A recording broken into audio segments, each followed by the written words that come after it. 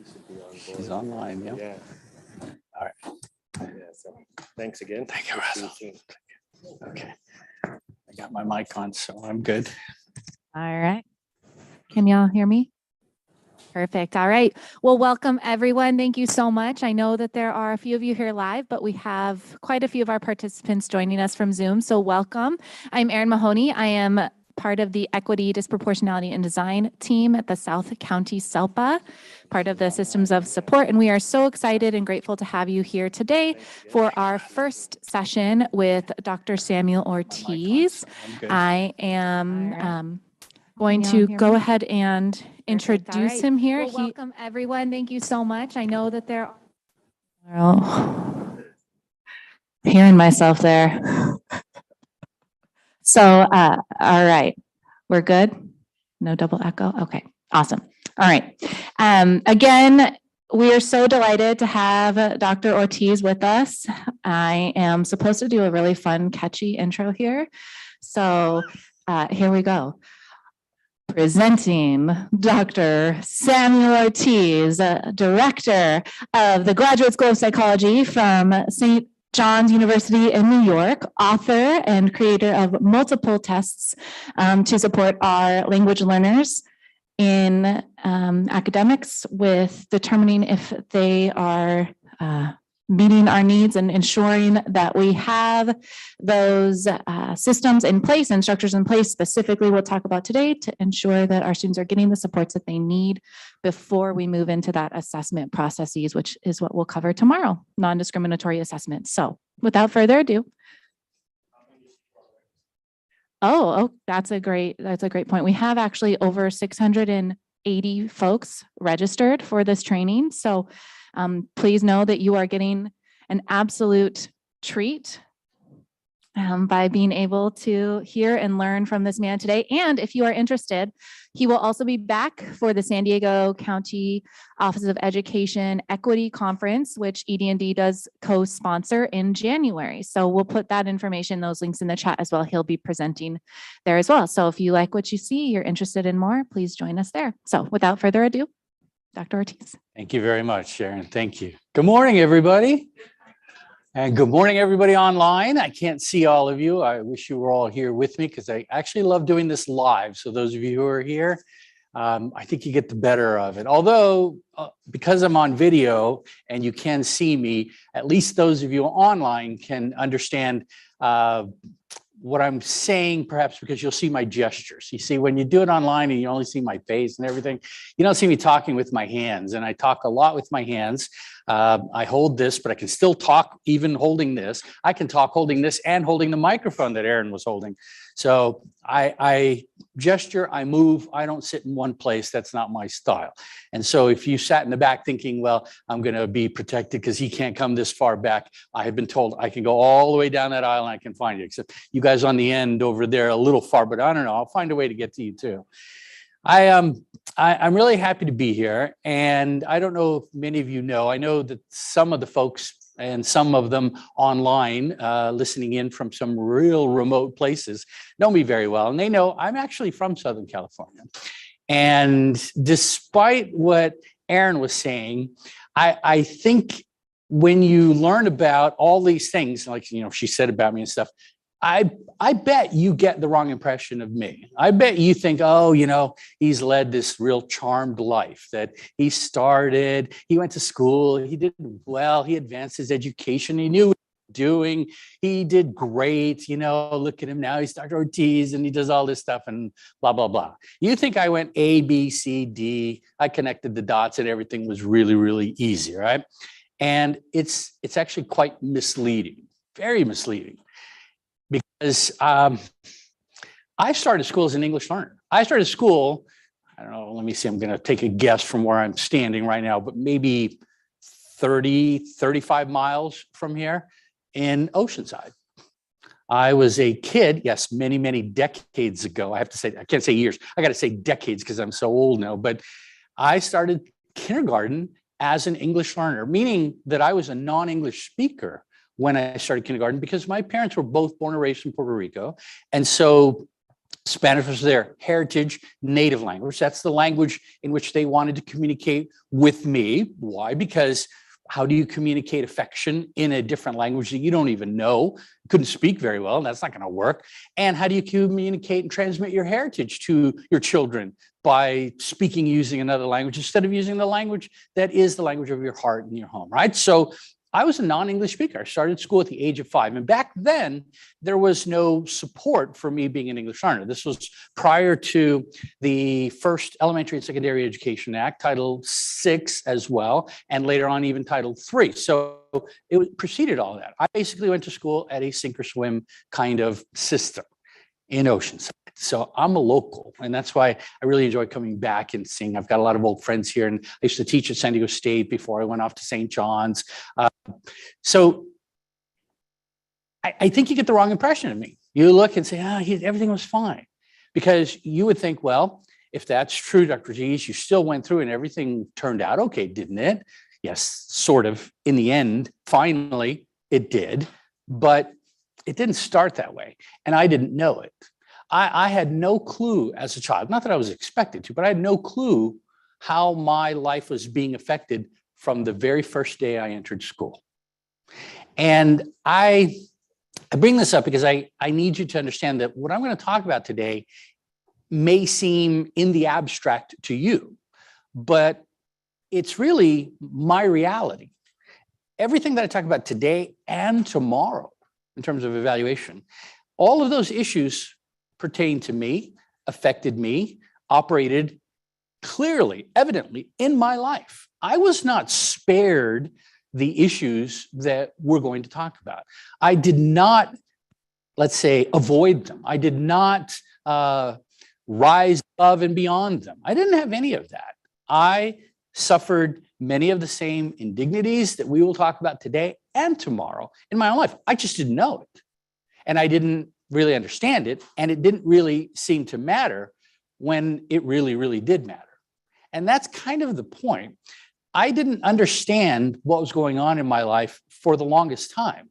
And I know that my San Diego State friends are going to laugh at me because they understand this, but I didn't even know I was bilingual or bicultural until I was 35 years old. And that only happened because I started my respecialization from clinical psychology into school psychology here at San Diego State University. Entered the multicultural program there. And they're like, hey, you speak Spanish? That's a really good thing. Oh, Puerto Rico, oh, we need you in the schools. Great, come on. And I'm like, why does that matter? I'm not even really bilingual. I always thought of myself as a native English speaker. I honestly thought, I'm a monolingual kid, that's it. You know, the fact that I understood and could speak Spanish didn't make any difference. No, I'm a monolingual. No, I'm not. I never was. I never will be. And I didn't begin to understand or appreciate these issues until that point in my life, which is scary because look how far I'd actually gotten and I still had no clue as to what was going on. And so what I'm going to present about today and tomorrow as well, today is mostly pre-referral. What is the problem with educating an English learner like me? Where did things go wrong for me? Where did things happen where it began shaping my life so quickly, so early? You see, again, you think I went A, B, C, D, right? All right. You think, oh, psychologist. So you think I was a psych major in college, right? And that's how I got into grad school, right? Go ahead, shake your heads. You know how that all works. Yeah. My first degree is in architecture, not psychology. Yeah, architecture. How the heck did that happen, right? Well, again, you have to understand, I started school and I couldn't communicate with anybody and nobody could communicate with me. So what do you do when you can't communicate? You kind of look around, use the visual context. I wasn't necessarily talented or really good visually. I just was as good as everybody else when it came to visual kind of perception and usage, because you don't teach that in school. I mean, unless you're going to art school, maybe they help you become more visually creative. But in elementary school, high school, junior high, they don't teach you that. That's not the point. You go there to become literate. They focus primarily on language and mathematics. So it was hard. My education started immediately, vastly different than the majority of kids that I went to school with. And I don't know what the EL population was when I started school. I do not remember in my kindergarten class any other kids necessarily that I spoke Spanish with, but there were a few kids within the school. They might not have been in my class, but I do remember some other kids that could speak Spanish. But what was our education like? What was your education like?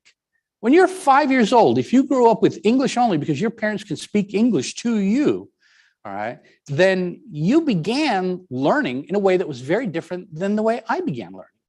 You don't even remember, if you're a native English speaker, your first words in English. I do, strangely enough. I do, right? Why? Because it was such a profound event, okay? I started school at the age of 5, as I told you, and that September, I remember sitting in this classroom, and we'll go way back here, but no desks, no chairs in the kindergarten classroom. We all brought our mats that we would lay down on. Well, we would lay the mats down. Then we would sit on that. So when we were in the classroom, we were sitting on our mats. There was no desk, okay? I don't know how much writing we were even going to do, but anyway, that's where we were. And we needed a mat because we took naps in kindergarten in the afternoon. It was full day kindergarten. They still give naps in kindergarten? They don't do that anymore? Oh my God, that was like the best part of school, okay? I love naps so much, I let my graduate students take naps. I don't have any problem with that. But one day, early September, okay, I'm sitting there and thinking to myself, okay, I know I'm in school. I don't know what I'm supposed to be doing or what's exactly happening. As long as we were doing things, I was all right. But when things were being said, I had no clue what was going on. I didn't worry too much about it. I just kind of figured, well, it'll happen. And one day the teacher says something in English, which to me sounded like wah, wah, wah, wah, wah, right? Like the Charlie Brown cartoons, just like that. Do you understand what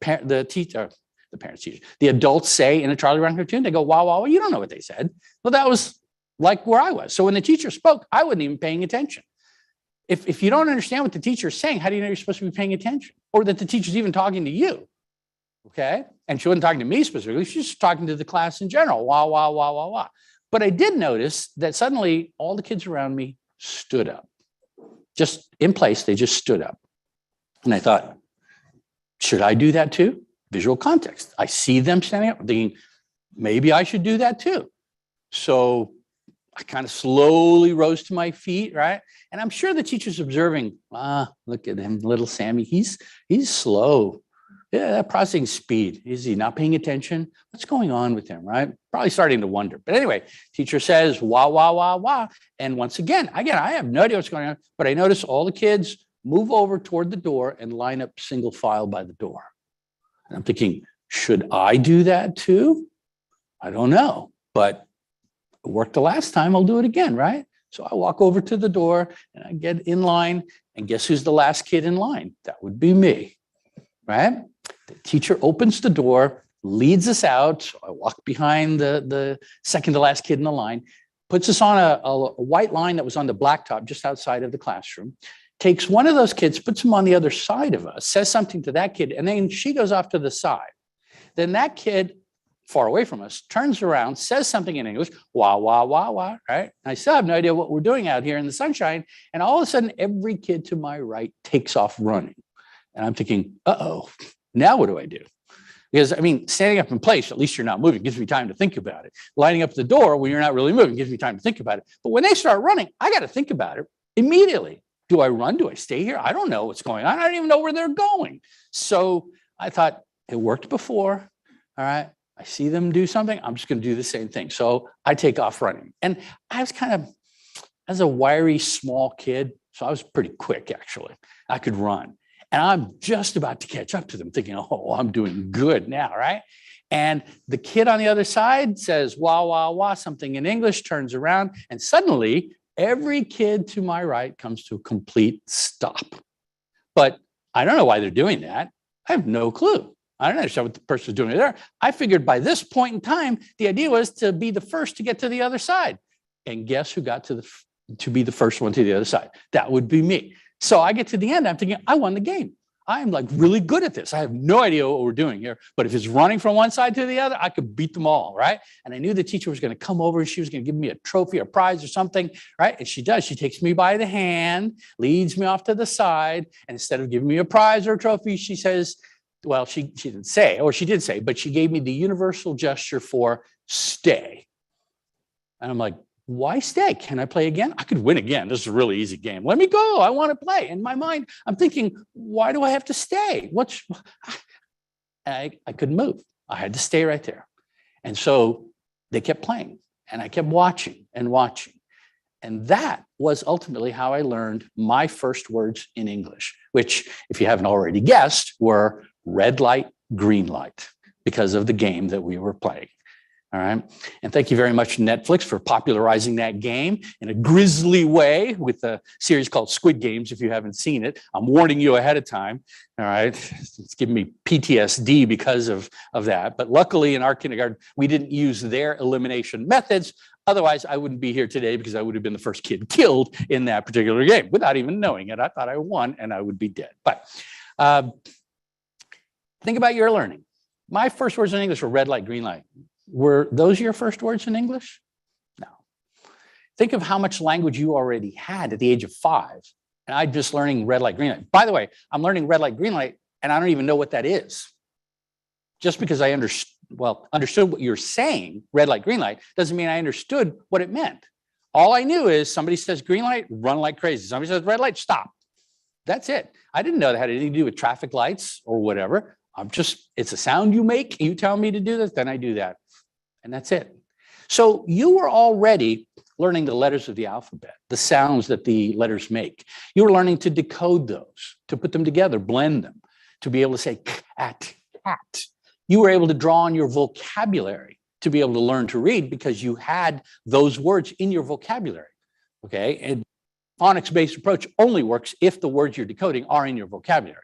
If you can decode phenylketonuria, it doesn't tell you what it is. All right. So you have to have it in your vocabulary. I didn't even have your vocabulary. I just increased my vocabulary by 4 words that day. Red light, green light. Okay. And the only words I knew in English probably at that time. So I was at a different place. And yet every year, beginning in kindergarten, I was expected to do the same work you were doing, to achieve the same standards that you were achieving, to be able to do exactly what you were doing as well as you were doing it. Now, if it were running and jumping, I didn't have a problem with that. That was legitimate. That was a fair comparison. If we measured how fast we could run, how much we could all jump or whatever, I could keep up with you. You didn't have any advantage over me in that.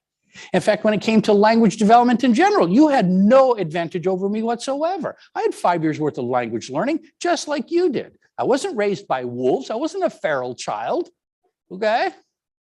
But my language was Spanish, not English. And the instruction was all in English, in a language I could not comprehend.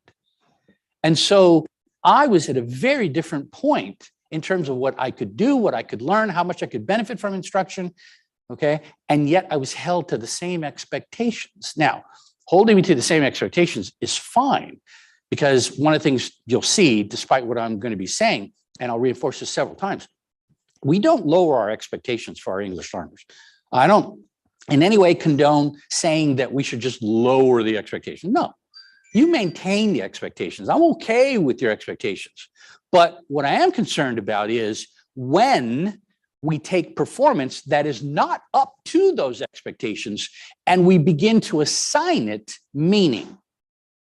Because that's where we're dealing with the issue of difference versus disorder. That's where we start saying, well, if they're not meeting those standards, there must be something wrong with them. Now, sometimes we'll say, well, maybe it's just the normal process of second language acquisition. Well, invariably, it probably is. But we still tend to discount it. We still tend not to favor that explanation over the more powerful explanation that there's something wrong with the kid. And had you evaluated me by the time I was in 3rd grade, you would have concluded easily that I had a learning disability. You would have. You'd have said, his math is good as long as we don't do word problems. And, he seems really bright in other aspects and so on. But boy, his reading is very slow. He has no fluency and no automaticity. Remember, I wasn't where you were. You developed that automaticity because of practice, rehearsal. You benefited from the instruction from day one in kindergarten. I didn't even understand what the teacher was saying, bless you, on a consistent basis until I was in second grade. So how is my reading supposed to be as fluent as yours when I am just beginning that process and you've had all that development and your instruction is capitalized on the development? And I've had to start from scratch, but that's the expectation. And worse yet was my writing. Reading and writing are symbolic aspects of language. So I need to develop that too, but I'm starting way behind. My writing was absolutely my worst skill. If you had measured it in elementary school, you would have said, dang, he's really low. But you'd have measured my abilities in general. Let's say if you'd done a comprehensive evaluation, my visual processing was really strong. It was fine, right? My processing speed was okay, as long as it didn't involve language. Oh, but that GC, that language, he's in the toilet. So either you would have given me a speech language disorder of some kind, or you would have said, he's got LD, okay? And you'd have been wrong. Now, how do I know you were wrong? Well, you would have been right in identifying that I displayed every single marker of LD that you can think of. My reading was slow, okay? I can understand what I read, so I didn't have trouble with comprehension unless you moved away from literal text, okay, into inferential text. The moment you threw something like, Moby Dick at me, that was allegorical. Nope, couldn't get it. You asked me, what's that story about? I don't know, it's a fisherman. He goes out, he's chasing a big old whale. What's the big deal? That's supposed to be a classic story? I could write that. Okay, well, maybe now, but not then, right? I didn't get it. I don't understand the allegory. I needed to have things that were nonfiction. I also needed more books with pictures in them because I didn't understand all that text. It was boring. It was laborious to get through because my reading was slow and it was effortful. So you would have known, poor little Sammy, he's got a disability, LD. We'll get him some extra help. And you know what? I would have believed you because it would have explained everything I was experiencing. I would have said, you're right. That's how I do things. You're right. That's how I feel. You're right. That's what I experience when I'm going through this. So that means I have a learning disability? And I would have believed you that I lacked the capability, lacked the ability to write and write well, all right, let alone write in an average way. And I say you would have been wrong because I know. How do I know? Well, think about where I am now. I am a professor at St. John's University. I chose to enter some 28 years ago, into a profession where the maxim for success is publish or perish. And how do you publish if you don't write? You can't publish your thoughts, all right? And so how have I made a career in writing? How have I chosen a profession in which I'm essentially engaging in the worst academic skill I ever had growing up? It's impossible. Well, it's not impossible. I do it quite successfully. In fact, I don't have time to tell you the full story. Maybe I do, we'll see, but probably don't. To tell you the full story of how my writing changed and what it took. I'll tell you this, it didn't happen K-12. It didn't happen even in college. It happened in grad school, and even that was an accident and a fluke. But, all right, if it didn't happen, I wouldn't be here. And so I got lucky again. I got very fortunate. It was not by design. It was not by intent. Like I knew what the heck was doing or why I needed to do it. Just totally accidental, but it did happen. And so what happened is this. I elevated my ability to write.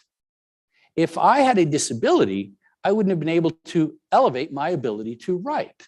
I would have lacked the ability to write. So the fact that I did so means I never lacked the ability to write when I was a kid.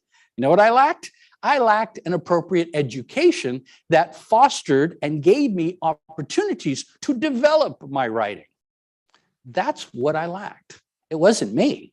It was my circumstance. So yes, I was a bad writer, 100%, but it was by circumstance, not because there was something wrong with me. And right now, you're dealing with kids just like me. I'm no different. I'm no special person. I'm not super talented. There's nothing about me that I think was really unusual in any way. All right. I mean, okay, I work hard. I do. Maybe there's some personality things that are great, but I'm telling you, no different than the kids you work with. And so if we are telling them they're incapable of doing things, when in fact, the only reason they're incapable of doing things is because we never gave them the proper opportunity to do things, then think about what we're doing. What we're doing then is we're preventing kids just like me from being able to do exactly what I'm doing now. And I don't want that to happen. It can't happen. It's not fair. It used to make me, when I started at San Diego State and was reading about all of these kinds of issues, it was like the story of my life. Those textbooks at those times weren't abstract. They were talking about me. And I'm seeing my entire childhood played out in the pages of these texts, talking about what I went through. And it made me angry, made me very, very angry. And that's why I guess I should apologize in advance. I get a little worked up. I once had a student tell me in a course, they gave me a poor evaluation because they said I was too passionate. I mean, is that what you want in college? You want non-passionate, dispassionate people? I don't know. I never know what to make of that, but I can't help it because I understand the ramifications and the consequences. I understand the limitations that can be imposed on children if we don't do things correctly. And so that's why I was glad that I was invited, Aaron and Russell, to bring me back here and talk about it, particularly today, because I generally come and do tomorrow's presentation, but today's presentation is all peripheral based.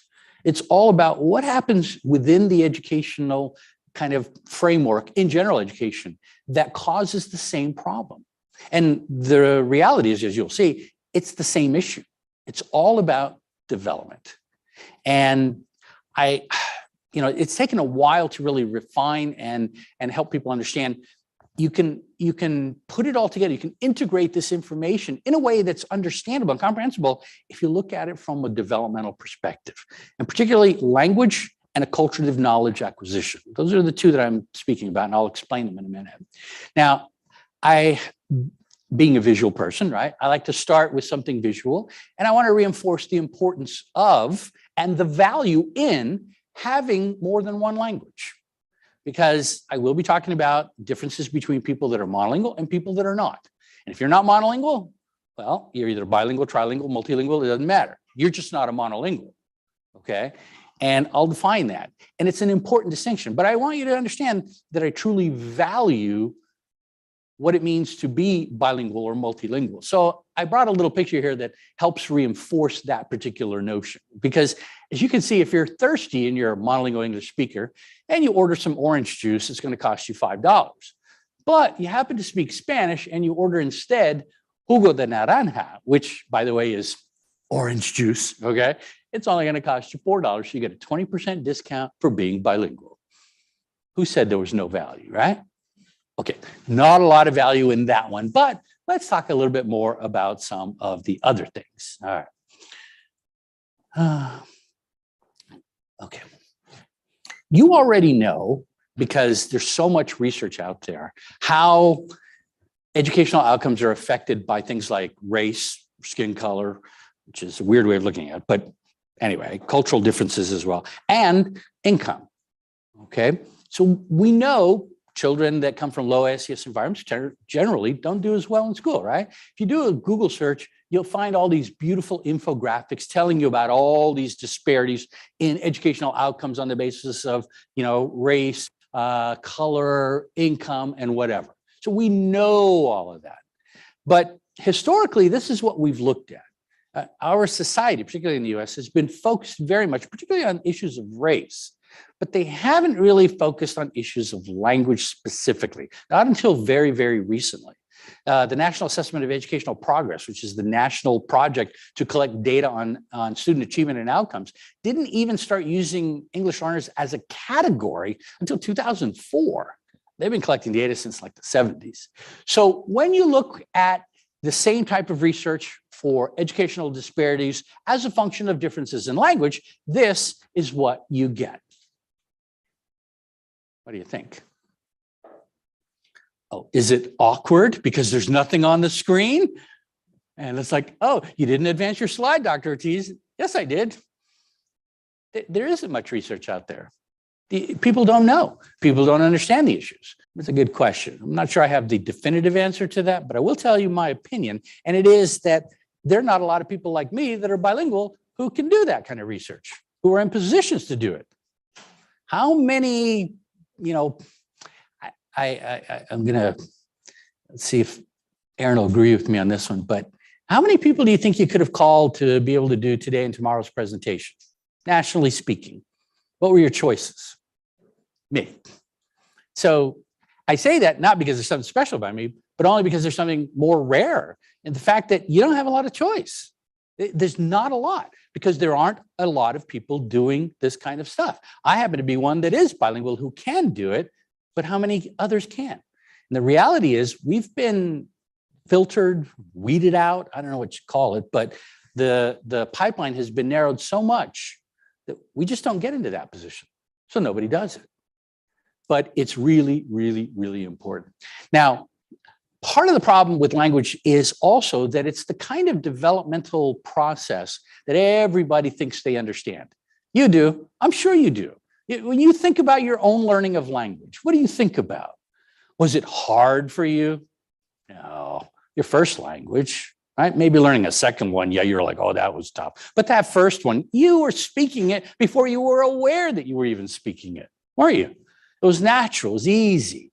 And you all have these ideas about language development. For example, kids learn languages faster and better than adults do. It's better to teach children a language early on than it is when they're older, because it's easier for them. You have all these ideas of language. We all have these intuitive ideas.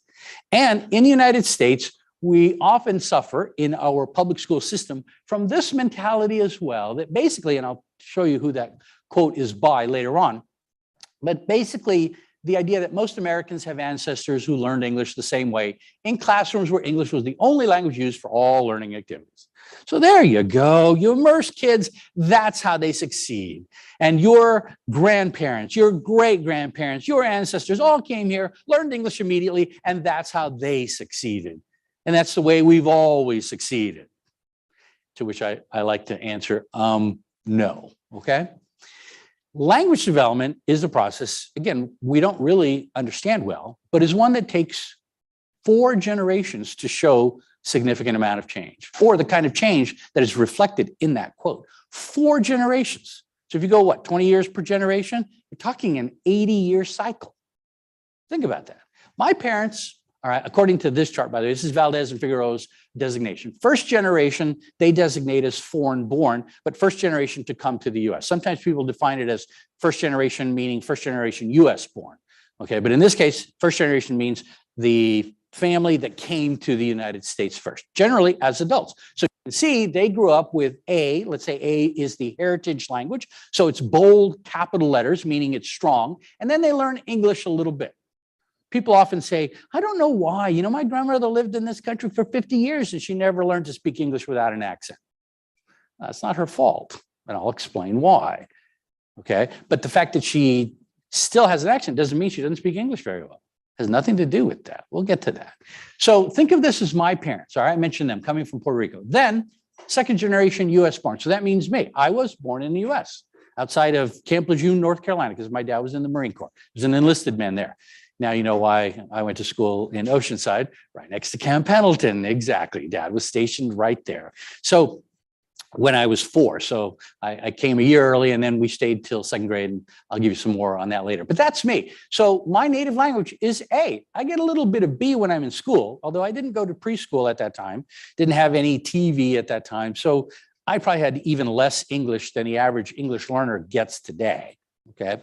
But when I went to school and then I got taught in English, right, you can see B gets a little bit stronger, now bold, but not capital.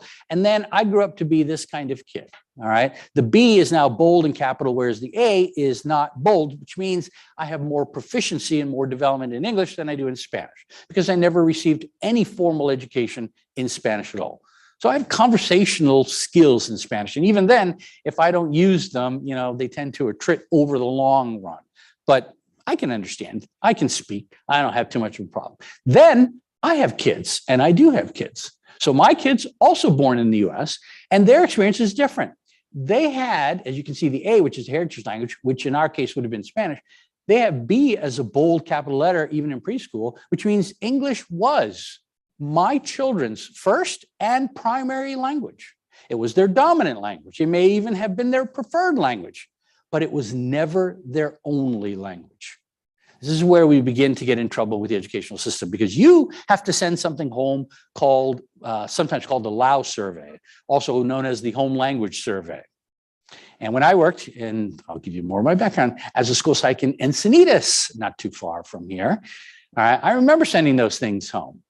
And I'll talk a little bit about where it comes from and what it means, but we got to be a little bit careful with them, because in some cases, like in my case, you would have sent it home. I would have said English to everything in terms of first language, preferred language, dominant language, most frequent language. But there's nothing that says, is it the only language your child actually knows? And the answer to that for me, for my kids, would have been no, it's not the only language they know. Now, if you would have then tested them and say, well, let's find out how limited they are, okay, you would have said, oh my God, their English is really good. Well, of course it is. They got me, they got their mother, we both speak English, we also speak Spanish, so they're fine in English. Why should they have a problem? And you never would have classified my own children as limited English speakers, would you? Ever. You had to talk to me on the phone, you would have said, oh, click, forget it. We don't even need to test the kids. They're English. And let them go. And yet, my children were not yet monolingual English speakers, but they were treated that way, much to my dismay, because there's not much I could do about it. I didn't have access to native language programs, so it was the best we could do. Then my children grow up and they have children. And they have done that 4 times, in fact. So I have 4 grandkids now. And as they grow up, as you can see, B, which is English, is the primary and dominant language. And Spanish now is small, lowercase a, not bold, meaning they get a sprinkling of it. You know, when grandpa comes over, and I like to mess with my own children, so I'll speak to their kids in Spanish. But still, it's primarily in English. So as my grandchildren grow up and they enter the school systems, which they are doing, if you were to treat them as monolingual native English speakers, I wouldn't have a problem with that. But they're 4th generation, all right? My children, 3rd generation, shouldn't be treated as monolingual. I never should have been treated as monolingual. And yet you have a lot of kids coming into your schools who are like me. And they are expected to go from here all the way down to there, when in fact, it's only these kids down here that you can apply the standard curriculum in the manner that you're used to doing it and have it be valid for them. Any kid below 4th generation along that continuum there has to be treated as an English learner. And yet many aren't. You don't even do it after the child passes, California uses the LPAC, right? So after they pass that, what do? You know that legally you have just said to the federal government, this child is no longer a limited English speaker. Now their English is so good, we're going to give them all of their instruction in English as if they were a monolingual native English speaker and as if they always were. And none of those things are true. But you're doing it. You're allowed to, you're permitted to do it, you're expected to do it, actually. So I understand. But that doesn't help the kid necessarily, because you're treating them in a way that they cannot possibly measure up to what you're doing. Now, I mentioned this before. I said 2 developmental processes, language acquisition and the acquisition of acculturative knowledge. I don't go into like the distinctions between them, primarily because there's limited distinction between them. When you're learning the language, like in English, you're learning about the culture. When you learn about a culture, the best way to learn about the culture is through its language. They go hand in hand. Think of culture and language as 2 sides of the same coin, much like we do with reading and writing. You wouldn't say reading and writing are exactly the same thing.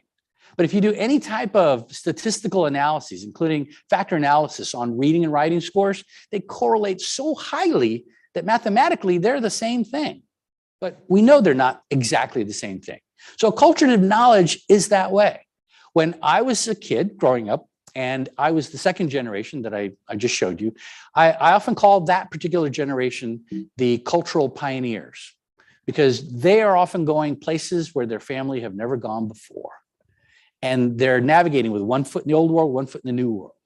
And there's no guidance, there's no path, there's no family ahead of them who have blazed that trail to make it easy for them to navigate. We had to learn.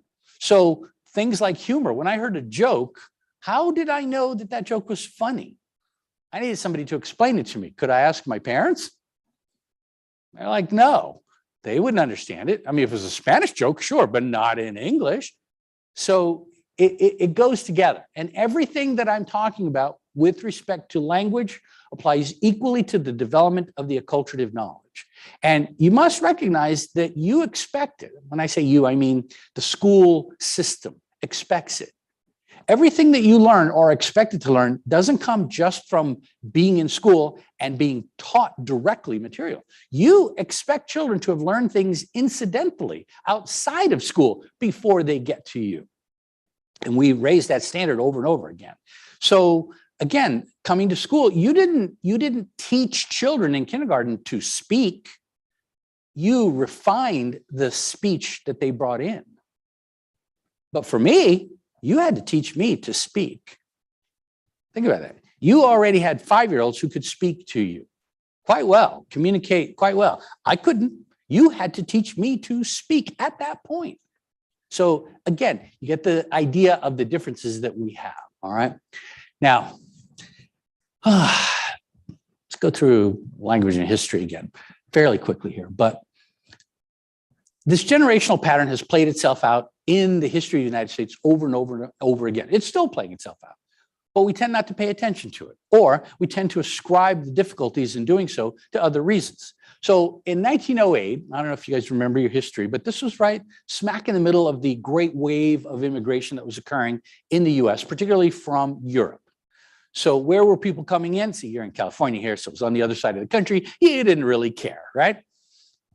Right? I don't even know if there was anybody in California in 1908. Probably not, but okay, I know there was. I'm just teasing. But where was the immigration coming from? It was coming through Ellis Island. You ever been to New York? You ever been to Ellis Island? Yeah, there are people living in New York right now, and I have some of their children, descendants, I should say, who are in my program who can go to those books at Ellis Island and find their family name. All right, Aaron's back here saying that Mahoney, Irish? Irish, okay. Well, Irish was one of the huge groups coming in, along with Italians, all right? Not so much out here in California. You come live on Long Island with me. Oh my God, every other surname is Italian. But it's now 5th, 6th, 7th generation. It's been a long time since that great wave of immigration actually ceased, because it died in 1924. I'll explain why in a little bit. But back then, okay, if you were native born, you were doing much better academically. People didn't come in and just learn English and suddenly they were achieving like everybody else. No, they were having significant problems. In fact, back then, the immigrant group du jour that got picked on, right, was either Irish or Italian. And so you get statistics like this, that 80% of the urban native-born white 7th graders graduated, only 58% of the Italian children did. And why did they single out the Italian children? Because today, if you're Italian, you're actually white. But back then, oh no, something wrong with you. It was a way of saying these immigrants are inferior. This was part and parcel of the data used to develop the notion of eugenics, term coined by, was it Sir Francis Galton, I believe? Anyway, there was a concerted attempt to worry about immigration because it was going to, and I'll paraphrase here, but I'm using some quotes that people have used. It was going to dilute the great American stock. Yeah, as if we're all cattle. Right, you know, that was the idea. I'm not kidding. And so it continued. 1910, all right, 191,000 Jewish children in New York schools, 6,000 in high school, overwhelming majority dropped out. The dropout rate today is probably 0.01%. They weren't just coming in, learning English and succeeding. And there were many groups who come in, or who have come in and continue to come in, who were Hasidic Jews who maintained their cultural traditions and language. Yes. I'm from New York, and my grandparents immigrated from Italy. Yeah. And of my dad and my 3 uncles, 75% of them did not finish high school, and my dad finished with a high school diploma and went on to a minimum wage job for the rest of his life. Yeah. That was it. Yeah. Experienced the same thing. It was not successful, and they were told just. The limitations of our system here in the United States and the way that it works did not facilitate it. And it's not just certain groups. Like I said, that's why I'm doing a historical perspective, but early on, it was Italians that were really picked on. In fact, I think the next one is also, look at this, about Italians, all right? If you're Italian, you basically were placed in special education classes simply because of that. They thought you were inferior. And graduation rates, even in 1931, look at this, only 11% of Italians were graduating high school at that time. This is already 7 years after the great wave of immigration had halted and prior to World War II. 40% overall graduation rate, and they were 1/4 of that. So it's not the idea that if you just come here and then you just learn English, everything is fine, or your parents are supposed to do that.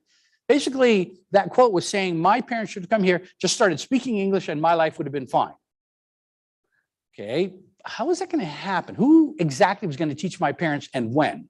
They had jobs. They had to work. They had to make money to support us. So when were they going to learn English? And they did eventually learn English, but my English was better than their English by the time I'm in 2nd or 3rd grade. I taught them English, not the other way around, but we think it should have happened. Then we have to distinguish these immigration waves and differences between them. In 1957, you guys saw The Godfather, right? Do you remember? Do you remember when they're in the casino in Cuba? And then suddenly it's like all hell breaks loose and everybody's getting the heck out of there. Do you remember what was happening there? Or were you just too engrossed in the film to really capture the historical context, right? It was the revolution. It was communism taking over Cuba. And so who was leaving at that point? Who could get out of Cuba at that time? Was it the poor people? No, it was the people who had boats to begin with, but it was the privileged, the wealthy, the educated, the diplomats, the politicians, the military leaders, the people that would lose their lives, property, money, and everything. They got the heck out of there. Where'd they go? They settled in South Florida, for example. Their kids entered the school system and everybody's saying, oh my God, Cubans, they're brilliant, right? And then what happens? I forget the exact date. I don't know if it was 80 or not, but Castro eventually gets tired of criticism of his human rights and civil rights record. So he says, you know what? All right, I'll let people go. I'll open up the gates. I'll let them leave if they want to leave. And he did, but he didn't just open up the gates to anybody, did he? Again, if you remember your history, it was selective. And who did he let go? People that were institutionalized, people that were incarcerated, people that had severe medical illnesses, people that were homeless. He didn't let the brain trust leave. People that were educated, leaders, all right, had skills. And so they came to, you remember, this was, think Scarface now. I'm sorry with all the movie analogies, but remember, I was a visual kid. I got to do it, all right? Scarface, even with Pacino in that stupid accent of his. Come on, couldn't they get a real Spanish accent? Or at least just speak English, okay? Because it was like, oh, say hello to my little friend. It's so terrible. Anyway, yes, question? There's a period missing. Are you going to cover it? Which one? World War II? Oh, I'll get actually to that a little bit. Not relative to immigration, but relative to the impact in terms of the identity of the US and the advancement toward monolingualism. Very relevant to language. Because Polish, Jewish, German, huge influx. My family's part of that. Well, my wife is Polish too, so. And I'm German, Jewish, and Irish. And my dad was a first, well, technically speaking, born in another country, so he's first generation Right. according to your map. Yep. But he was 8. Oh, okay. So he's kind of young. Yeah, he's in the middle. Yeah. Brother was 7, didn't speak a word of English. Yeah. Thrown into the American school system. Yeah, yeah.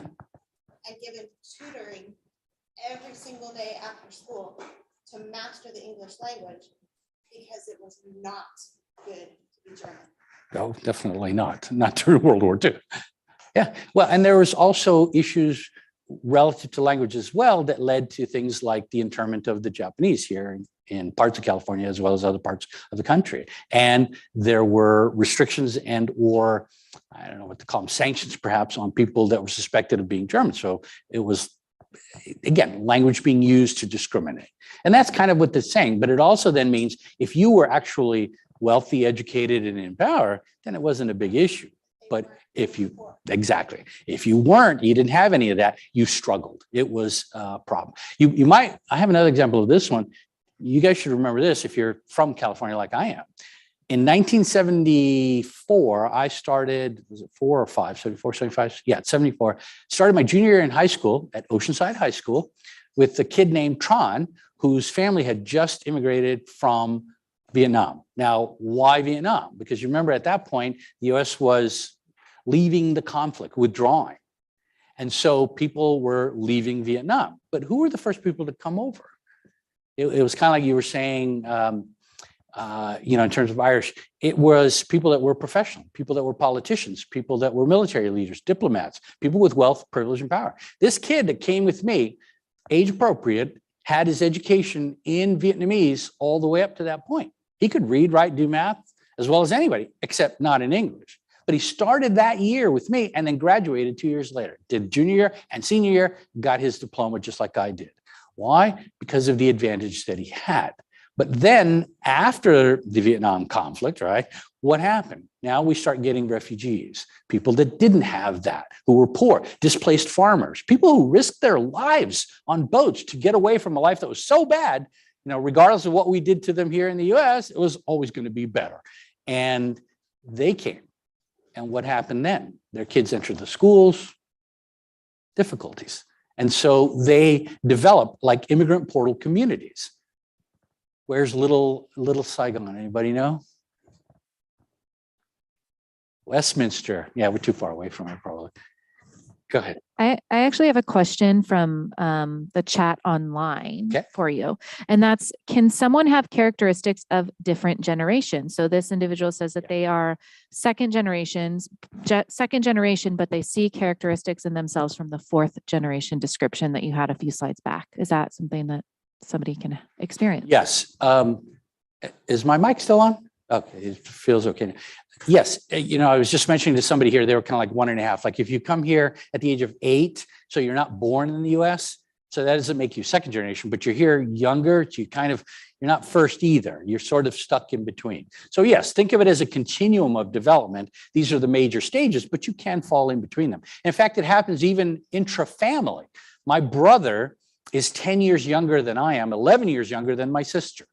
So when he was growing up, he had me at age 10, my sister at age 11, and my parents that we've already taught to speak English, all speaking English to him.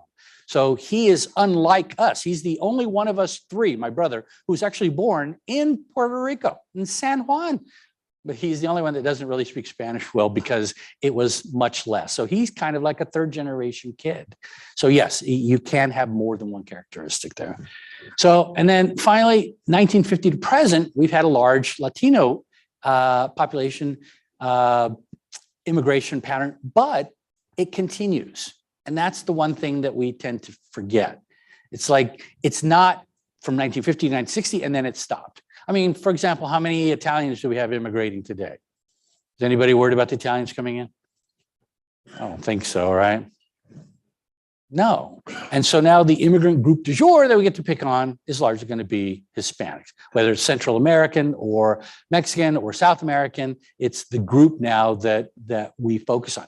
But the problem is that their families have not been here for 10, 20, 30, 40 years. Some of them have if they came earlier on, but they're being replaced by new immigrants. And so you're dealing with it on a daily basis. If this immigration pattern had stopped back in 1970, 1980, we wouldn't even be having this discussion today. But because it continues, you're now expected to take kids who are, let's say, second generation or within there, but make them function as if they're fourth generation kids. How are you going to do that? That's a big ask. And it's not easy, and it's probably not even really possible in the majority of cases. And that's key, because if it's not possible, then the kids who don't make it, we're more likely to say it's because there's something wrong with them. And I'm going to show you, no, it's nothing having to do with them being wrong. Now, one of the biggest problems we have in our educational system is our embrace of the idea of monolingualism. You guys know the joke. I don't know if you've ever heard this joke. If a person who speaks 2 languages is called bilingual, and a person who speaks 3 languages is called trilingual, what do you call a person who only speaks 1 language? An American. Ha ha ha, come on, that wasn't that bad. But it is telling, because, there's truth in the humor there. And you've all seen it. When they hold the Olympics here in the United States, right? All the other countries come out here and all the reporters will speak English to everybody that they interview because they know they can't speak any other language. And then, we have American reporters go over to these other countries, right? And they'll go up to somebody and it's like, I want to interview you. Oh, you don't speak English? Well, never mind. I'll go find somebody who speaks English because they can't even change. It is an idea that we should be monolingual and that English should be the only and the superior language that we use on a daily basis for everything. I mean, well, I can give you a bunch of examples. I'll just give you some of the examples here. Here's a picture of Uncle Sam right there. You remember this poster? This is a World War II poster where it used to say, I want you, right, to enlist for the army. They needed men to get in. So it's Uncle Sam saying, your responsibility to help the country. Okay, so somebody takes it, creates this little, graphic here, which I just pulled, by the way, at random from Google. It says, I want you to speak English or get out. You like that tolerance? Yeah, go ahead. Does the monolingual idea from the United States, Yeah. because we do have so many languages here, come from the idea that we did create a international business language of English? That's being used more recently as kind of justification for it, because we do know that English has been adopted pretty much worldwide as the language of business, but it actually stems from, as you mentioned earlier, World War I and World War II. Because what happened at that time? The US gets involved. We came late to the party. We entered in 1917. I think it started 1914, ended 1918. We were in World War I all of 8 months. That's why, I don't know if you ever see those memes. The Europeans love this. It's like the Americans are like late to the party, show up and then claim victory. It's like, oh, see, we showed up and everything's fine. But anyway, when American servicemen went overseas, they were identified as American because you could tell by the way they spoke English. You see, they knew how Brits spoke English and people that were Irish or Scottish spoke English, but Americans had a funnier, different accent. So they thought, oh, you're an American, aren't you? So when those GIs come back, they basically internalize that. And that's why you saw some of the stats that I was showing you. And I mentioned that in 1924, which was, again, 6 years after the end of World War I, the United States passed the Immigration Restriction Act of 1924 that essentially ended the Great Wave of immigration. Done. Millions of people prior to that, 500,000 in 1925, maybe 50,000, with quotas, by the way, in 1926. So that act said no more. It was like, we're done. And then World War II, same thing happens. You go over to Europe, you go to the Pacific Theater. You're an American because I know the way you speak English. So when those GIs came home, and there were a lot more, people, I think, perhaps our age, and I'm even too young myself, but don't appreciate the impact that World War II had on the country because it was massive.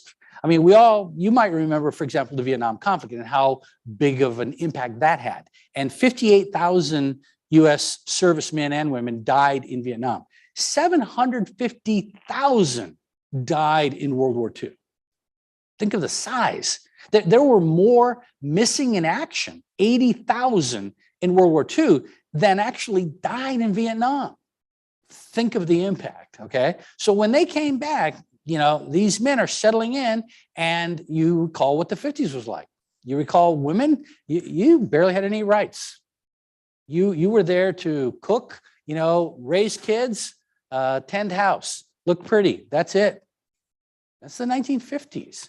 And so men said, we're going to run things. And because we've been identified as Americans, we're going to make that a part of our identity. It became cultural mainstream value. English only. English is the way that it should be. And you're seeing the effects of this now. There are states, Arizona is one, in which English is mandated in schools as the only language. You passed that law here in California. I was here too, but I think it was in Japan at the time. But you let Prop 227, remember English for the Children, go by back in 1997? Yeah. I hope you didn't vote for it. But if you did, California outlawed bilingual ed. Said, nope, English is the only language in the school. Luckily, you came to your senses, and in the last general election, what was it, 2018? Somewhere in there, or maybe 2020, I don't remember. But you repealed it, finally, okay? Massachusetts had done the same and had slowly dissolved it. Arizona is the only state that continues to do that. And there are states that want to declare English as the official language. But you know, for the US, there is no official language. English is not the official language of the United States. There is no official language. The founding fathers thought about doing it. And guess what? If they had actually decided to make an official language, English wasn't in the running. German and French would have been the top two candidates that they have fought over and picked one of those. English, no, wasn't even seen that way. And yet today, it's kind of like, no, it's got to be English. English won over German by 1 vote. Yeah. So I'm glad there's no official language, but there are states that are trying to pass these laws. Why? Because it is a part of the cultural mainstream identity of the United States. And think about this. Public schools are governed by the public. Do you have to be an educator to be on your school board? Can anybody run for a seat on a school board, regardless of their education, background, political beliefs, personal beliefs, understanding, scientific knowledge? Yeah, 100%. And if you get on the board, you then decide who your superintendent is. You hire and fire that person. So you can hire and fire whoever you want. If you got enough votes, that's all it takes. So you see how schools are really part of the fabric of the United States. And that means that what the US as a whole values is reflected in what we do in schools. And I know you've seen that. Russell was teasing a little bit earlier about red state money and blue state money, but you get the idea. You've seen in many states like Texas and Florida, what's happening with schools, what restrictions are being placed on them, what they can do, what they can say, what they can teach, what they can't teach, what books they can allow to be in there. This is all a way of controlling the values that are imparted to children. And one of those values is that it's English or nothing else. And that's a big problem when you're a kid like me who's an English learner. Now, it's not new. I'm just kind of showing you the evolution of it. But I started school, I remember seeing kids like me who got corporally punished for speaking Spanish on school grounds, right up there in Oceanside. Did you guys ever read the book Reign of Gold by Victor Villaseñor? I know Marcus did, because we required that in San Diego State, yeah. Yeah. He talks about his experiences in Oceanside Carlsbad schools, which predated mine a little bit, because when I came along, they had just split. So Carlsbad was its own, Oceanside was its own. But the same thing, talking about the punishment that kids receive for speaking Spanish on school grounds. Now, I saw that and I thought, wow, I don't want to get in trouble, so I better not speak Spanish. I got the message that speaking Spanish was not a good thing, so don't do it. And I really internalized that, so much so that by the time I was in 3rd grade, maybe 2nd grade, I went home to my parents and I told them, Mom, Dad, I'm not speaking Spanish anymore. Because it was clear to me that there must be something bad about it. You see, my parents had taught me, you get punished for the things you do. You don't get punished because you're a bad kid. You just get punished for your behaviors. I kind of understood that intuitively, all right? So when I saw kids getting in trouble for speaking Spanish, I assumed then that it meant speaking Spanish must be a bad thing. So if they did it and it was a bad thing, that's why they got punished. So I figured, well, I don't want to get punished, so I'm not going to speak Spanish. But then you generalize it as a kid, because I realized, oh my God, Puerto Ricans, of which I happen to be one, speak Spanish. So if speaking Spanish is bad and Puerto Ricans speak Spanish, logic is, ipso facto, right? Puerto Ricans are bad. So I went home less than a month after telling my parents I wasn't going to speak Spanish anymore. I walked up to my parents at home one time and I said, Mom, Dad, guess what? I'm not Puerto Rican anymore.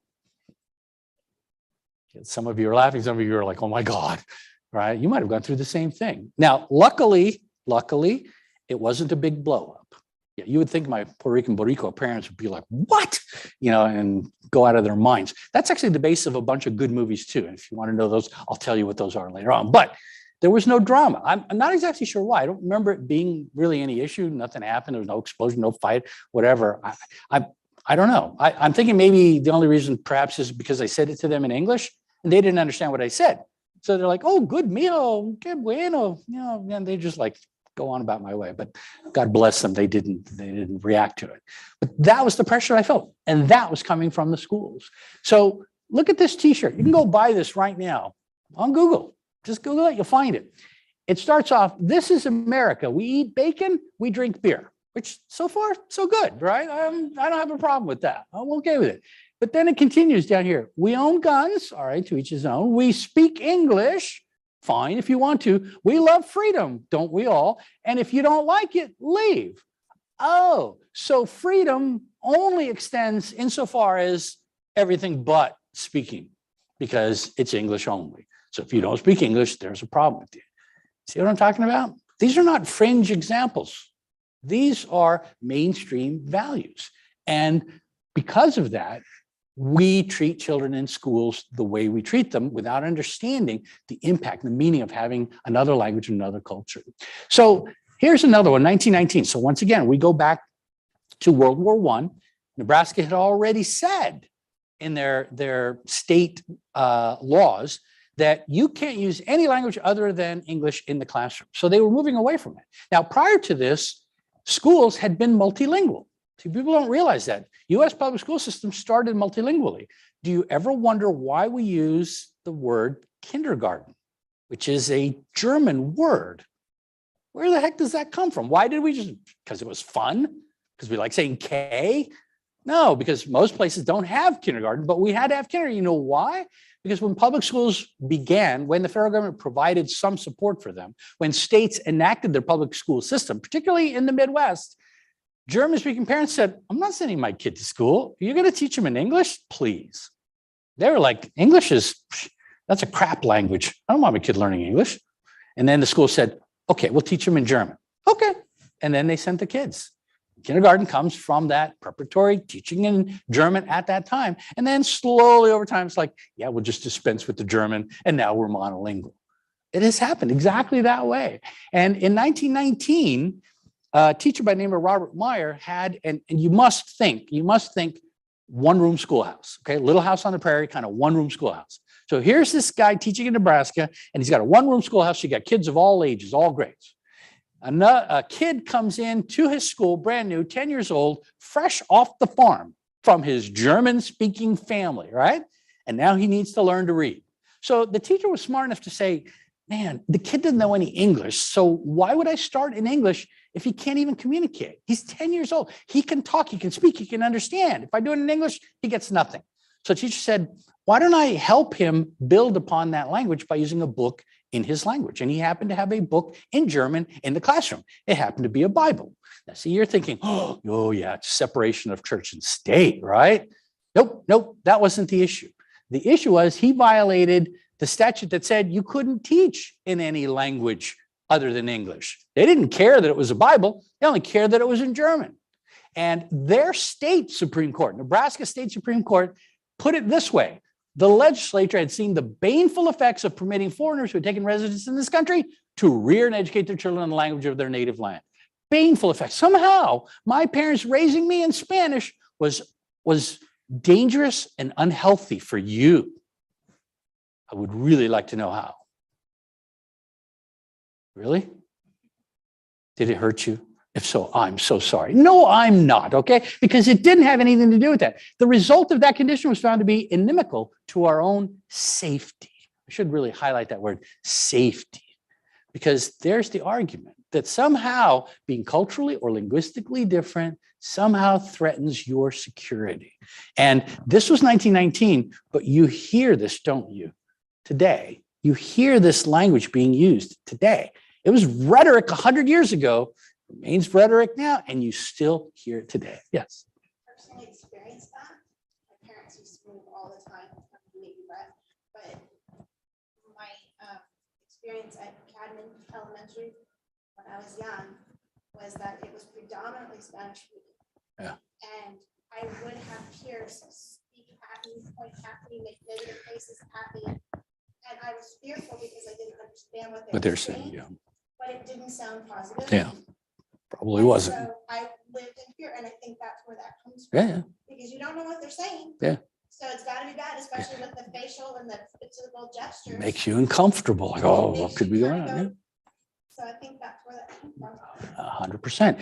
Luckily, the U.S. Supreme Court overturned that decision, and Mr. Robert Meyer didn't have to go to jail for that. Now, I mentioned this before. This is the 1974 Supreme Court decision, Lau versus Nichols. You guys familiar with it? You should be. This is the basis of the home language survey. there were a group of children, about 1,800 or so, in the Bay Area, whose parents brought a lawsuit against their school district for teaching the kids in English only.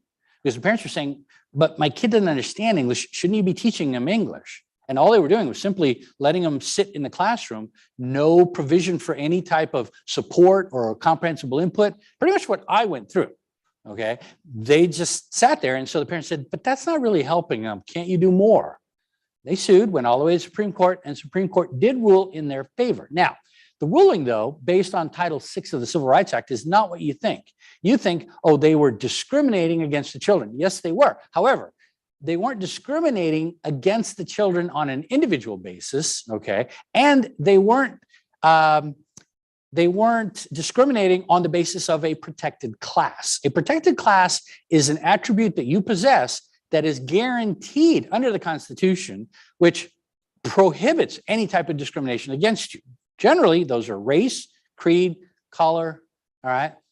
Even right now, gender is not a protected class. It is by state regulations, but constitutionally, until and unless the US Congress passes the Equal Rights Amendment, women, you don't have protected status. Now, you are protected because, you know, the states are going to protect you that way, but constitutionally not protected. And neither is language status.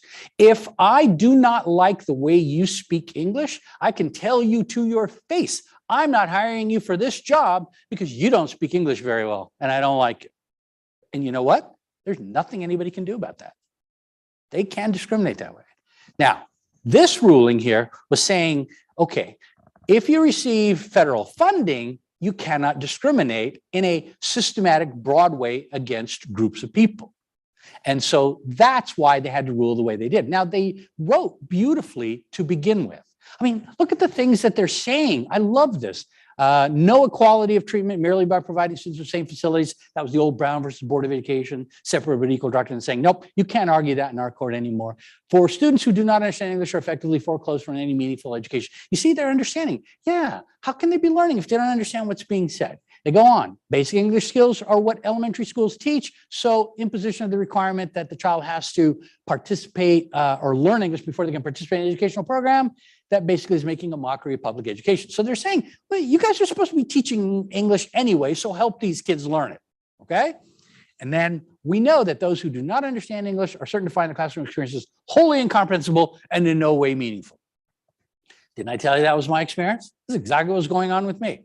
So they were right on. And I really wish they just stopped, because although they were Supreme Court justices, they are not the all-knowing, all-seeing, all-wise group that we think they are. Because they went on, okay, and they explained this part here. So they said, against the possibility the court's judgment may be interpreted too broadly, I stress the fact that the number of children whom we are concerned with here number about 1,800. You see, they're saying this lawsuit was won because we're talking about 1,800 children.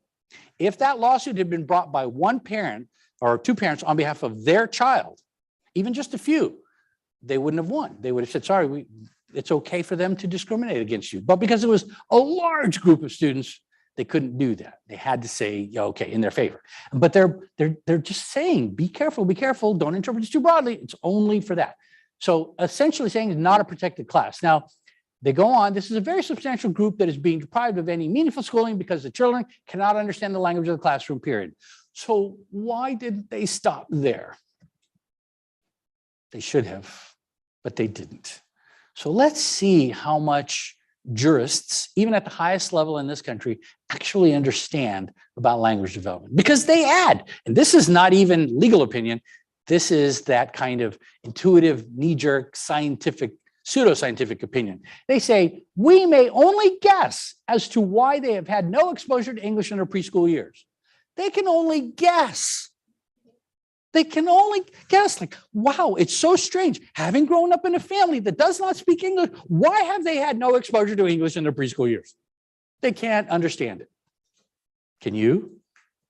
Yeah, see, you're already smarter than the Supreme Court justices, right? And then they go on, that was bad enough, but earlier generations of American ethnic groups have overcome the language barrier by earnest parental endeavor or by the hard fact of being pushed out of the family community into the realities of the broader experience. So there's that sink or swim mentality.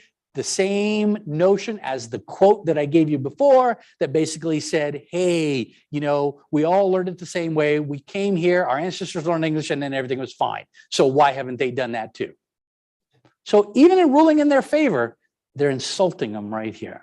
It's just so sad, right? And again, why did they have to write that, unfortunately?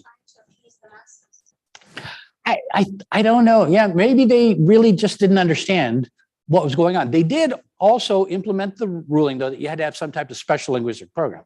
They couldn't recommend one because they don't know what it is. They left that up to Office of Civil Rights, Department of Justice, U.S. Department of Ed to kind of figure that out. And that's why, by the way, have you ever wondered why it is that you don't need to have a bilingual program until you have a certain number of kids, a certain number of classrooms in a certain school, and why some districts then sometimes will spread those kids out?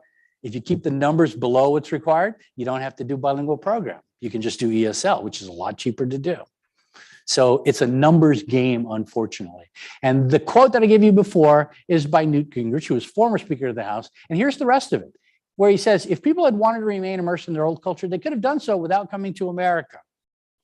Really? Bilingualism keeps people actively tied to their old language and habits and maximizes the cost of transition to becoming American. I don't know. I pretty much feel like I assimilated easy. It didn't maximize the cost of becoming an American. I was an American by the time I was 7 years old. Wasn't I doing the right thing? Well, I don't know, I was probably misguided. The only viable alternative to the American underclass is American civilization. Without English as a common language, there is no such civilization.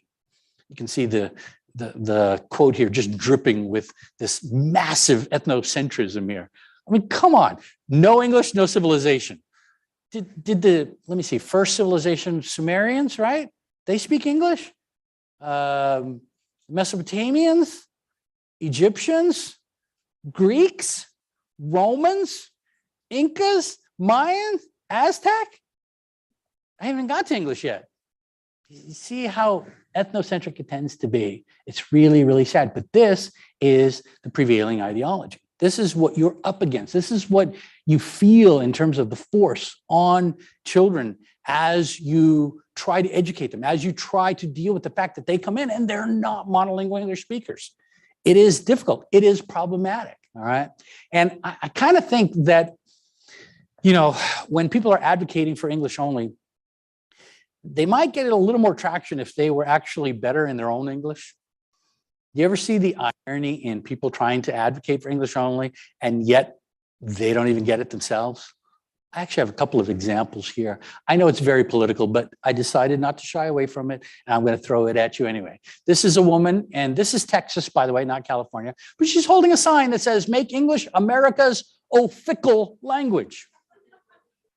And if you're not laughing, you're wondering, official, I don't remember that word. Okay, there is no such word. It's official because she doesn't know how to spell official with an I. And she's not the only one, all right? Oh, and let me show you back here. You see this sign back there? You can already see it. It says, Texas is not a Mexican colony.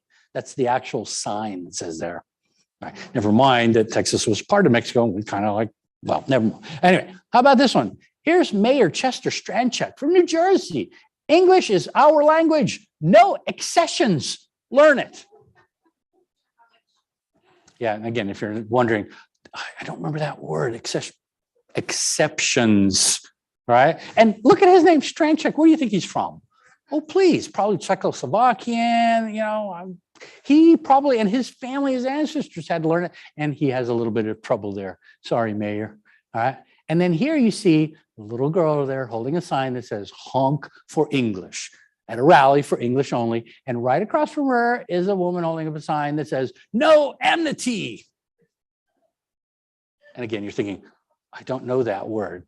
It's good because it's not a real word. It's amnesty without the S because she doesn't understand, right? Honk for English, but who cares if we can't actually use it and speak it? You're criticizing people who don't speak English and you can't even use it yourself. And these are just some. There are so many other ones that I have seen that are just sort of incredible. But also notice the conflation of English only with immigration.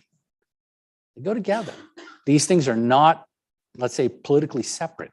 They go hand in hand, and it creates big, big problems. So fundamentally then, what's your problem? In the schools, it's exactly this.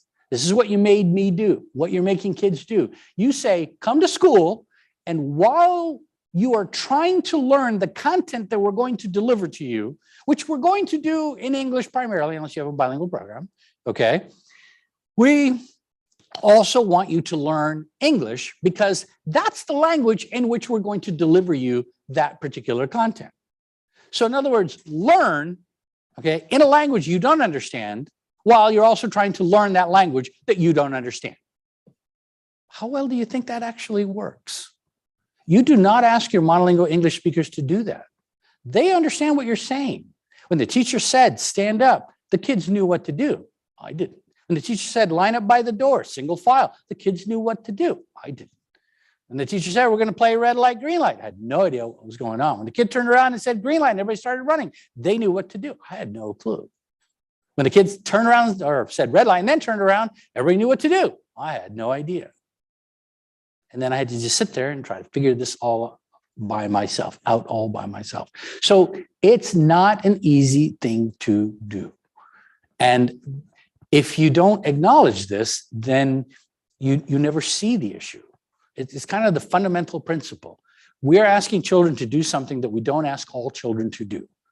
It's not fair, to be honest with you. Now, it's a reality. If it has to happen, it has to happen. But there are better ways of dealing with it, and there are worse ways of dealing with it. And there are predictable and known outcomes based on the way that you choose to deal with it. And you must understand then that, again, you are placing children in circumstantial, under circumstances that will dictate how successful they may or may not be. Not through any fault of their own, not through any lack of ability, but because of what the school system is doing. And without that understanding, then there's just no way of being able to say, well, the kid isn't making it. Is it due to lack of ability, or is it due to what we're actually doing? And we have to take advantage of that. All right, I'll do one more thing and then we'll take a quick break. Is there a question? Yeah. Okay, go ahead.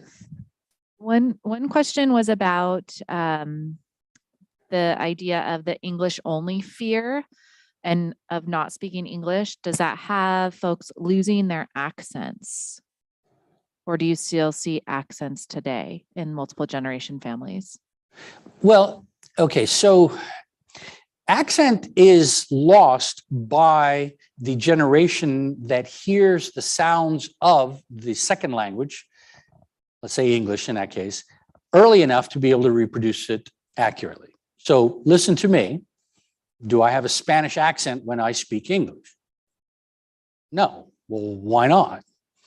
Because I was 5 when I started learning English. So that meant that I heard the sounds of the language, and I'll talk about this a little bit later, but it's before the age of about 10 to 11.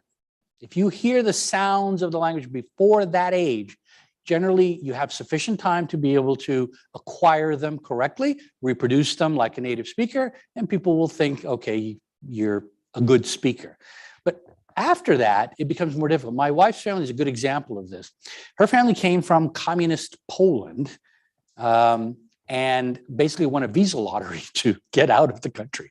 Literally won a visa lottery in Christmas. And I was like, wow. So that following April, they were getting the heck out of there. Now, she has 2 older brothers and a younger sister. Her oldest brother had already immigrated to Norway. So he went from Polish speaking to learning Norwegian. English is technically his 3rd language, okay?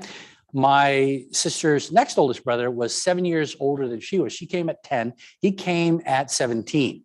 So he had already been socialized, almost an adult, had like 1 year of high school left or whatever. And when he speaks English, you'll listen to him, you'll think, well, he's got a pretty moderate accent. You'll hear certain sounds in English pronounced correctly, but just as many not pronounced correctly, but his speech is quite good. So you don't have any trouble understanding. Her oldest brother, because his speech sounds are more difficult to understand, you'll know immediately he has an accent, and we would call his like a thick or marked accent. Whereas her next oldest brother, Dark, would only have like a moderate accent. Now, my wife came at the age of 10, so she was right on that cusp. So she got a lot of it.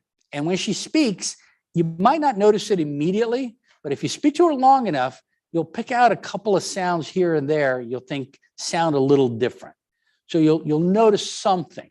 So my wife would have at best what we call a slight accent, that with enough conversation, you understand it, because she got a little bit of it, she didn't get that much of it. But her sister, who's 4 years younger than she is, came at the age of 7. She has no accent, no detectable accent at all. She can speak English with, English sounds. She can speak Polish with Polish sounds. So it's not just a generational thing, it's also an age thing. And so, there's been no accent in my family from me on forward, because we're already here and able to understand the sounds and reproduce them correctly. So, Okay, thank you. Another question is there research on how we assigned expectations also to Native Americans? and how we assign expectations to Native Americans. Well, I don't know specifically about that, but there is research looking at educational disparities as a function of being Native American. So when they do, for example, racial categories, they will include Native Americans and more as an independent sample, because they often combine it and they'll say like Native American, Asian Pacific Islander, or indigenous, and they'll just put it all together.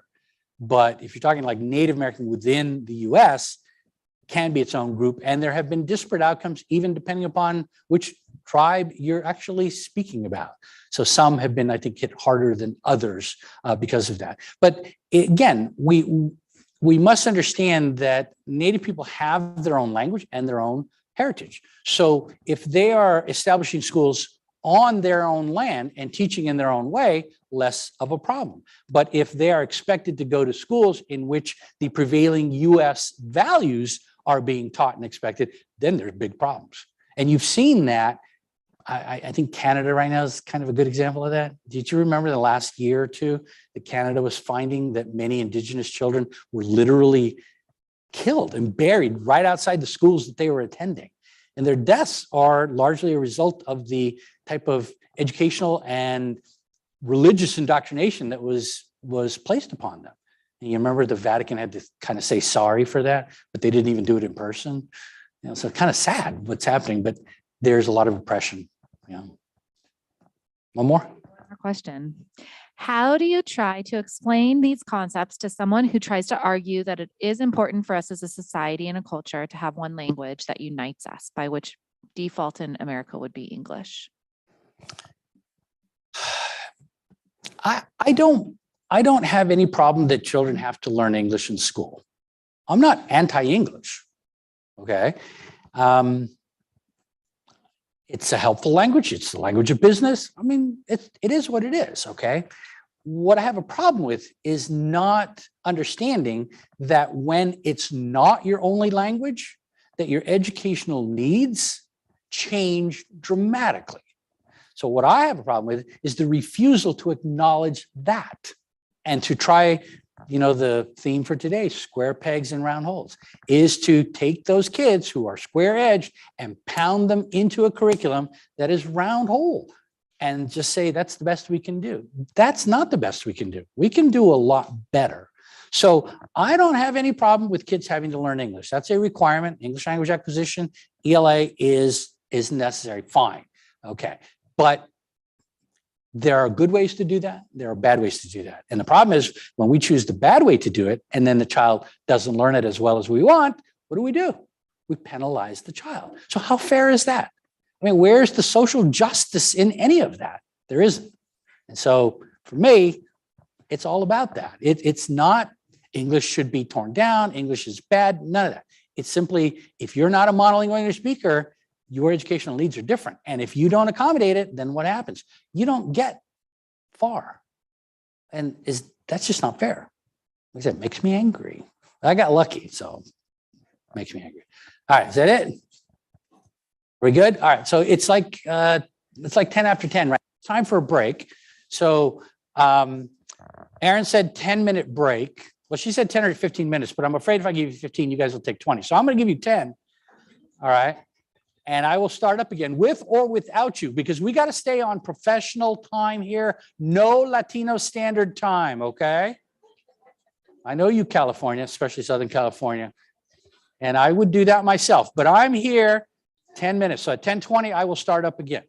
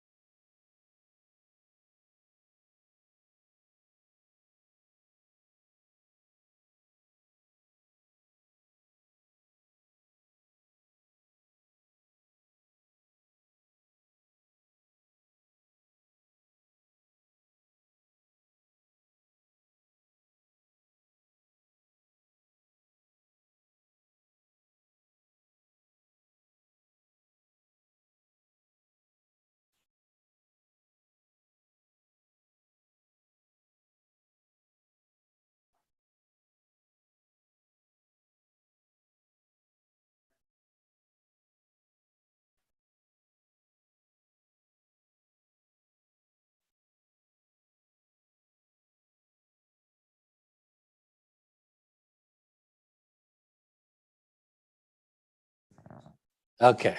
Now, I don't know if the people online are back. You're probably in the bathroom somewhere still waiting, but maybe you took your laptop with you, which is okay. So I don't know. Hope you don't get much of an echo while you're in there. Okay. All right. So I showed you this, right? That, we're asking kids to do something that is very difficult.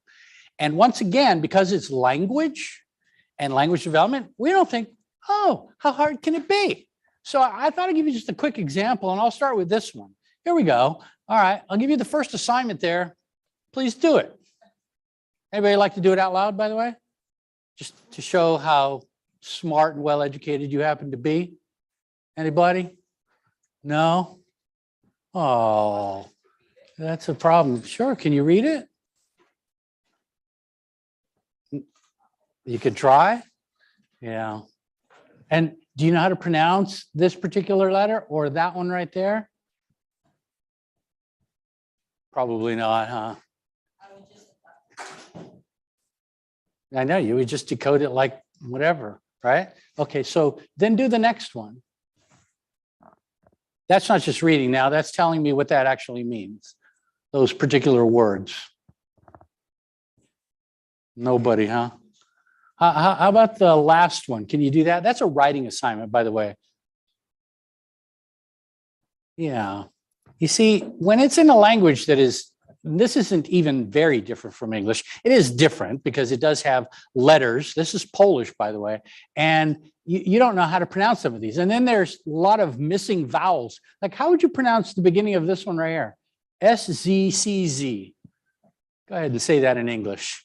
Yeah, no, please don't. You're going to hurt yourselves. And then somebody's going to file a workers' compensation claim because I had you, saying things you shouldn't be saying. You cannot do anything with this, can you? If you don't speak Polish, you have no communication ability, there's nothing that can be done here. This might as well be blank because there's nothing comprehensible up there for you at all. This is what it's like for an English learner day one. This is what they see, okay? Now, can we make it more comprehensible? Sure. What if I switch to Spanish? Now you probably can do a lot better, right? No problem at this point. Those of you who speak Spanish, like, oh, much more familiar, it's easy. And those of you who don't speak Spanish still get a little bit of advantage because at least now the letters are the same for the most part, right? I mean, you might have trouble with the ñ, the double L, the CH is a blend, the R is trilled. You might not be able to trill your R's, but for the rest of it, you're pretty good. And if I say, okay, so do that one there. Well, now you might run into trouble because this is vocabulary. So you're thinking, I don't quite get it, but it feels more familiar, doesn't it? At least this draws you into, I'm close to being able to understand. But even being close to being able to understand is not very good, is it? It doesn't feel very comfortable because if I had you do the last part there, I'm actually asking you to write something and you can't do that at all. Even with your limited comprehension of Spanish. You always thought you were pretty good because you could walk into a Mexican restaurant and order a cerveza and a burrito, right? Without any problem. But your Spanish isn't even that good, is it? Now, if I do it in English, look how easy it is. This is a direct translation of the last two that I've shown you. 100%. This is elementary level. And when you see it in English, it's like, oh my God, that's like the easiest thing in the world. And then speaking, oh, what does neighbor mean? You know what all those words mean. You don't have any trouble with that. And writing, if I had you write something about why the dog was barking, easy peasy. Okay. So it's important that you understand you really have to comprehend a great deal in order to benefit from instruction. And when kids enter your school systems, sometimes they comprehend a little bit, sometimes a little bit more, sometimes a lot, and sometimes not at all. And that has grave implications. This is a chart with the 4 stages of language acquisition. We must understand language development at its core. Now, it's not a stage process, okay, but it's described that way. Why? Because these are linguists who are not concerned with education. So people that study language don't care whether you're going to school. They just say you go from pre-production, meaning you can't even say a word. All right, you can't grow up in Southern California without having a couple of words in Spanish. All right, everybody can say tacos. Right, that's not a problem. But early production, where you got to say a couple of words, some of you probably have picked that up over your lives here, no problem. But then you get to speech emergence. Can you actually now almost have a conversation, not a full one, but get some thoughts known. And then you jump, look at this, jump from speech emergence to intermediate fluency. And at that point, linguists say that's fluency. You see, we mistake fluency thinking, oh, you have to be really highly educated. You have to be really highly verbal. You have to have such good skills. You're thinking United Nations translator, simultaneous, interpretation of things and so on. No, that's advanced fluency. All right. Intermediate fluency, basic needs, basic conversations. You can walk into a restaurant, order una cerveza, you're almost at the intermediate fluency stage. That's how easy it is. Now, remember, it's a continuum, so that if you jump from speech to intermediate fluency, then there must be beginning fluency and there must be advanced fluency, and there is. Think of language as a developmental pattern where you go from knowing nothing in the language to knowing everything in the language, although few people ever get to knowing everything in the language, probably not even possible in some languages, okay? So it never stops. For linguists, they don't care how far you get. They only care that you get to that particular level. But that particular level is not the level that schools want. Schools begin to differentiate, using Jim Cummins' terms, BICS and CALP, language registers, where BICS is basic interpersonal communication skills, and I'll talk about that in a minute. And you have BICS, okay, even before you begin kindergarten. By the time you get to kindergarten, you are at the advanced BICS stage because you're at the intermediate fluency stage.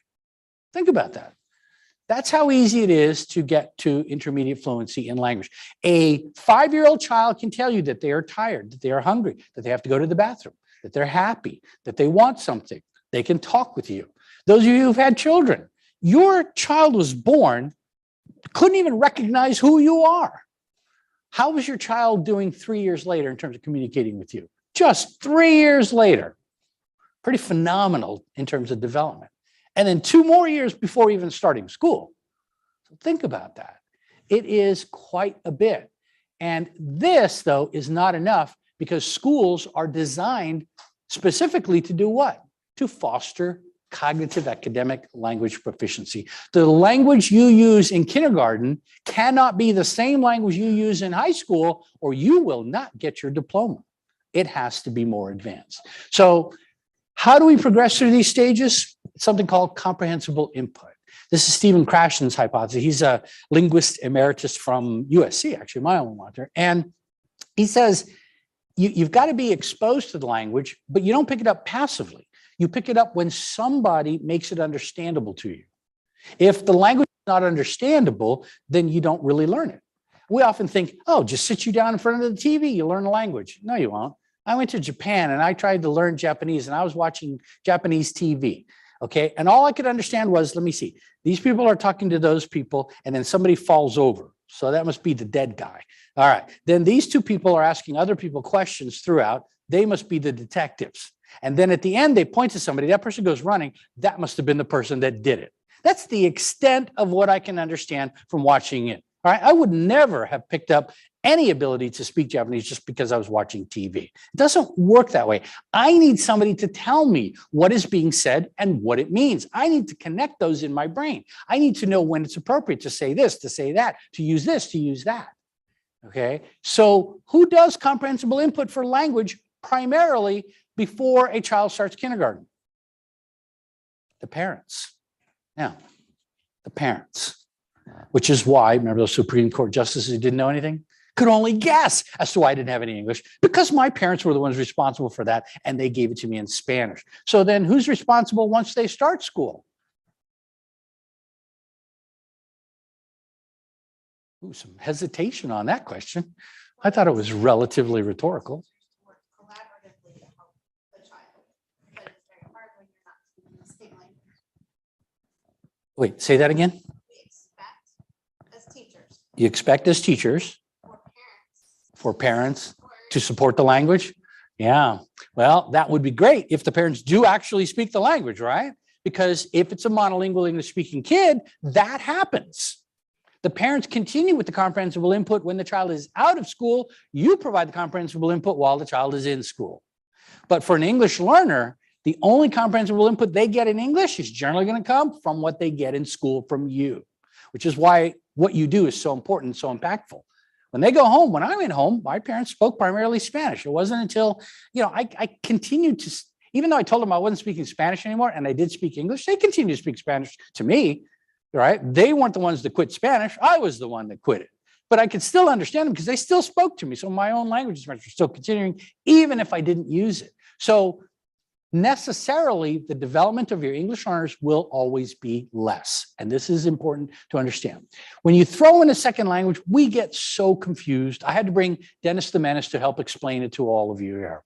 And you can see Dennis, he's right there explaining it to his friend Joey right there. He says, Gina is bilingual. That means she can say the same thing twice, but you can only understand it once.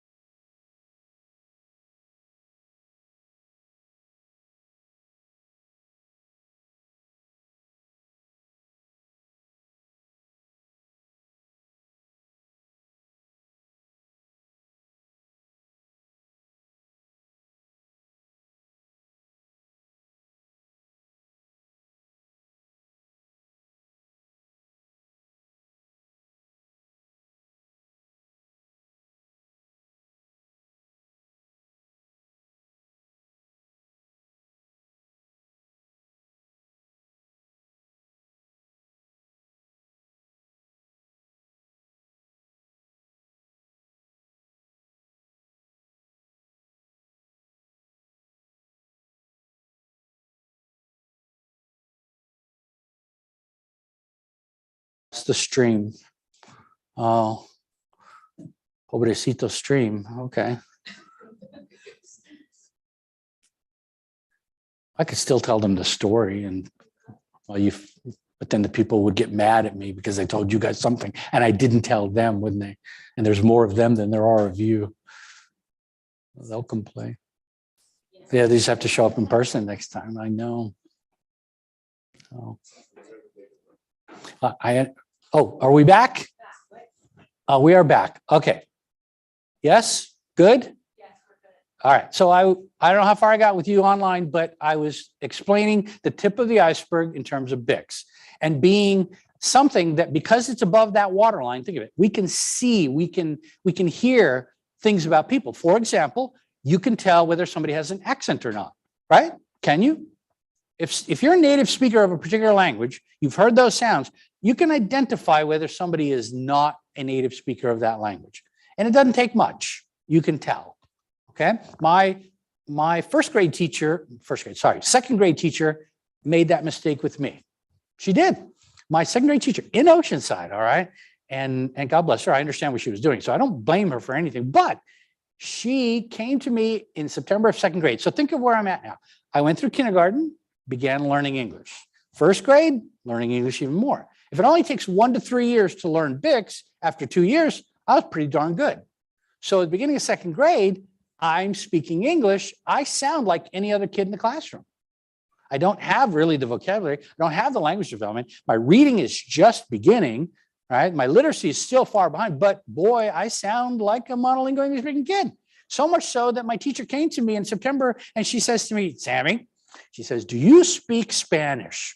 And I thought, uh-oh, that's a trick question. All right. Think of what my teacher just did to me. If I say, yes, I do, and tell the truth, then she's going to send me to the principal's office where I'm going to get spanked. And I do not like being spanked. I don't want to be spanked. So maybe I shouldn't tell her the truth, right?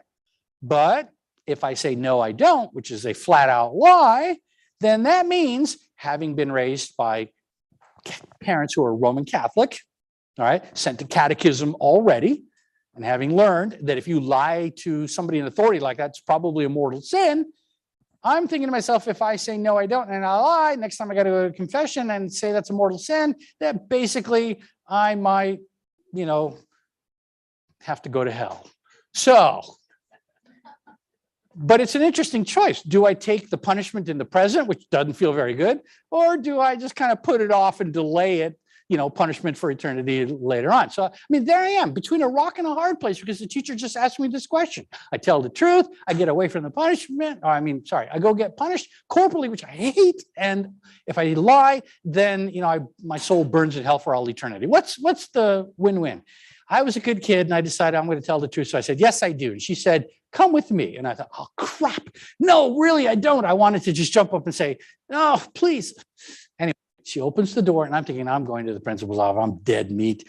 But she actually stops, opens the door, hold it here. She said, wait up, brought my chair, sat it down, said, sit down, went inside, all right, came back, put 4 more chairs around me, went back inside, comes back out with 4 students, puts them in those chairs now in a circle around me and hands me my primer, which we had back then was, see Dick run, see Jane run, run Dick run, run, run, run. Yeah, we had that one. And she hands it to me and she says, I think these students also speak Spanish. And they did. They were all brand new to the school that year. They came in at the 2nd grade level.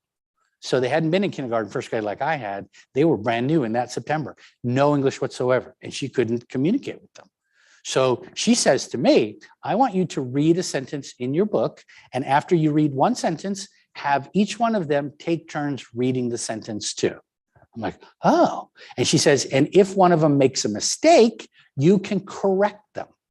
And I thought, you mean like a teacher? And she says, yes, like a teacher. And I thought, all right, wait till I get home. I get to go tell my parents, Mom, Dad, I've mastered the curriculum. I'm now teaching it to other people. That's how advanced I am. I'm so proud.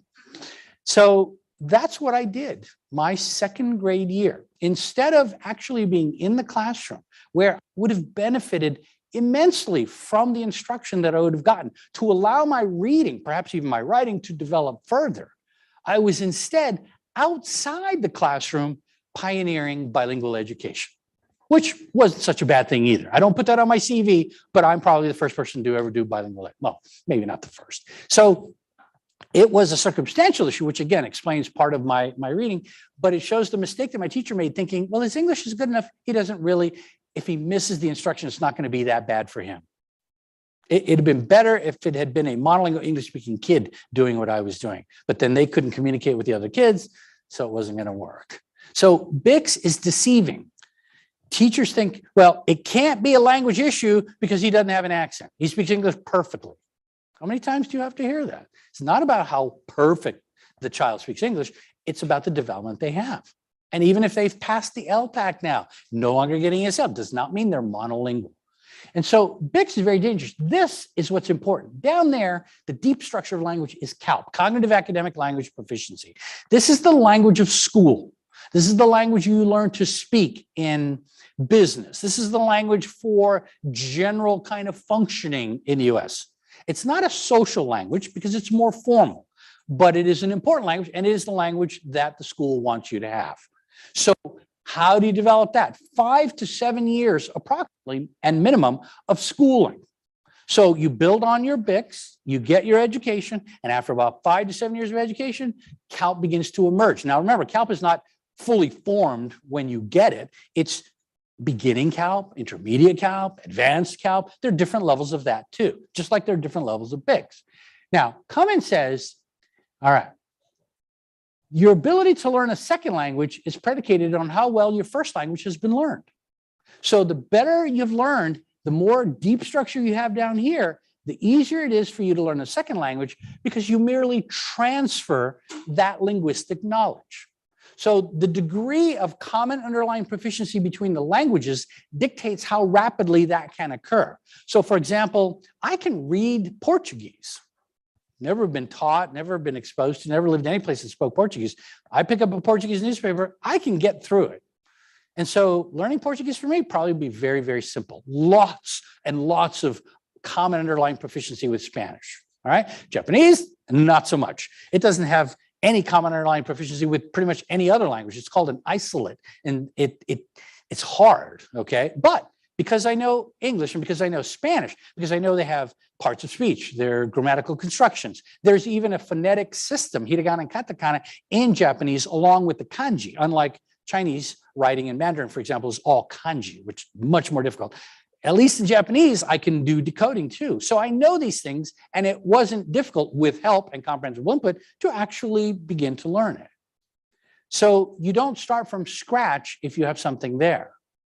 But that is the problem. How do you get to CALP? It takes 5 to 7 years. So where are you going to get it? You're going to get it if you happen to be 11 years old or so, and you've gone to school in your native language. So if you're a kid who's been lucky enough to be educated in 2 languages, you have learned to read, write, and do math in 2 different languages.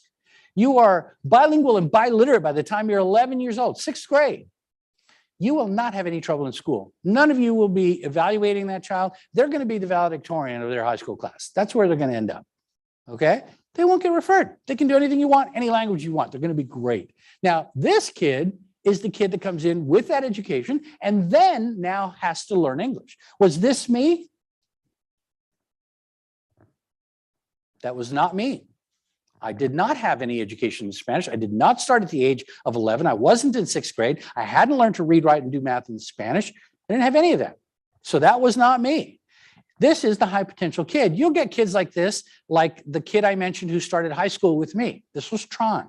Tron started high school. He already had that. He just had to learn English and show you that he could do it in English, but he could already do it. So again, a couple of years of being able to do the transfer and learning English, that child's not going to have any difficulty. The only time you would evaluate that child is if on day 1, you're thinking, I don't know what they can do or not. All right, so you evaluate them, see what they can do, but you shouldn't probably be evaluating them immediately for learning difficulties before you've given them a chance to display learning in some way.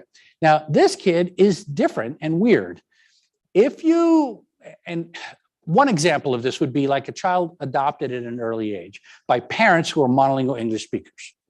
So if you, your spouse, partner want to go and adopt, if you do it before the age of about 2, okay, then that child technically is behind in English that you're going to give them. But at that point, it is 24/7 English. So they don't lose any more ground. And that allows them to sort of close that gap slowly. Yet the delays in vocabulary are measurable even in kindergarten, preschool especially, but even in kindergarten. By the time they get to middle school, junior high, it's probably washed out enough to be more difficult to detect, but it's still there and people can panic. And the older the kid is when they were adopted, 2.5, 3, the more measurable that impact will be. But because the parents can support the language, as we talked about earlier, they're probably going to be okay. And they're not ever going to get further behind. All right. This was me. I came in with my BICS in Spanish, but I didn't get any instruction, any further formal development of my language abilities in Spanish. I started from scratch again in English. So that made me basically this, 2 tips of the iceberg floating out there with no deep structure whatsoever. I started from scratch. What's that? In either language, yeah. I mean, I had development in Spanish, but if it's not attended to, it does not help me because it's not a part of the curriculum. Now, if I had been instructed in Spanish, then I'm not behind to begin with. I have the age development, which is sort of where I'm going. Question, yes. I think another consideration is the effect of the COVID distance learning break on some of our SLs, because especially those who came, say, 1920. 2019, Yeah. 3rd, 4th grade. Why? Because academic demands are more comprehension based. You barely have that tip of the iceberg. Yeah. And then you go through distance learning, and now you're in 6th grade. Yeah. 7th grade around there. Those kids are really floundering right now because of they didn't have that academic language development as well as So. Yeah, for those of you online, it's more of a comment than a question, but gentleman is pointing out the fact that learning loss that occurred during COVID-19 was pretty substantial and disproportionately affected children of color as well as English learners. Because think about it, not only is it a disruption in their learning. So if they're like in 2nd grade and maybe or 3rd grade, getting close to developing CALP, and suddenly things change, it limited not only the amount of instruction, but also the amount of language they heard on a daily basis in English. Who were they playing with? if you're in lockdown, you can't even go outside. And if they're at home, it's likely to be with other kids in their community that don't speak English as much either. And their parents aren't there to be able to speak English to continue to support that. So it would have another profound effect. So absolutely. I'm going to talk about that one a little bit later as well. The instructional program that we typically would recommend for as well. At maybe 6th, 7th grade, we may have a dual immersion program for them with the supports. However, we're running the same dual language immersion program that we did prior to COVID. So the academic demands are the same on those students with 3 years. Yeah. So if you, again, the comment is that you have a dual language program going, and then you have kids in that program getting to a point where they're developing, but then COVID hits. So now you have a delay or problems in their learning. But then when you reinstitute the program, come back in person again, the standards for development are the same. Yeah. They haven't adjusted. It's if whatever 5th grade requires is what 5th grade requires. And these kids now have suffered from that, which is something you'll have to take into account as well when it comes to determining difference versus disorder. And I'll show you how to be able to do that. So these language registers are important for understanding that an English learner doesn't spend as much time as an English speaker in terms of the language of the school. If you have monolingual English speaking parents, they probably can speak the language of the school because they might be educated. My mother had a high school education, but it was in Puerto Rico, public school, and in Spanish, not in English. My dad got his GED with the military at the age of 40. So his English, even worse. So when I went home, I didn't continue in that language development. I didn't hear it. The only place I heard school-based language was at school. And I was in school every single day or 24/7. And so think about the advantages that a native English speaker is getting over what I'm getting in terms of their exposure to that type of school-based language. So when I started school, and again, I'll give you kind of a way of understanding it here. I was there in kindergarten. I did have 5 years worth of language development, but it was in Spanish. So when the curriculum started in English, I was essentially like a newborn. I had no exposure to English. I don't know what's going on. I am starting from scratch. And then after 5 years, okay, think about this. The most English I could have would have been 5 years, which would place me basically at 1/2 of the amount of development that my 5th grade 10-year-old peers have, monolingual English speaking peers. Now, that's at best because, as I mentioned, as we just discussed, I'm not in school 24/7. I go home. My parents are still speaking Spanish. I didn't get 5 years, 24/7 English from kindergarten to 5th grade. No way. So this is the best that I could do. And I'm, in fact, probably, my guess would be, I'm way over here somewhere by the time I'm in 5th grade. So when you ask for writing assignments, now think about it, okay? I'm like a 3rd grade kid, I'm like a 3-year-old kid you're asking to do a 5th grade writing assignment. How well do you think I'm going to complete that assignment? Horribly. And I did, because I couldn't. Not because I lacked the ability, but because the circumstances had prevented me from acquiring it. Think about that. And that is a profound effect. People expect that by this point, I've acquired English so much that I don't even need ESL anymore. Right? Pass the LPAC, good. Ooh, you're good. So that in what, 5 more years, by the time I'm 15 years old in 10th grade, now I can perform at that level? Well, everybody else hasn't stood still and waited for me. And again, if I got 24/7 from kindergarten, which I did not, I would still be 5 years behind. The best I could do if I were 15 years old, 10th grade in high school, is compete with basically 10-year-old 5th graders. That's where my level would have been. And how well do you think I'm doing in school if that's the best that I can do? And remember, I didn't get 24/7. I'm probably somewhere back in here. It's not even that good. It is not nearly that good. But as John was saying earlier, the expectations are you're 10th grade. You got to meet 10th grade standards. Okay, I'd love to, but I just don't know if I'm able to, not because I lack the ability to, but because you didn't give me the chance to do it. You haven't put me in a situation that allowed me to develop the ability to do it.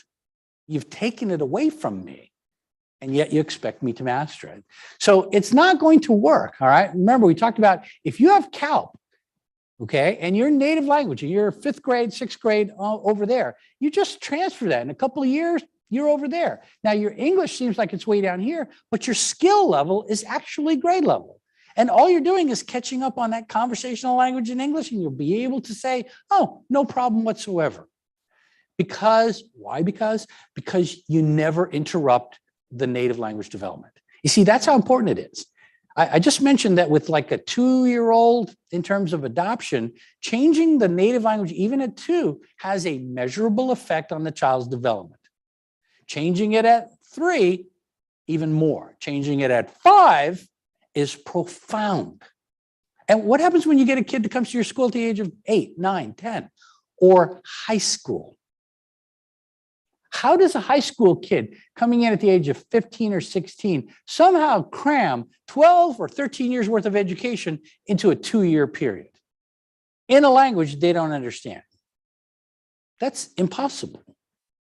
Well, not completely impossible, but it's improbable and unlikely. And yet we say, well, kid must have a problem. So development is development, and it occurs the way that it occurs in parallel because we understand that. Now, I have a question, Aaron. Oh, Yeah, there's actually a couple of statements Okay. about that even in, and so I'm interested to hear your thoughts on this, that even in an English only home setting, opportunities to develop or practice, it just got moved on me, hold on. Opportunities to develop and practice academic language is limited. Usually Indeed. and most commonly, social BICS is used and practiced in a home setting, irregardless of the language or the schooling of parents. yeah, it's not a function of English per se. It's a function of education, socioeconomic status, and other factors. Children who are growing up in Appalachia, for example, I go to Virginia, South Carolina, North Carolina frequently. And what you find is kids living in cultural isolation up in the hills. Their parents are ostensibly monolingual English speakers, but lack of education, low SES, poverty, cultural isolation means those kids' own language, it's not academic, and they go home and only school provides them with that kind of exposure. So it's not strictly a function of not speaking English, it is the circumstance and the conditions within the home. Yeah. Yes. Think about the quality of English, because when we talk about knowledge in one language and supporting learning in another, even at the level of BICS, I think about my dad who grew up with Italian immigrant parents, and they only spoke English, but their English was very, very, very broken. And so the level of BICS that he was even acquiring, even though they only spoke primarily English at home, it didn't support the development of BICS in his second Correct. language. Yes. So it's the quality of language model, and even at a BICS level, even if the parents don't have help, like that impacts as well. Yes. And I actually may present something on that a little bit later, but again, it was a comment, not the question, but basically talking about how there can be an impact where the English that is spoken in the home, even at a BICS level, is not very advanced.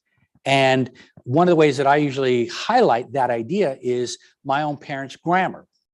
Okay. For example, this is probably a good example.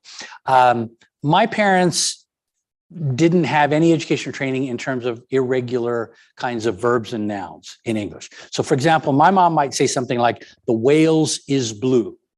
Now, when I say that, the Wales is blue, if you're a native English speaker, your ear's itching a little bit going, oh my God, that's really wrong, right? And you know how to fix that very easily, very intuitively, because the structure of language is built into you. So if I say the Wales is blue, you can automatically correct it. How would you correct it? What would you say instead? The whales are blue. So if you retain the plural form of the noun whales, right, then you say the whales are blue because the plural form of the verb to be, which is are. So then you change it. Now you could have also said the whale is blue by taking the singular form of the noun, right? Okay, so very easy. if your parents are making that mistake, the whales is blue, the cows is green, the foxes is purple, you hear it every single day, you think that's the way it's said. And you don't even know the difference. Now, how do you not know the difference? I'll give you an example. Let me give you a more complicated sentence. How about this one? Some people believe that the media is responsible for the exaggeration of society's problems. Now, did that one hurt your ear as much? Did it make it itch? Did you go like, oh, did you cringe at my bad grammar? You didn't. Why not? I'll say it again. Some people believe that the media is responsible for the exaggeration of society's problems. It doesn't make you cringe? It makes me cringe. It does now, but it never used to. Okay, so why not? Well, see, this is the effect we're just talking about now on you. Because the error, get this, the error in that sentence, the grammatical error, is identical to the grammatical error in the whales is blue. There's a mismatch between the plural form of the noun, media, and the plural form of the verb is, which should be are.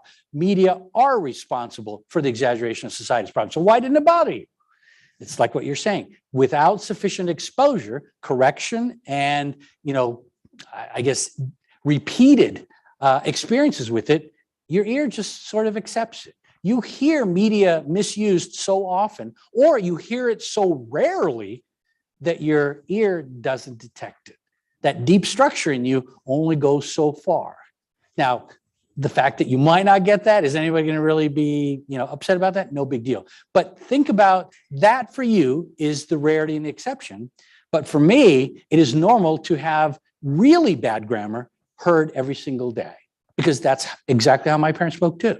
Their grammar wasn't any good, but I habituate to it. I'm thinking, oh, all right, fine. And that's why when I took the SATs or the PSATs, the GREs, I would read these sentences. You remember the ones you had to read and then you'd have to indicate what was wrong with the sentence? And I would read that sentence. I think to myself, that's like the best sentence I've ever seen in my life. So I none of the above. And I'd read the next one. No, this is the best sentence I've ever read in my life. None of the above. I'm like, there's nothing wrong with any of these sentences. I couldn't tell. I had no idea. It's like you reading the sentence, the media is responsible for the exaggeration. You're like, well, sounds good to me. And you would say it's okay. So yes, it's all about experience. And that's why this development is so important. It's all occurring parallel, all at the same time. Language development, which we've just gone over. Cognitive development, which most of you might know. I put Bloom's taxonomy in here, but it could be anything. It could be Piaget, it could be Vygotsky's framework. I like Vygotsky better. Academic development. We know when kids are ready to learn what. We've learned from experience. We know what's going on. So as long as these three processes occur in parallel, okay, everything is fine. We move from BICS to CALP somewhere around 4th grade, okay? And everything that we do in terms of our instruction, our assessment, our intervention is appropriate, and we're good. All of this occurs within a particular cultural context, not the culture of the child, but the culture of the school and its expectations. For example, in the US, we want kids to be learning to read probably even before they get to kindergarten these days. But in Europe, many kids don't start learning to read until 1st or 2nd grade. It's not a big deal. It's just a cultural kind of difference, okay? We embrace monolingualism in English only here, and many other countries, it's multilingual and many languages, okay? Now, the problem is when things get off kilter. So I know that I know that all of you here and online are at the advanced fluent stage in English, right? Go ahead, nod your heads, give yourself some credit. This is your chance, right? Are you worried? You're all fluent in English. I've been speaking in English. If you're not fluent in English, then you have no idea what I'm saying. I see you nodding your head, so I'm pretty sure you understand what I'm saying. Okay, so did I have to come in today and really freak out Aaron, okay, by pointing to this yellow box over here and just going, okay, everybody, that is the color yellow. Can we all say yellow? Apparently not. So I will have to come back here and then I would just say, let's try another one. That's the color blue. Can you all say blue? Oh, that's much better. Now we're learning, right? If I did that, she's turning to Marcus back there going, what the hell is he doing? I was like, and it wouldn't have, the reason they'd be shocked is, why would I do that? Why is that necessary? Is your language level so low that I have to begin at a pre-production level, start with like basic colors, just getting you to say things? It would have been wrong. You are at the advanced fluent stage in English, so your ability to think, to reason, ask questions, our presentation in terms of being didactic, showing you charts, diagrams, and text, giving you references, you can learn that way. It allows advanced conceptual development for you. So I can teach at this level because you're able to follow it, right? No problem, okay? But it works the other way as well. Por ejemplo, si yo empiezo a hablar en español, yo sé que tal vez unos pocos aquí me pueden entender, ¿verdad? Muy bien, gracias a usted. Ahora, ustedes que me pueden entender, ¿okay? En línea también. Si me pueden entender, por favor, levanten sus manos derechas. Solamente la mano derecha, no la mano izquierda. Muy bien, ahora quédense como así porque tengo que contarles, ¿ok? 1, 2, 3, 4, 5, 6, 7, 8, 9, 10, 11, 12. Ok, van sus manos. ¿Qué le pasa con los otros? ¿Por qué no levantaron sus manos? Es una cosa muy simple, ¿verdad? ¿Por qué no lo hicieron? ¿Qué le pasa? Dígame. Alguien que levantó su mano. Dígame, ¿qué le pasa con los otros aquí? ¿Sabes? ¿No saben el idioma? ¿Es que no comprenden? ¿No pueden entender? ¿Estás segura? Tal vez es que no lo pueden hacer. ¿Verdad? Tal vez son mensos. Well, I shouldn't have said that, but, oh, wait a minute. I did it in Spanish, right? Oh, you have no idea what I said. I just insulted about 3/4 of you. But since it was in Spanish, who cares? What happened to your learning if you don't know Spanish and I just sort of continue on teaching the way that I was teaching here? You got nothing. You hit a wall, didn't you? Suddenly, like, what the? I don't know what's going on.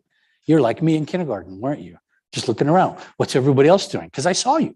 You see, I was a little sneaky. I did actually do a test while I was speaking in Spanish, and I asked people, simple task. I thought all of you could do it because you're all adults, right? I just said, please raise your right hand. Only about half of you did. The rest of you were like looking around. Like, I know you were looking around like, well, if they're doing it, I'm going to do it too, right? And then some of you were thinking, I want to do it, but I'm not sure if it's a good thing. And what if he then asks me a question? So you just went, well, I'll just fix my hair instead. So you're like that. You were worried. That's the way that it works. You're not at this level in Spanish. I can't teach you at that level. It is inappropriate. Okay. If you're at this level in Spanish, then it is appropriate for me to come over here, point to that and say that. All right. I can say, ese es el color amarillo. Diga, amarillo. Muy bien. Look at that. See, now you're learning Spanish. Now you feel good. That's what has to happen. I call it education follows maturation. And kids who are English learners can be at 2 different levels of language at the same time. We think of kids having the same level or close to it sometimes, or if you're bilingual and biliterate, then everything is really high. I mean, you could know one language really well. Some of you had English really high, but your Spanish was pretty low. Some of you actually knew English and Spanish. You're able to follow me with no problem. You didn't care that I code switched into Spanish. You followed along, right? Did you have any trouble following along what I was saying? Not a thing. Didn't even matter, all right? And then some of you might have been, well, none of you really were at this level, but children coming in like I did in kindergarten end up like this because we're stopping right there with our Spanish. We're not moving forward without that instruction, and then we're starting English over. And so that means I lack the ability to do things in both languages, which is dangerous because that generally is the hallmark of, oh, there must be a disorder because here's the problem in English, here's the problem in Spanish. Okay, which is necessary, but is not a sufficient condition for determining that a child has a disorder or disability. And I'll talk about that a little bit today as well as tomorrow. So for me, it's all about education following maturation. I took this clipping out of a newspaper. It just shows you how old it is. When's the last time you saw a newspaper, right? And I took it out primarily at that time because they described him, if you see it right here, as the world's oldest elementary school student, right in there. And I thought, that's so cute. I love that. They're saying that his education has to follow his maturation. He may be 85 years old, but he needed to be taught as an elementary student because that's where he was. He was a non-literate individual who needed to be taught to read. Now, I didn't know anything about him. Some years later, after I had this clipping, been using it for a long time, I learned about him. His name is Kimani Maruge, and he's from Kenya. And apparently he fought in the war against British colonial rule, okay, in the early 1900s, I forget exactly when, and Kenya did win their independence, and he was a young man and maybe even a teenager when he did that, but he had no education. After the government got settled in, they sent him a letter, all right, and he received the letter, but he couldn't read, so he didn't know what the letter said, but he kept it. When he was 80 years old, I believe, Kenya passed a law that said education would be free for everybody. Now, of course, they meant free for all children going to school, but he showed up at his local elementary and said, I'm here. Free school, I want to learn to read. And they said, no, you're too old. And he said, no, it doesn't say age, it says everybody, that's me. And they said, but you don't have a pencil. He went and got a pencil. You don't have a notebook. He went and got a notebook. Finally, they relented and said, okay, come on in. And what'd they do? They sat him right alongside his 6-year-old peers to be able to learn to read. And again, sorry about the movie references, but it's a great HBO movie, I think. It's called The First Grader. If you've never seen it, it's available, The First Grader, and it's a story of his life, true story. And he went to learn to read so that he could read that letter that had been sent to him something like 50, 60 years prior. So it's a very touching story. And that picture of him getting off the school bus, that was in front of the United Nations in New York City, where he was going to address the assembly as an ambassador for international children's literacy. And so I thought it was very, very cool. And there's a Google Doodle that now honors him as well, Maruge. But all right, so let's go over language now, and I will give you a quiz, but I'm going to do it with you, so no worries, okay? I'll read the question, you tell me the answer. The presence of an accent is an indication of individual's level of proficiency in English. The thicker the accent, the less proficient they are. True or false? False. Okay, anybody have any issues with that? I think I've explained it enough so far. You hear the sounds of the language before the age of about 10 or 11, you're going to be fine. But again, it depends on how much time. If you're right there 10 or 11, you might get most of it, but not all of it. There's just not that many sounds in English. Anybody know how many sounds there are in English? Any speech language paths here today? Anybody want to venture a guess? 40? Yeah, it's sort of a trick question, because sometimes they say, well, how do you define a sound? Like, is it a blended sound? So, you know, all the diphthongs that we have plus the vowel blends, 44. So a lot of people, mid 40s is what I usually get. All right. But some people define as many as 53. But that means there are no more than about 50 sounds in the English language. That's not a lot.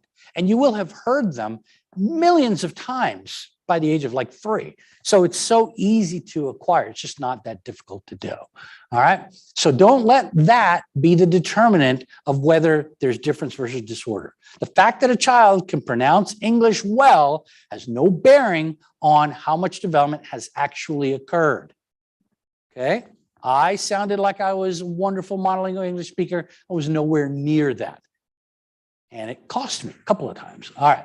Second one, children learn languages faster and better than adults do. And this is why it's important to expose them to as much English as possible while they're young. True or false? Ooh, bit more hesitation on this one.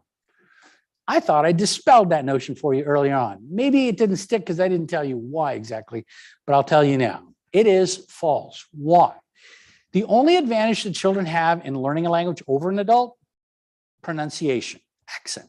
They will sound like they're picking up the language well, but they don't have CALP, depending on the age of the child. The younger they are, the less they have to transfer, the more you have as an adult to be able to do it.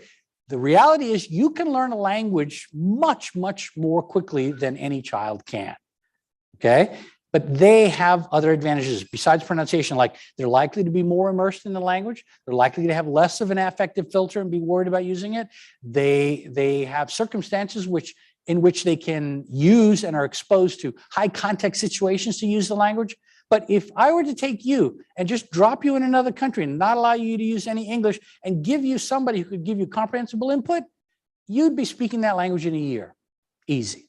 Your pronunciation would be pretty bad, but you would be speaking the language. So forget that. It's not the way that it works, okay? And the amount of exposure we give them, well, remember, we're limited in what we can give them, and what can we give them that will allow them to catch up to individuals who are getting it 24/7. That's what we're going to have to deal with in a second. And that kind of relates to actually this question. A child can eventually catch up to monolingual English-speaking peers simply by increasing the amount of language a child hears daily, which is why teaching English is so important. So our problems with English learners are simple. Let's just increase the amount of language they hear daily, right? Okay, there is a problem with that. Now, could it be true in some sense, but not in a realistic or practical sense? Because actually this is hinting at the problem, the solution for the problem of English learners in schools. Do you want to know how? You can go back to your district right now and tell them, Dr. Ortiz gave you the solution for dealing with all EL problems in your district. He did, and I'm about to give it to you. The answer is this: anytime any child is born in your district to parents who are not monolingual native English speakers, you then remove the child and have the child raised by monolingual native English speakers. And you will never have an EL problem because you'll never have any ELs, all right? Okay, obviously, please, for the record, since we're on tape here, I'm being 100% sarcastic and facetious about this, okay? That's not going to happen. Reality is, it is false because you can't make up that much. The best you can do, but this is really important, is to keep the kid from falling further behind. That may be the ultimate best you can do, which is not a bad thing. Okay, but if your expectation is, I'm going to determine that there's a problem because the child is not catching up, then most all your kids will not catch up. And now you're going to say they all have a problem. Not reality there. Okay. Number 4, learning 2 languages can lead to a kind of linguistic confusion where one language will effectively interfere with the learning of the other language. This is why it's always best to make sure a child is hearing and learning only one language. False? A little hesitation on that one. Also false. Children don't get confused. Kids know that the function of language instinctively is understanding, communication. You're trying to tell me something. I'm trying to make sense about what you're telling me. Okay? So whether you're speaking English, Spanish, doesn't really matter. All right? I can understand you. If I understand you, I'm doing fine. My parents, even to this day, will start a sentence in English, switch it over to Spanish, go back into English, and then wrap it up in Spanish. And when they're done, I don't recall which part was in what language. All I know is I understood everything they said. I comprehended it, and I can respond. And I'm not confused by language in any way because I use it intentionally to communicate what I want to. And sometimes in one language, I can say something better, and I want to communicate it that way. All right. And sometimes describing it in another language might even be better. Do you remember the song? Who was it that sang it? I think it was Mark Anthony. Was he the one that had the song, I Need to Know? But in Spanish, it was called Dímelo, right? Okay, those of you who aren't bilingual are going, what? Dímelo means tell me, whereas I need to know is not a translation of dímelo, okay? Now, I didn't know there was a Spanish version when the English version came out. And it's a real catchy tune, right? Almost a little tango-y in it, but it's great beat. It's wonderful. But the lyrics in English, pretty, I don't know, bland, generic. They're okay. Nothing great. It's the tune that is really good. And then one day, I don't know how, but on the radio, I'm listening and up comes the Spanish version. And I'm listening to that and I'm listening to the lyrics. And I'm thinking, wait, that's not a translation of what he says in English. Oh, this is different. Oh my God. He starts talking about the woman's skin and how, it feels and looks to him. And I'm like, oh, this is hot. Ooh, wow. I was like getting all, excited by this. It's like, it just had more passion to it. And I had a completely different reaction because of the way the song came in. So this confusion is really, it's a way of people trying to push something that is not true.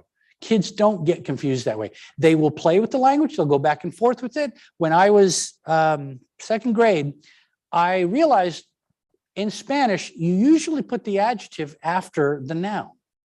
So you say la casa roja, right? You say the house red. But in English, you put the adjective before the noun. So you'd say the red house. And I remember one day thinking, can you reverse it in English? Can you reverse it in Spanish? So at home, I started talking to my mom and I say, La Roja Casa. She's like, what would you say? What did you say? La Roja Mio, it's La Casa Roja. Why are you talking like that? You've been talking to your father again? Don't listen to his Spanish. He didn't know what he's talking about. It's La Casa Roja, man. All right. So I'm like, okay, I guess you can't do it in Spanish. But then I go to school and I write the house red on the hill to see if that's okay. Teacher writes back, nope, that's wrong. You don't say that. The answer's got to go before. So I learned rotely that it doesn't apply. But that was deliberate, intentional experimentation. There was no confusion. That's trying to figure out, can we do it one way or another? Question, Erin? We have two questions. Okay.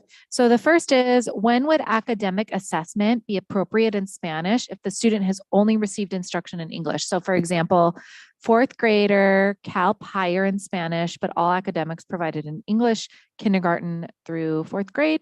Would there be any benefit to Spanish academic assessment in this case? It's probably a better question for tomorrow, but I'll go ahead and answer it now. I don't want to be flip and say there's no benefit, because there can be, but it is limited. All right. And the reality is all of the accountability for academic achievement in the US, all of it is pretty much in English, even in your dual language programs. California, here in San Diego, let me ask this. Can you graduate with a regular diploma if you are completely literate in a language other than English? You can't. And in pretty much every other state I've ever been in, when I ask that question, you cannot do so. The accountability standards are in English. So the sad thing is that people don't care about your achievement in Spanish, but it can be important. There are at least two situations where I think it would be important. Number one, a kid is brand new to the school and you don't know anything about them. You want to know what their skill level is. So this is not diagnostic. This is merely, I need to know what this kid can do. And since perhaps they've come from another country, I'm not going to do that in English. I want to see what they can do in their native language and then see what needs to be able to transfer into English. So that would be helpful. But again, that's not diagnostic.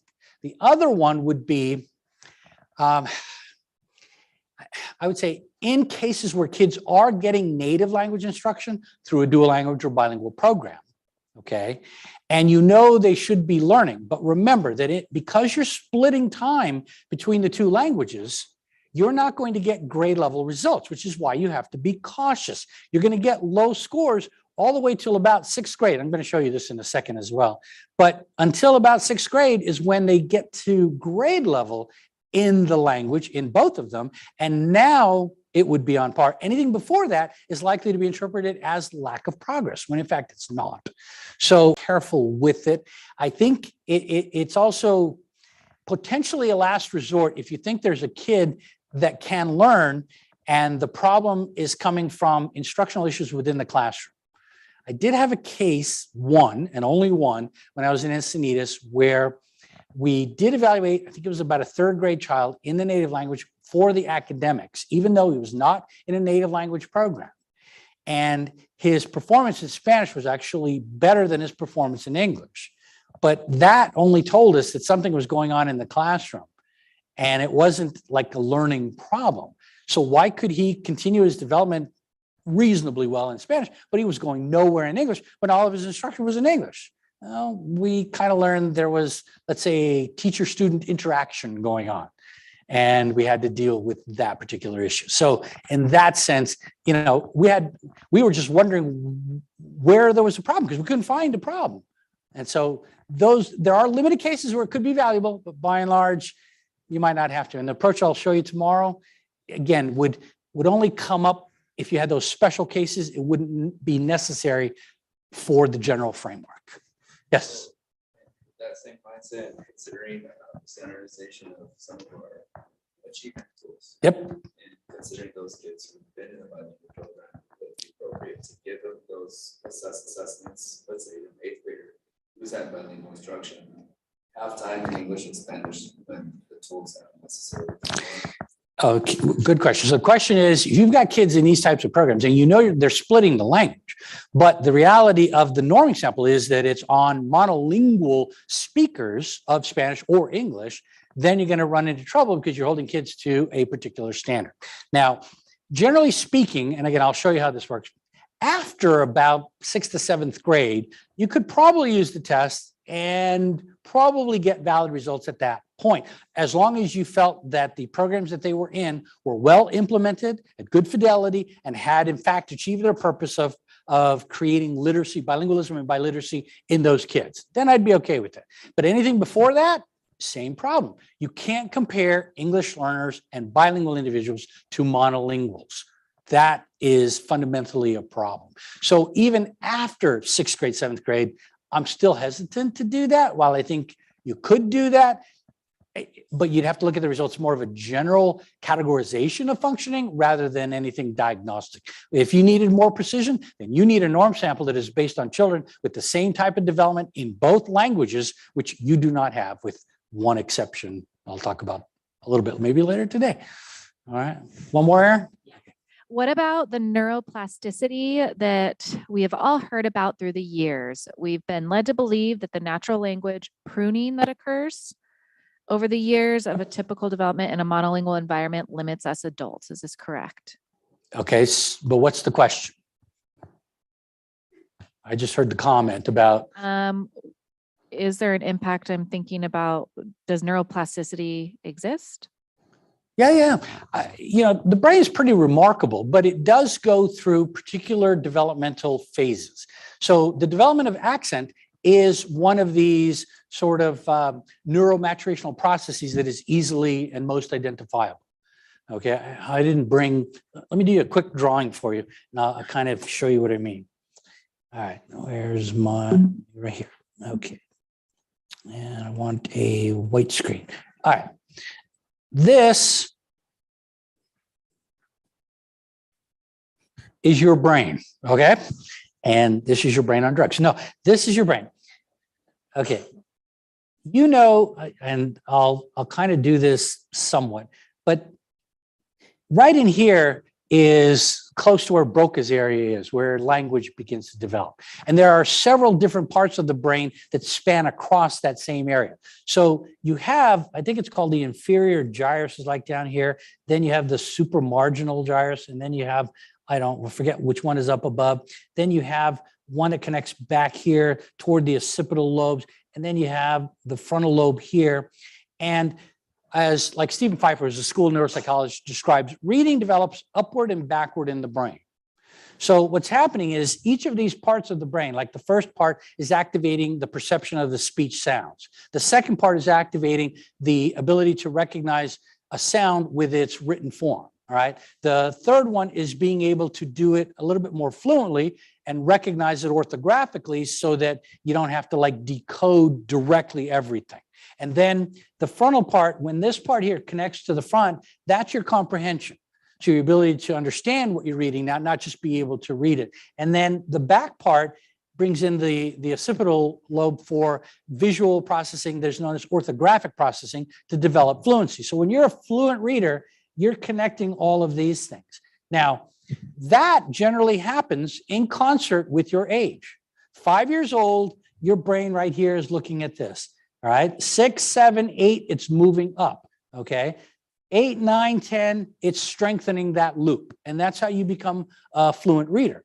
Many of you had the opportunity to do this, the opportunity for practice and rehearsal to develop the fluency, the correct instruction at the right age.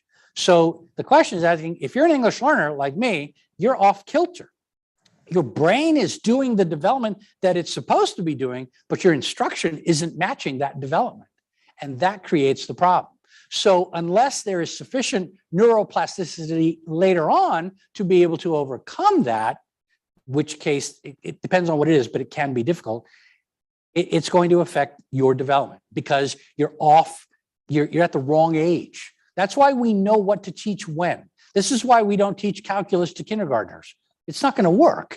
So they're not developmentally ready for it. So it should match. And when it doesn't, it can be a problem. But can you overcome it?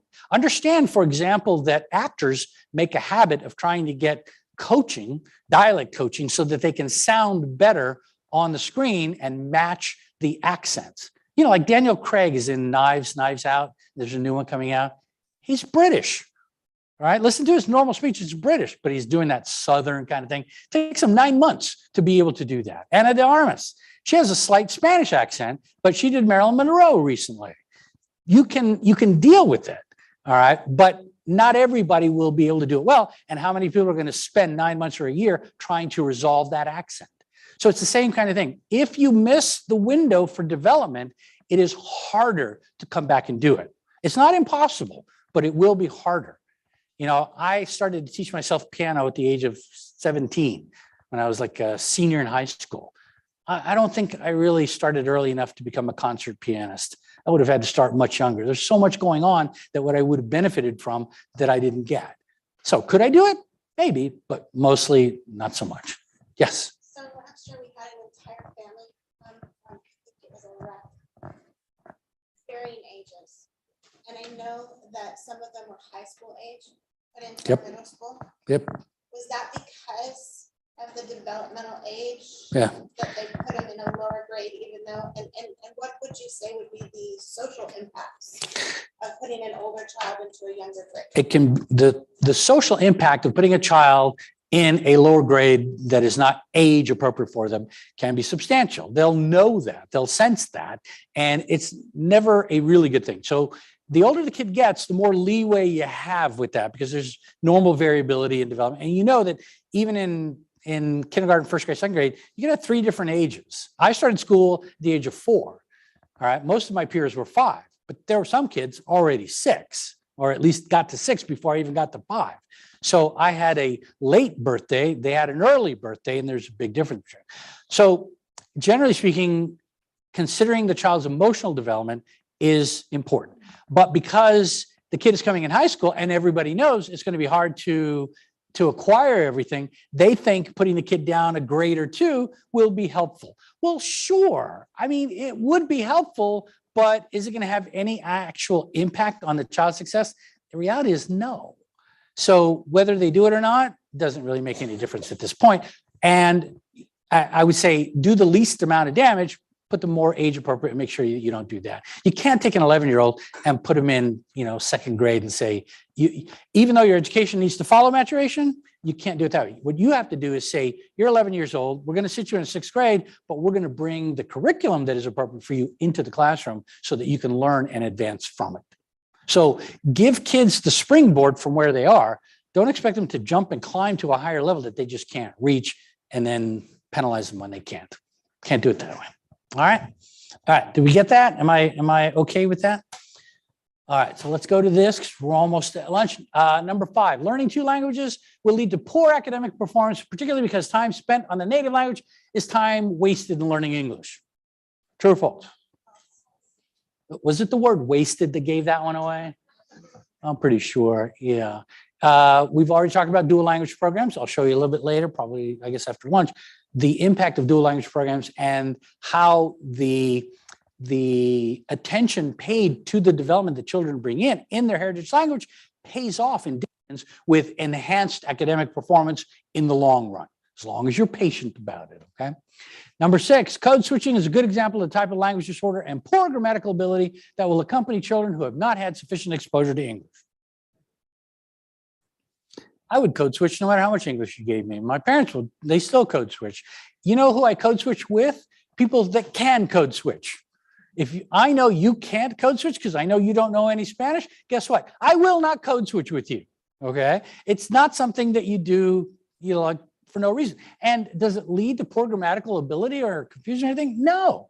When my family moved I was born near Camp Lejeune, up to the age of 3. Then 3 to 4, I was in Key West, Florida. Dad was there. Then he got sent to Camp Pendleton over here. So when I was about 5 or so, they bought a house in Oceanside. The house had bedrooms, and inside the bedrooms were these things called closets, okay? Now, my parents are thinking to themselves, how do I explain what this is to my kids and what word will we use? Because there is no actual direct word for translating closet into Spanish.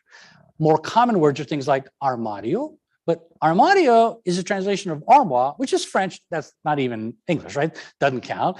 Ropero, but ropero is like a dresser more, at least in Puerto Rico. Placard, which is actually another translation of placard from French as well, used in some countries, but there's no direct word. So my parents had to figure out communicating to my sister and myself, how are they going to tell us to put our toys in the closet? So the word they chose to use, all right, is the word closet. See, and those of you who aren't laughing don't really get it, do you? You don't understand. Closet is closet with a Spanish accent. That's all it is. All right. But as a kid, I knew that nobody says closet in English, so it must be a Spanish word. I just assumed closet was the Spanish word for closet. No, well, it might be used that way, but it's not that. So my parents, they did what they needed to do, and they code switched when they had to because they did what they did. But I was unaware of this process.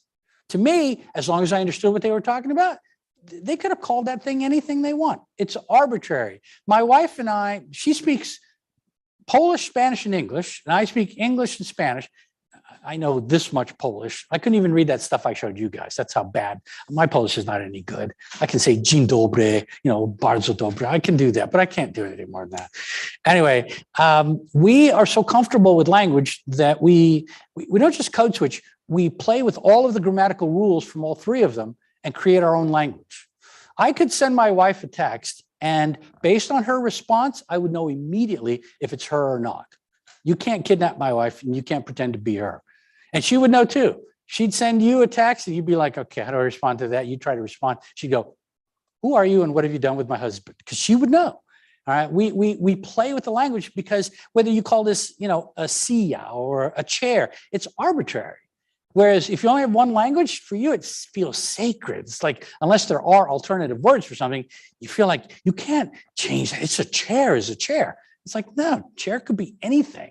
Whatever we call it is just by consensus, has no real meaning. I mean, some things are that way. So language is language. Language is highly influential, and the development that children bring in is profound. We tend to just minimize it. Okay, and this is, by the way, I'll finish up here, but these are the answers to what I was talking about. We minimize that impact, especially when we say, all you got to do is pass the LPAC, and now you don't even need any more academic support because your development is equal to that of a monolingual speaker. And nothing could be further from the truth. This will create all kinds of problems then the moment you start trying to intervene, the moment you start trying to evaluate their academic abilities, their skills, their knowledge, the level of it, the rates of progress, the growth that they're displaying, their benchmarks, applying a standard for comparison that comes from, the grade level expectations or from interventions that already have expectations built in. You will run into problems consistently with the vast majority of your English learners. And that means they're at risk. And, I hope, like I said, after lunch, we can talk about them being at risk. But if we don't do something about it, we don't change the way we're looking at them, then we're just going to identify the vast majority as having a problem and say, too bad. We can do more. We can do a lot more. So I'm going to stop here. I think this is a good place to pick up after lunch. You have 1 hour, including those of you online. Not that you need it online, but we have to go out to get some food here. So 1 hour, 12:30, we're coming back. Is that right, Aaron? 12:30? Okay, and once again, por favor, all right, professional standard time. All right, I'm the worst offender. I'd come back at 2 o'clock and just continue until 6:30, but Aaron would get all mad at me for doing that, so I'm not going to do that. We'll be back in 1 hour. I will see you all in a bit.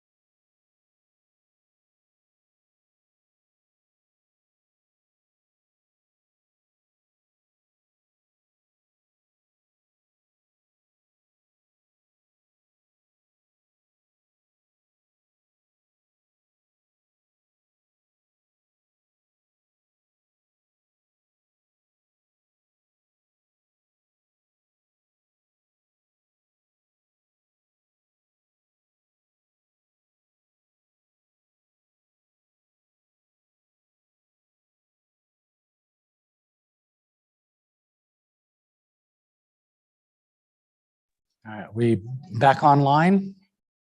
Okay, so if, all right, well, if they're still in the bathroom or out somewhere, then that's their own problem, right? And the folks that aren't here, well, they're just going to have to miss out on what I'm going to say, right? Although you're probably recording this, right, Aaron? So they can probably watch the repeat. All right. Hopefully, I have made a convincing case for the importance of language development, but I'm going to make the case a little bit further because I think it's very important to make sure that you understand the numbers that we're talking about here. How many kids, how much of a difference could anything that I have been saying actually make? I think I've tried to emphasize that, but we're going to do it a little bit more systematically. And I'm going to start with this particular study, not because it has anything at all to do with English learners, but simply because it has to do with language development. So this was a study by Betty Hart and Todd Risley where they followed children from birth to age 3, just 3 years.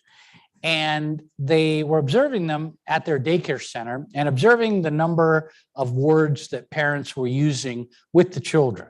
So they literally were counting words in an interesting way, something I actually had done similarly earlier, which I'm going to show you as well.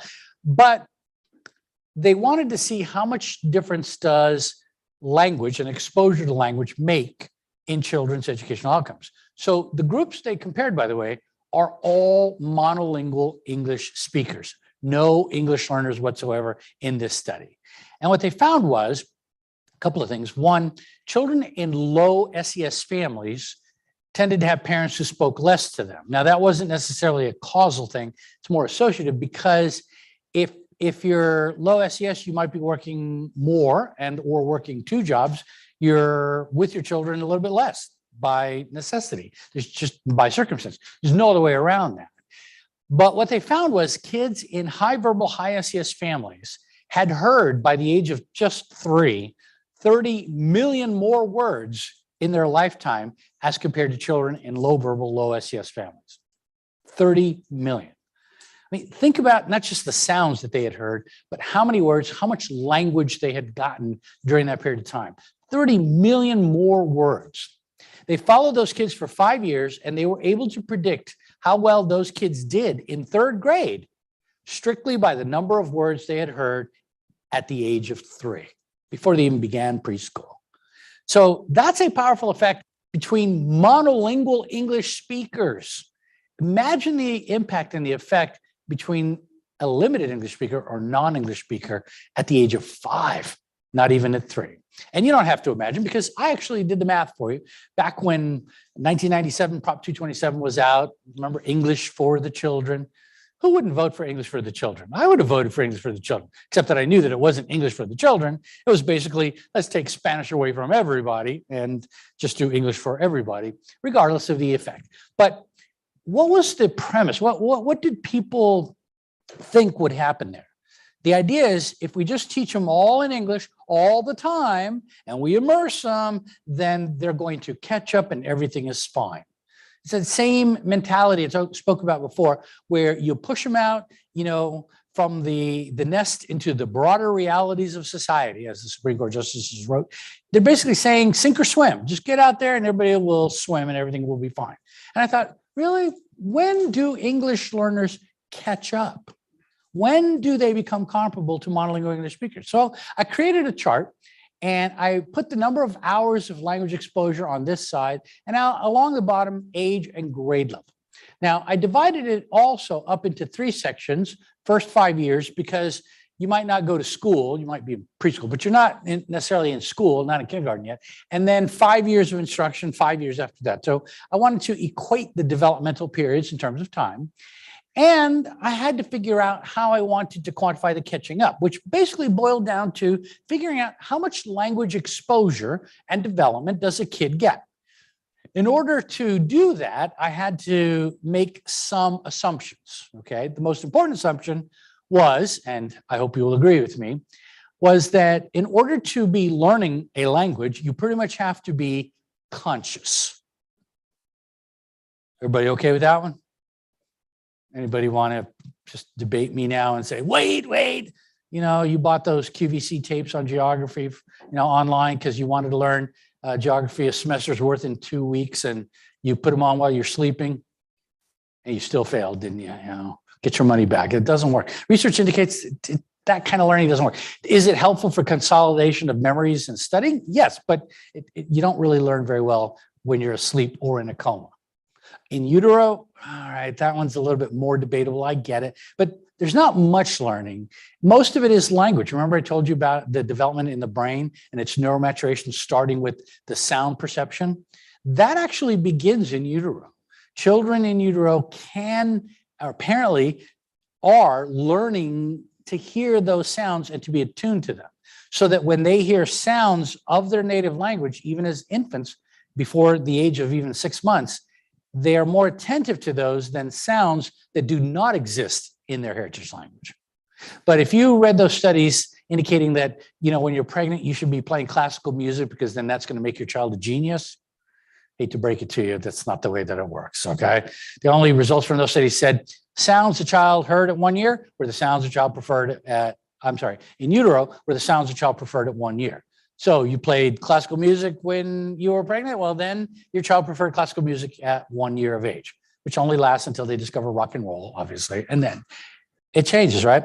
And besides, if you want to use that research to your advantage, my recommendation would be, if you're pregnant, your spouse, your partner's pregnant, whenever anybody with you or yourself are pregnant, what you want to do is yell and scream all the time, as loud as you possibly can the whole time, even in normal conversations, okay? Just yell, scream. That way, when your child is growing up and you say, go put your toys in your closet, all right? Your child's going to go, oh, Mom, I just love the way you say that. And they're just going to turn and go do it and not even know why. So we need to be awake. Think about it, okay? And that's all I needed to know. Since you need to be awake, that's when you can learn language. When you're not awake, you can't learn language. All I had to figure out was how many hours awake is the average child. So I did a little research and found out between this area, 1st grade to 5th grade, pediatricians and the National Sleep Council were saying those kids should be getting a minimum of 10 hours of sleep a night. And they said, when you get down to kindergarten or so, it should be closer to 11. Now that meant probably when you get down to, preschool down here, it might be even higher than that.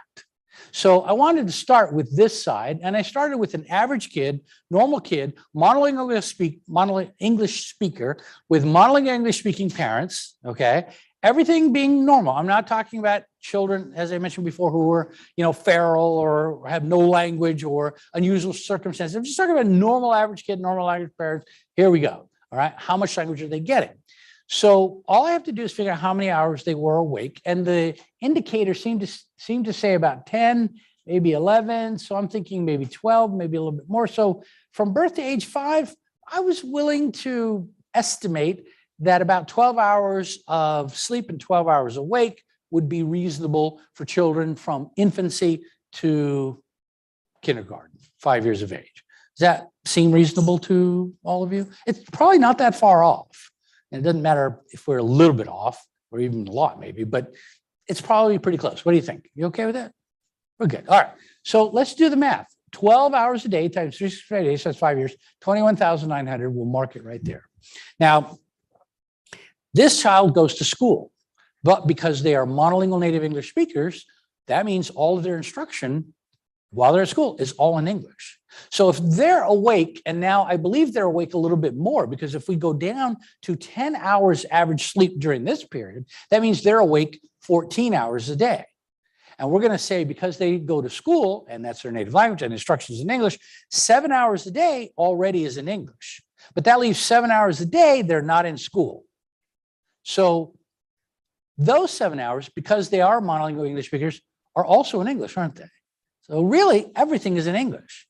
So the math becomes simple again, doesn't it? We just say 14 hours a day times 365 days a year times 5 years, 25,550, add that 2,900, 47,450, and it looks like that.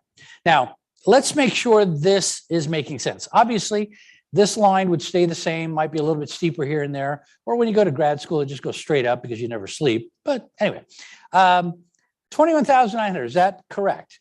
The average number of vocabulary words, expressive vocabulary words by a kindergarten student is around 2,000 to 2,200.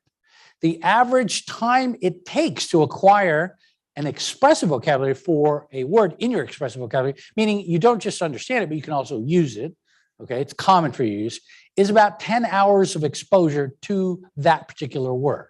So 10 divided by, or 21,900 divided by 10, that's 2,190. That's right on par. It seems to be pretty much accurate with respect to how language development is proceeding. Plus, when we get up here, we know that it takes how many years to get to CALP? Do you recall? 5 to 7 minimum. Some people say 7 to 10, but we'll say 5 to 7 minimum. We'll go with 5 at a minimum if it's that, and it requires schooling. So if we count off, that's 1, 2, 3, 4, 5. That means CALP should begin to emerge somewhere around 4th grade. Does that make sense? Well, 4th grade is upper elementary, where we have moved on from basic skills training, which ends around 3rd grade. So instead of learning to read anymore, now we are reading to learn. So it makes sense. So we're good. Okay. Now let's talk about an English learner. I am a good example. I've already used myself as an example, and I see no reason why we can't continue to do so. I was born in the United States. Okay. So how much English do you think I had during the first 5 years of my life? Because it's not all English. It's mostly in Spanish. But I don't want to say that I had 0. I could, and you wouldn't necessarily be wrong, really. It's possible I didn't have any. Okay, but maybe if we think of it more contemporaneously, more contemporary example, I have to figure out how to use that word properly. Anyway, if we think about a current example, kids today, I mean, they might get some English, although if they're watching TV these days, the parents might have Spanish language channels, so therefore they still might not be getting much English. So how much do you think an average typical kid like me, parents are pretty much Spanish speakers, growing up in a community somewhere, not going to preschool, let's not try to sort of confound it with that. How much English do you think would have been reasonable to expect a child to be exposed to? Now, 0 is reasonable, but let's not use 0 because I want to catch up and I don't want to be too conservative in the estimates. So could 1 hour a day be reasonable in terms of English exposure for a kid? Born in the US, parents, very limited. Maybe, yeah. Well, remember, my mom is Hispanic. I'm tied to her hip for the first 3 years. I never get outside the house because something is going to go wrong and I'm going to die from some disease. I was basically raised as a vampire for the first 3 years. So I didn't see sunshine until I was 4. But at some point, it's got to be some. So I don't think 1 is unreasonable. Now, what about 2? 2 hours a day. That's 2 out of 12. So that's 1/6, 16% of my day could have been in English. Remember, there's nobody at home who actually is attempting to speak to me and teach me English. My parents aren't doing that. My sister's only a year older. She's not doing that. She doesn't know any English either. So there's not a lot, but could 2 be reasonable? I think it could. I'm hesitant, but I think it could. All right. Yeah, I know, it could be. All right, what about 3 hours a day? Well, 3 hours a day is 25%, 1/4 of every single day that I was alive, I had English exposure. And I'm thinking, where? From whom? It's just, that becomes unreasonable. So really our only choice is 0, 1, and 2. And I didn't want to be too conservative by going to 0. And since I wanted not to be conservative at all, why don't we just go with 2, which is the most I think could reasonably and rationally be the amount of English that I had. Are we okay with 2? All right. Yeah. Even if it's an overestimate, maybe a slight overestimate, but it's not unreasonable. So let's do 2. Just happens to be the number I have here. I'm glad you all agree. So 2 times 365 times 5, 3650. So there's my English language exposure when I start kindergarten. And the argument goes frequently that if you give me English only at this point, remember, sink or swim, I will eventually catch up or I'll pass the LPAC. And then you can say, yeah, he's a modeling English speaker, just treat him that way.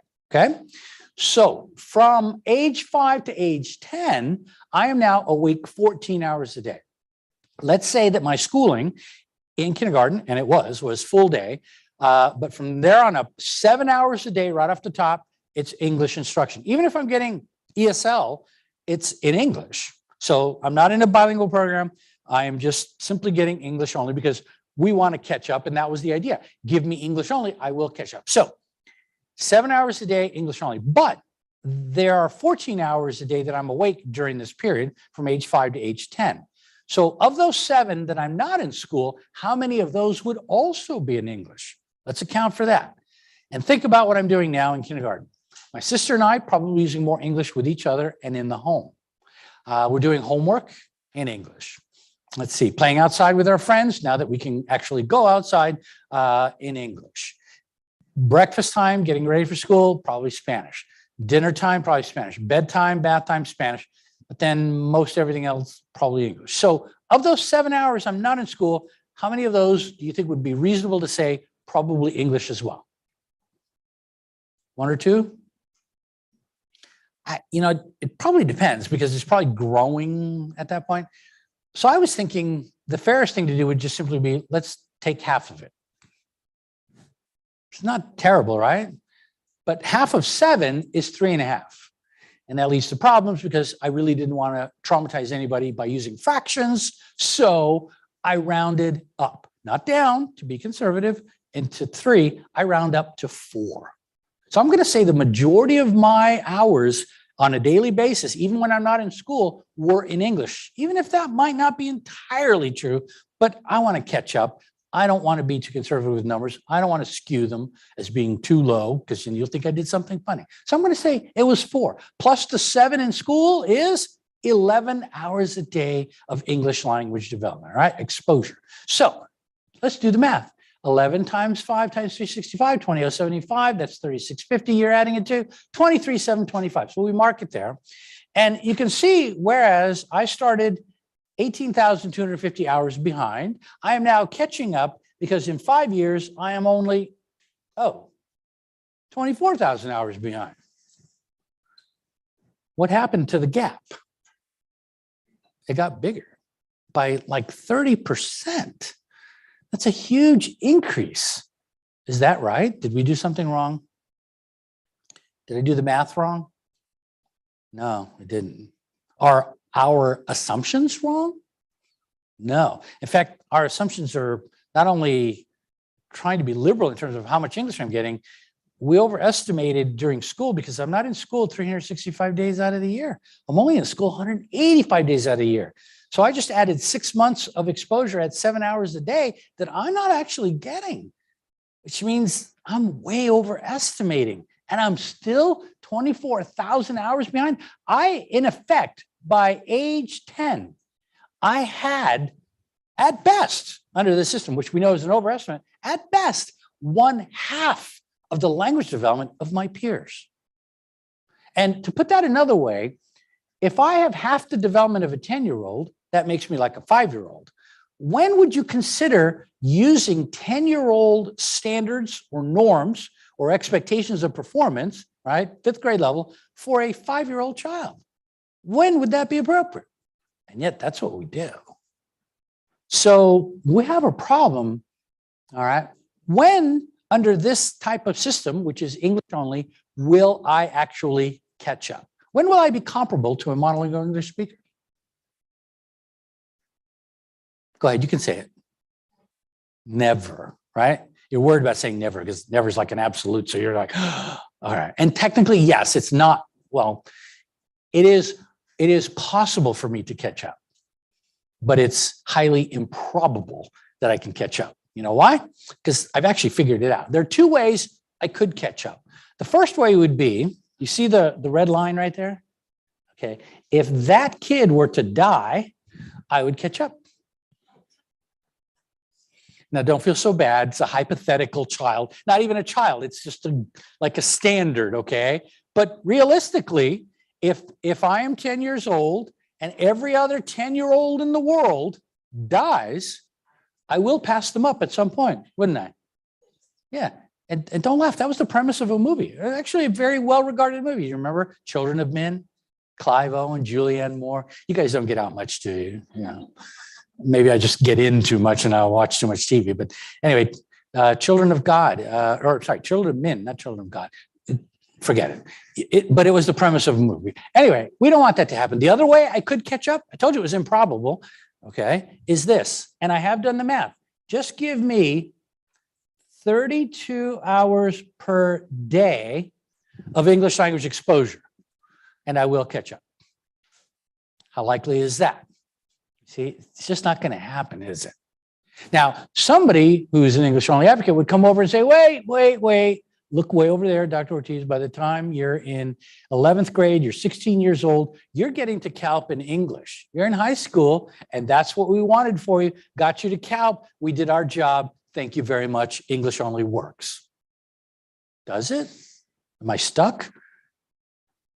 Not really, because think of the developmental implications. Yes, I have just recently gotten into beginning CALP while I'm in 11th grade, which means at that point, my actual ability, skills, and readiness for instruction are at a 4th grade level. And ask yourself, if you evaluate me with like the achievement test we've been talking about, and I'm reading at a 4th grade level, and I'm in 11th grade in high school, you won't have any qualms. That IEP team is not going to feel bad about saying that kid must have a disability. He's been in school for 11 years and he can only read at a 4th grade level with all the help we've given him. Think about it. That's a disability. You put the kid in special ed easy. When in fact, that's what would be expected. That's the beginning of the impact. It's profound. It's not a little bit. It's profound. And this is an average kid. Okay? Now, how do we fix it then? Everything that I've been telling you about development, all right, can be shown here as well. And I'll show you what I mean by that. The amount of development that occurs even at the first 2.5 to 3 years of life is so profound that if you ignore it, it has consequences. Imagine those consequences at 5 years worth of development. All right. And that's what happened to me when I started kindergarten. I had, all right, 3,650 hours of English. But how much total language did I have when I started kindergarten? Hint, hint, it's written up there for you. Total language, 21,900. I'm no different than anybody else, right? So if 3,650 were in English, how many were in Spanish? Just do the math. I've done it for you. 18,250. It's the same of that difference right there, right? That's how much Spanish I had. So what if instead of trying to, build upon this tiny little sliver of development down here, what if you built upon this, which is nearly as substantial as other kids of the same age in their own language? What if you built upon that with native language instruction in reading, writing, and math, all right? I get to CALP somewhere around 6th grade, not 11th. And at that point, I have grade level skills. They're in Spanish, but I have grade level skills, and all I have to do is transfer that into English. You might say, but wait, you're still only at a 4th grade level in terms of English. That is true. But remember, it is not my skill level. That's only my language development level, but I have the skills already. And using Cummings, you remember the dual iceberg model, the common underlying proficiency allows me to engage in the process of linguistic transfer. And in 1 to 2 years, I will be at grade level in English now because I never had my development interrupted. And if you want to see this in action, I can show you some additional evidence, and it's right here. Thomas and Collier did this study back in 1997, and then again, additional results in 2002, where they had groups of children, hundreds of thousands, not just like a few, go through their educational programs for 5 years, and they had overlapping cohorts so that they could figure out their average educational achievement as a group based on the type of program they were receiving, okay, from K through 12. And this is what they found. Children in two-way bilingual programs basically were below the curve, beginning in kindergarten, 1st, 2nd, 3rd, 4th, 5th. And it wasn't until about 6th grade right there that they began to get back to grade level. Remember, I told you, patience is virtue when it comes to dual language because the effect is not immediate. It's long-term. But they didn't stay at grade level in 6th grade. 7th grade, 8th grade, they were above it. By the time they got to 12th grade, they were at the 70th percentile rank. That's the number in the parentheses. The one outside the parentheses is the normal curve equivalent, but those are very difficult to interpret. They were invented by politicians anyway because they couldn't understand curvilinear relationships. So they just chopped the normal curve into 100 equal pieces and said, now we understand it. They don't understand it. So forget the NCE, go by the percentile rank. 20 percentile ranks higher. That's not only for English learners, by the way, it's for English speakers.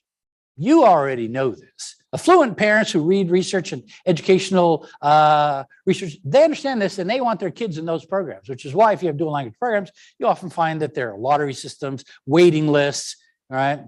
The parents know, and they want their kids in there. You want to have your child actually outperform the average kid, put them in a dual language program, and by and large, not everyone, but there's a good chance they'll probably do that.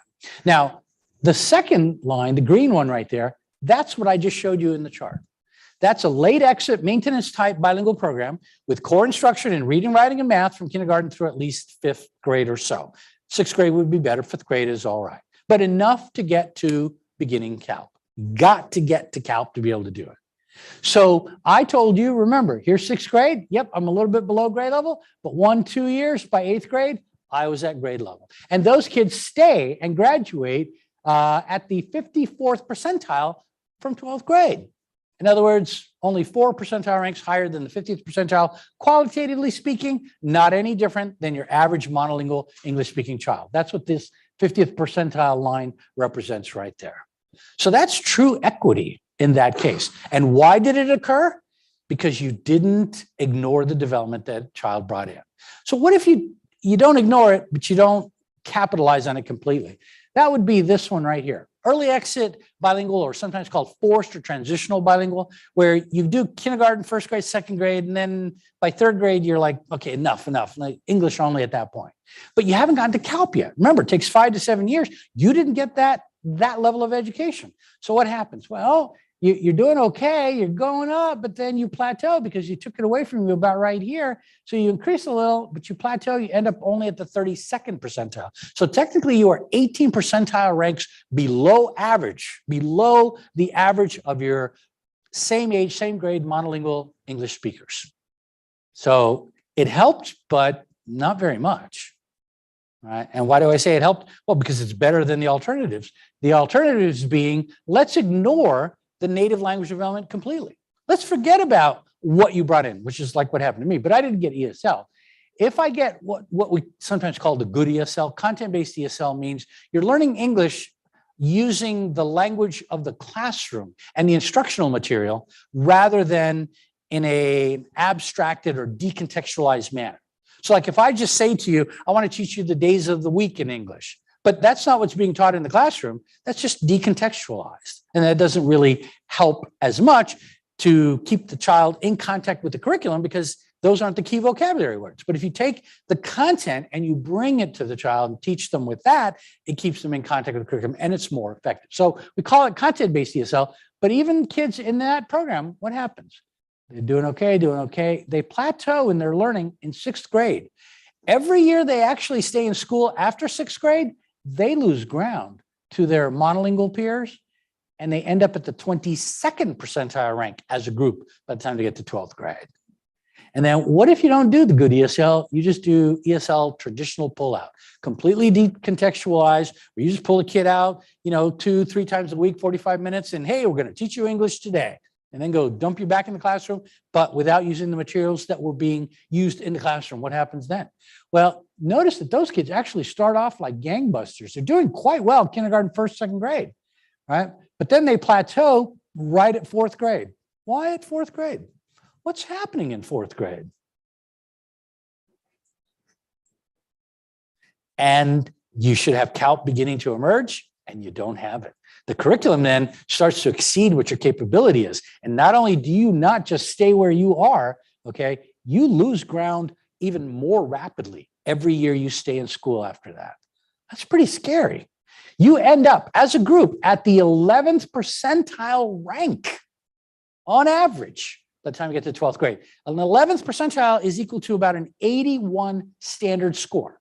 just to give you some perspective. You're not even within normal limits anymore. You're at the lowest end of the low average range, if you can call it that, but you're outside of normal limits. All right, that's pretty darn scary. So you have people who are English only will focus on this. When California passed 227, then they followed after a couple of years, people were saying, see, it's working. Because look, our third graders, they're doing really well. And they were doing really well. And then fourth grade came and fifth grade came. And then they shut up because then they weren't doing really well anymore. And after a while, people realized, so now we're down here in the toilet. Maybe we need to repeal 227 and do things differently because it wasn't going to work. Is it helpful to learn English that way? Is immersing people going to help them? Yes, it will, but it isn't the kind of language that the school expects. The school expects CALP development. If you're just getting them to BICS and dumping them off there, that's not going to help them succeed in school. It doesn't help. And it's a big problem. So we create what I call this closing window and this educational achievement gap based on the programs that we have chosen. And I want to make it clear that your school implements a particular program for your English learners that is a choice. You do understand that. Your school can implement a program if it has adequate support from the hierarchy, meaning all the way up to the superintendent. But if they have the support and the budget, they can implement any one of those types of programs that they want to. There's no restriction. Just because you don't have the numbers doesn't mean you can't do a dual language program. You can. It's not against the law. It is perfectly okay to do so. So whichever program has been chosen by your district to implement at any particular school, okay, the decision regarding how many children who are English learners will pass and how many will fail has already been made. It's out of your hands. It's already known. It's predictable. And remember, school boards who are making these decisions, who are hiring and firing the superintendent and the associate superintendents and so on, these are people. It's public. It's you. Nothing's stopping any one of you from being on that board. Not a darn thing. It's a choice. And so I get it. Sometimes it's difficult. I'm not saying it's easy. I'm not saying it's completely practical. I know there are more than one language. Like you can probably work some things in with Spanish because you got the numbers. But when it comes to any other language, it could be much more difficult. I get that. But still, the impact is what it is. And then they're often asking you to kind of pick up those pieces. And it's hard. You want to know how hard it is? All right. These two programs up at the top, they work because they are called simultaneous bilingual or sometimes additive bilingual programs because you didn't throw out the development in the first one. You added another language to it. These down here are called sequential bilingual programs, sometimes also subtractive bilingual. Why? Because you just ignored and dumped the development in the original language and replaced it with a new language in which the development had to proceed on its own because you weren't at the CALP level to be able to take advantage of it. So that's why these are much better and these are not. But it also means that you could be in any one of these programs, okay? Like this is the normal curve surrounding the 50th percentile. So the block line would indicate the average performance of monolingual native English speakers, okay? Now, the bilingual kids in two-way immersion programs, they are 20 percentile ranks above, so their distribution pulls kids up, which means that some of those kids are actually doing much better. But it also means that some kids in dual language programs still don't succeed. It's not a guarantee, okay? But if you have late exit bilingual, those two are so close that they're almost the same. But the moment you start ignoring the development or sufficiently ignoring it, you see the distribution comes lower. And now you're pulling kids away from the top, meaning you're having less and less that will succeed. And the same thing goes for content-based. The same thing goes for ESL pull-out traditional. So what I'm going to do is I'm going to take these curves and I'm going to turn them right side up and give you the numbers. So let's start with the dual language program. Their percentile rank is the 70th. So if I go from here and I map it to the 70th percentile right there, this is where their mean is. This is their distribution, okay? And so what happens is it takes these kids here. Let me go back here for a second. These kids in this shaded area here represents 14% of the curve. And those are the kids that are most likely to be referred for evaluation or brought to your attention that there may be some kind of problem. Now, why not the 2% of the kids on the other end? More than 2 standard deviation below the mean? Low incidence disabilities have probably already been identified. They don't need your involvement necessarily, and they've been, let's say, identified earlier, and we already know who they are. Kids who are 1 standard deviation plus or minus technically are within normal limits. If your academic standards are appropriate, developmentally appropriate, most of your kids are right in that range. Nobody's worried about them. They're making it. They're getting through school. Anything above that are your, talented kids who can survive in almost any environment, and they're doing fine. So it's this for 14% of the population that generally gets asked the question, are they there because they're a slow learner, low ability, they have a disability, they're an English learner? We don't know. And they might turn to you and say, you tell me, you're the expert, right? So if you have a dual language program, you actually reduce the kids in that range from 14 to 6%, which is this part right in there. And that's a really good way of illustrating the fact that children with mild disabilities, like mild LD, mild speech language impairments, will also benefit from learning 2 languages. We often think, well, if they're having trouble academically, we need to pull them out because it must be too difficult to learn 2 languages. No, it's not that difficult. If they have a learning problem, they have a learning problem. They have a learning problem whether you put them in or out of it. But you're taking away the benefit of the dual language if you pull them out. And that then will reinforce the fact that you took away the circumstances which actually would have helped the child.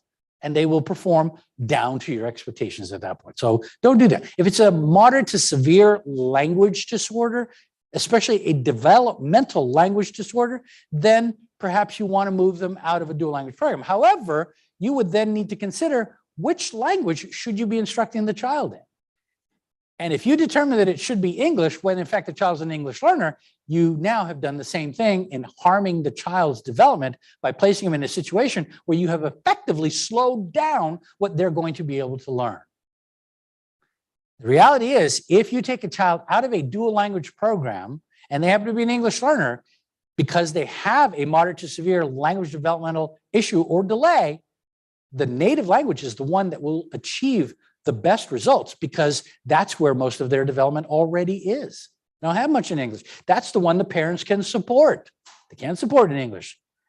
But then how do you deal with that? Because you're going to be teaching a child throughout their whole life in Spanish, but you could write the IEP. I think, with an IEP, if a child does have a disability, you have the flexibility to even say that all their instruction will be in the native language and they'll meet whatever standards are necessary in Spanish, put it in the IEP and let them go. Because you will increase their functionality that way. People don't understand that. Oh, did I just say something that scared the crap out of people? They're all like, how are we going to get that in an I know. I say it because it's the right thing to do, but I don't say it because I really truly expect you're going to be able to do it. You might want to fight for it, but think of the child. If you have a language delay, by definition, it means you're not learning as much as other kids. So if at kindergarten, you're supposed to know 2,000 words, but let's say you only know 400. So you've learned 1/5 of the number of words that you're supposed to know. That's really low, right? I think 3-year-olds are already at about 350 to 400. So you're really kind of delayed. Now, because of that, as kids are gaining more and more and more, you're not going to have as much. If you retain that same ratio, by the time you graduate from high school, you're looking at 16,000 words. So the average child with a language delay at the rate that I just said would have maybe 5,000 words or so, okay, under the best of circumstances. Now, that's if you continue with the development they brought in. If they have 400 words in their native language, but they have none in English, and you start at age 5, it took them 5 years to get those 400 words. And let's say you are as successful as the parents were, even though you're not doing it 24/7, but in 5 more years, you're able to get those 400 words. The child is now 10 years old at 400 words in English, whereas had you done it in the native language, they'd have been at 800 words. In other words, they would always be well ahead in their native language, which means they would be more functional. They'd be able to do more, understand more, comprehend more. They'd have a better quality of life. So realistically, if you're looking at what is the best interest of the child, the best interest is to just dispense with English and go with the native language. Now, can you get that through? That's up to you. If you need help though, let me know. You want, I can file a little amicus brief with your IEP committee and say, here's what you ought to do, right? reality, though, that is the exact issue that we're having, and that's what I brought up. These kids who've had short-term English learners that have been identified, they have bilingual assessment, and now they're in a situation where we're trying to find an instructional program that works for them when the demands are so much higher than what they can do, and ELD is no longer really working. So we don't have a Spanish special education program Or Farsi. or Farsi. Or Farsi or any other language And probably. that's where we get into it, right? Because there are Yep. some educational programs maybe in Spanish, but we're starting, there's so many others. Yeah. You can't do that. And again, I get it. I know that there are practical limitations in terms of what you can do when you're trying to provide the support and the services. So I understand. And I was talking with her earlier I think at the break or before lunch. You can't probably do everything for everybody, but you also can't say, okay, if we can't do it right for everyone, then let's not do it at all for anyone. Because then you think that there's some fairness in being wrong to everyone, and that makes it right. No, it doesn't. That just makes it more worse, if that's an expression. The key is you got to do what you can do. If you can do it for a kid in Spanish, then do it for the kid you can do it in Spanish. Work towards building the capacity for doing it with other kids, right? You got to do what you can do, because ultimately it's on an individual basis that your decisions will make the difference or not. So, yes. When you look at like language disorders, the idea of like pulling them from a bilingual program, it's not really supported by research, because there's a body of research that says that the extent to which you could learn language in your native language or is the same as which you could learn it in two. And so we see that with our kids with Down syndrome or intellectual disabilities. These kids are capable of becoming bilingual at the level to which they could become monolingual. Yeah. So you could give them English only or Spanish only, or you could put them in a bilingual program, because it's not going to actually set them back. They do have the capacity to learn those two languages. And I think they've done enough studies to support that those bilingual programs are still appropriate, even if you have, a moderate speech and language delay. Exactly. I can't say that enough, because I do hear it in a couple of places. I hear it with preschool screenings where kids are coming in and everybody thinks, well, they're so far behind in language, so let's just switch them right now into English. It's like, if it took them that much to get to here, you're just making them start from scratch again. So there's no reason why. And again, remember, the function of language is not modality for children, it's comprehension. And you're increasing their ability to communicate. And whether that's in one or two languages, shouldn't make a difference. It's important and it's valuable and it's helpful. It does not affect them. Like I said, severe impairments, I can understand and sympathize. But even your moderate and definitely your mild impaired kids, no reason to take them out. Leave them in, give them what they're getting, and they'll be fine. Now, here's the green line. Remember from the chart that I showed you, mine, 54th percentile is so close to the 50th percentile, I have to separate them there so you can see it. But what this means is that even though I can calculate a 3% difference between the two, these kids are succeeding and failing at the same rate as their average monolingual English-speaking peers. They're not doing better, but they're not doing worse either. So if you are at a school that has this type of program, okay, and you are cautious with your referrals, those kids will perform exactly like you want them to perform. They will look like they're fine. Everything's going well. No big deal. They get to CALP, they transfer to English. By 6th grade, they're at grade level, and then they stay that way all through their high school career. Okay? Not a problem. But the moment we start shortchanging the development, like in an early exit where we give them some, but we don't give them enough, that percentile rank now is on this side, 32nd, not the 50th, not 54th, not 70th. And so now they're 18 percentile ranks below. Look what happens to this range here. It gets expanded by all of this, and it doubles from 14 to 27%. So even in this type of program, what you have effectively done is you have increased the chances that the child will possibly be at risk for academic failure, and doubled the chances that they might be referred for comprehensive evaluation, disability identification. Twice as likely as compared to monolingual English speaker. And what if you don't do anything with the native language at all? All All right. In a content-based ESL program, they're going to be right here at the 22nd percentile. Okay. And that brings this curve to the left, so much so that now this range of 14 is adding this, adding this, adding this, and it goes from 14 to 41. If you are at a school and this is the kind of ESL program that your English learners are getting, what it means is that they are 3 times more likely to be at risk for academic failure, performing below grade level, and 3 times more likely to be referred for disability identification because of that performance. 3 times more likely. And that's not even the worst scenario. If we go to ESL pullout only, the average score is right here. It's already in the at-risk range. And you've taken that curve and moved it over so far that now it's not just those 14%, it's all of these kids, all of these kids, all those kids. It's gone from 14 to 60%. You have practically quadrupled the number of English learners who will be at risk for academic failure in your school. You have quadrupled the chances that any English learner in your school will be referred for evaluation, 4 times more likely to be referred for evaluation as compared to a comparably capable and able child who's a monolingual English speaker. Am I scaring you enough yet? Well, I got to scare you some more. Okay, I'll be happy to scare you some more because there are a bunch of other things that people don't look at. I mean, 60%, I hope, is scaring you. But what some people do sometimes is they look over on that side and they say, but 38% of the kids are doing well. They're succeeding, so we're not doing that bad. 4 out of 10 are making it, Dr. Ortiz. We must be doing something right.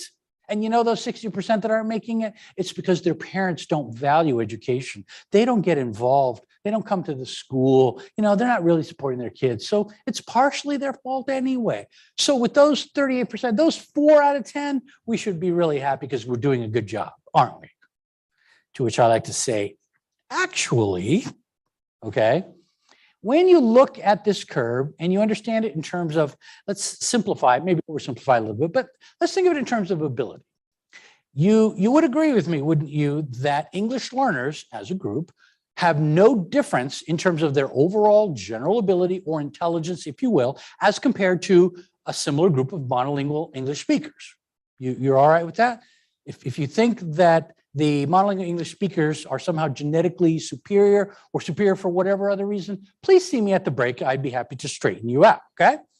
I'll bring my data, you bring yours, and we'll talk about it. Okay, if they are of equal ability, then it means the kids right at the mean of those 2 distributions would have the average amount of intelligence. And if we put that in terms of IQ, which I don't really like, but if we did, we would say those kids have IQs of 100, all right?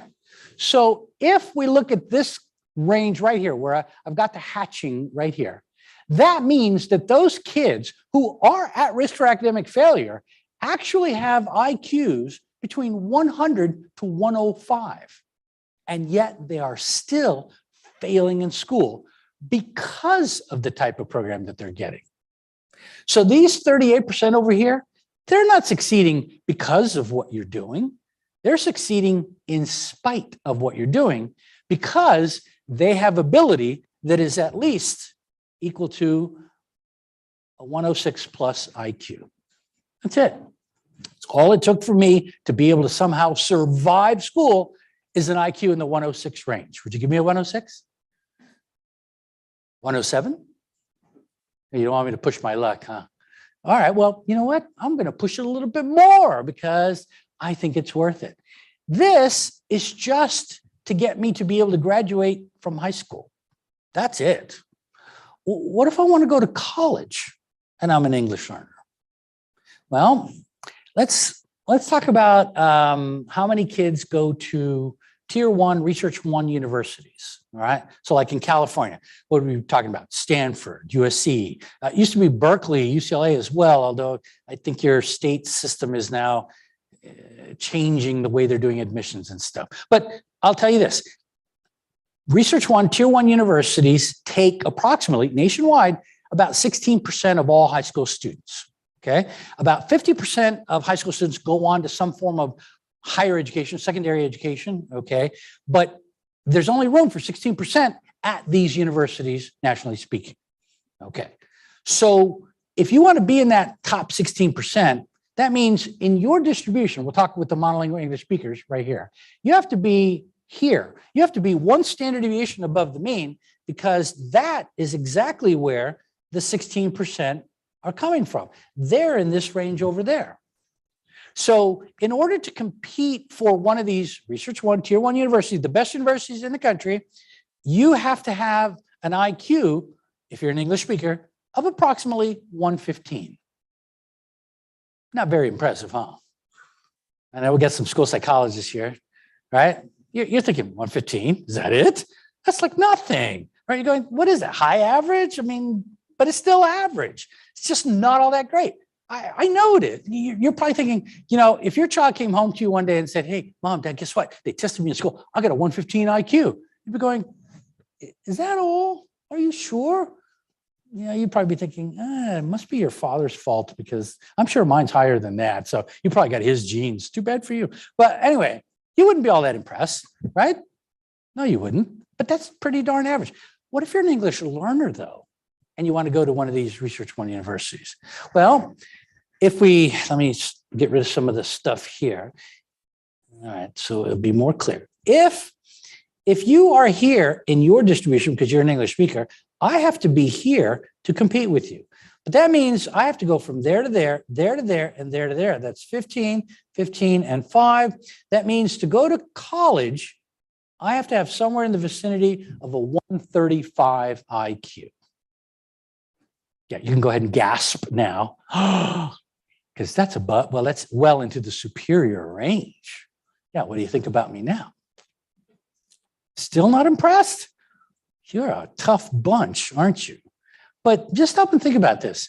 How many English learners will be in that range? At best, you can see the numbers. At best, we're talking probably, I don't know, 2 standard deviations above 2 out of 100? 2 out of 100. And what if you want to go to graduate school? Why stop at college? What if you want an advanced degree? You want to be a school psychologist. You want to get that master's. You want to get a PhD, PsyD. You want to be a doctor. Do you know how many people in the United States have a specialist degree, MS or higher? What percentage of the population? Do you know? You want to take a guess? Huh? 13%? What was the other one? How much? Less than 5%? 13%? Less than 5%? Do I hear more? Do I hear less? Yeah, it's about 3%. Yeah. Oh, you're going like, what? Yes, I know. Well, you're surprised, aren't you? Because you're thinking that makes us in this room, and those of you online as well, that makes you the intellectual elite of society. And as you look around, you're going, oh, that's pretty frightening, isn't it? They're like, you're it. Yes, you are the intellectual elite of society, but you are. You truly are. When we do it, we don't realize how many people have not done it. We just think it's kind of normal for us. And so it becomes like, well, just about everybody has a degree. It's not actually that way. So think about this. If you're in that 2 to 3%, that means you actually are here, somewhere in here in your ability, which puts you at 2 standard deviations above the mean, which puts you in the 130 IQ range. Now you know why you were disappointed when your child said 115. You were thinking, that's a full standard deviation below me, right? So you're like, oh, that must have been your spouse's problem. But that's how you got to graduate school, all right? That's how you made it. That's why you have the training that you do. You're one of the very, very, very few. But for me to compete with you at that level means that I needed to be here in my ability. So I have to go from there to there, there to there, there to there, and there. That's 15, 15, 15, and 5. That means in order to get to grad school and compete successfully with you, I have to have somewhere near a 150 IQ. What do you think about me now? And a lot of determination. And a lot of determination, yeah.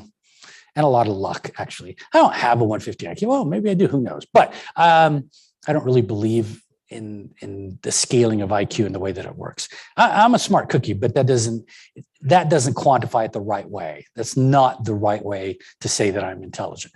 But the reality is this: there's just not that many children that will have that level of ability that they can overcome all of these obstacles that are being placed in their way.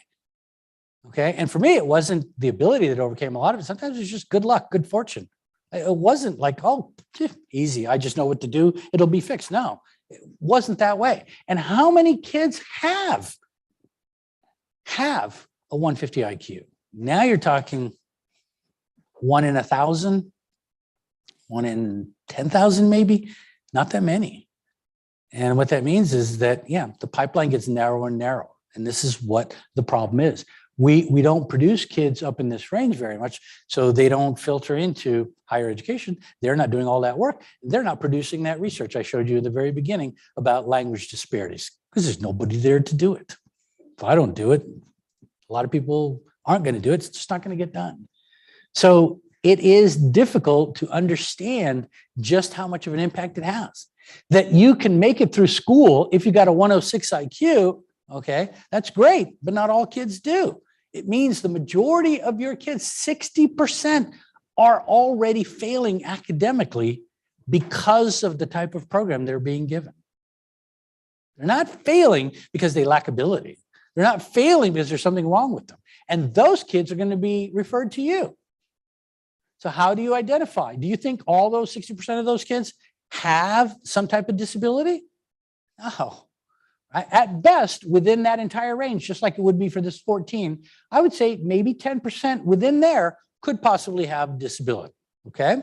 And they're selectively referred, I get it. So you've kind of narrowed it down and increased the chances that you're probably on the right track. But with your English learners, 60% might have a disability, 10% might have, are suspected, 10% might, that means 50% of that group, well, that's the wrong percentage, right? Well, I would say 50% of your English learners who are failing in school do not likely have a disability. 5 out of the, if I do this correctly, 5 out of the 6 kids that you are evaluating very likely don't have a disability. Is that your experience? Are you saying in 5 out of 6 cases that you evaluate, no disability? You're basically saying there's disability in 1 out of 6, maybe 1 out of 5, if I'm not doing the math correctly. Yeah? No. I bet your identification rate is probably close to 90, 95%. Why? Because of the pressure, you'll see. And how do we fix it? What do we do about it? We, again, begin by recognizing what we've asked them to do and why it is so easy for them to be failing. It is our perspective where we look at them and we say, they've been in school for so long, they should have done better. Why aren't they doing better? The reality is they're doing the best they can. And remember, everything that I showed you was for an average speaking kid. What if you're just a little bit below the average? I mean, what's wrong with having an 88 IQ? There's nothing wrong with that. But imagine how much you have to do to try to just succeed in school. You're already going to be below the curve. Nothing wrong with your ability. So in case you don't believe that this idea of catching up is just completely wrong and false, I'll show you Claude Goldenberg's work here. He's a professor up at Stanford University in education. And he showed back in 2008, he was talking about in American Educator, that 4th grade ELLs were behind in reading and math. And then they were even further behind when it came to 8th grade. So it's hard to see the numbers there, but I did my own analysis with NAEP data, and it looks exactly like what he was talking about. In 2004, 31 points behind in reading, 41 by 8th grade, 42 by 12th grade. Well, then 4 years later, after the implementation of No Child Left Untested, No Child Left Behind, sorry, all right. No Child Left Behind, yeah. Did it improve? Well, 30 points in grade 4, 45 in grade 8, and then 52 in grade 12. Are kids catching up? No. The data aren't just my data or my analyses. It's everybody else's. It's Thompson Collier. It's Claude Goldenberg's. It's NAEP data. Kids can't catch up because we start them behind. The only way for them to ever catch up is if everybody stops to wait for them. And that's not going to happen. It's no different than a race. You have 5 laps when you start the race on me. How am I ever going to catch up if I start that race after you finish your 5th lap? You got to wait for me, or you got to slow down enough that I can then catch up. That's not going to happen either. I mean, some kids might slow down, but not everybody's going to. And I will only catch up if I can go faster than average anyway. So that means I have to be a super learner. I have to have great ability in order to try and just get to average. It's unfair. And when I don't, this is what you see. This is what you deal with daily. This is what teachers will tell you. The achievement is low. They've got behavioral problems. There's oral language delays, reading difficulties, learning difficulties, social emotional difficulties, right? Written language problems, low attention span, unable to understand or follow directions. And again, these last 2, if I don't comprehend what you're saying to me, well, I'm going to look that way, aren't I? When the teacher said stand up and I didn't stand up, do you think the teacher thought, oh, pobrecito, he doesn't understand? No, she's thinking, what the heck is wrong with him? How come he didn't stand up? And then she sees me slowly. She's thinking, oh, smart ass, taking his good time, right? My teacher could, I don't think she did, but she could have looked at me like, oh my God, right? And disliked me immediately. And these are the things we're referring kids for, when in fact, they are the typical, expected, clear manifestations of the type of educational programming that they're receiving. It is a function of what we're doing to them. And when they display it, then somehow we say must be evidence of a disability, right? No, we have to, again, start thinking, gee, it's more likely a language difference and less likely an actual disorder. I have to really get away from them. Do we put them in special ed and just deal with it like that? I mean, that's the easiest way, right? We'll just write them a nice IEP, send them on their way. And how many times have you heard special education described as extra help? They're going to get extra help. Oh, isn't that nice? My parents would have signed anything you put in front of them, especially if you said, your child's going to get extra help. They just said, where do I sign? Give them extra help. They trust you. They believe you were educated so much more than they were. They would never question your judgment, ever. If you told them, I'm sorry, but your son actually needs to be learning in Japanese, all right? They would have said, okay. They wouldn't have understood why. They wouldn't have cared why, but if you said it needed to happen, they'll sign it. Doesn't matter, all right? And yet the outcomes aren't necessarily good, are they?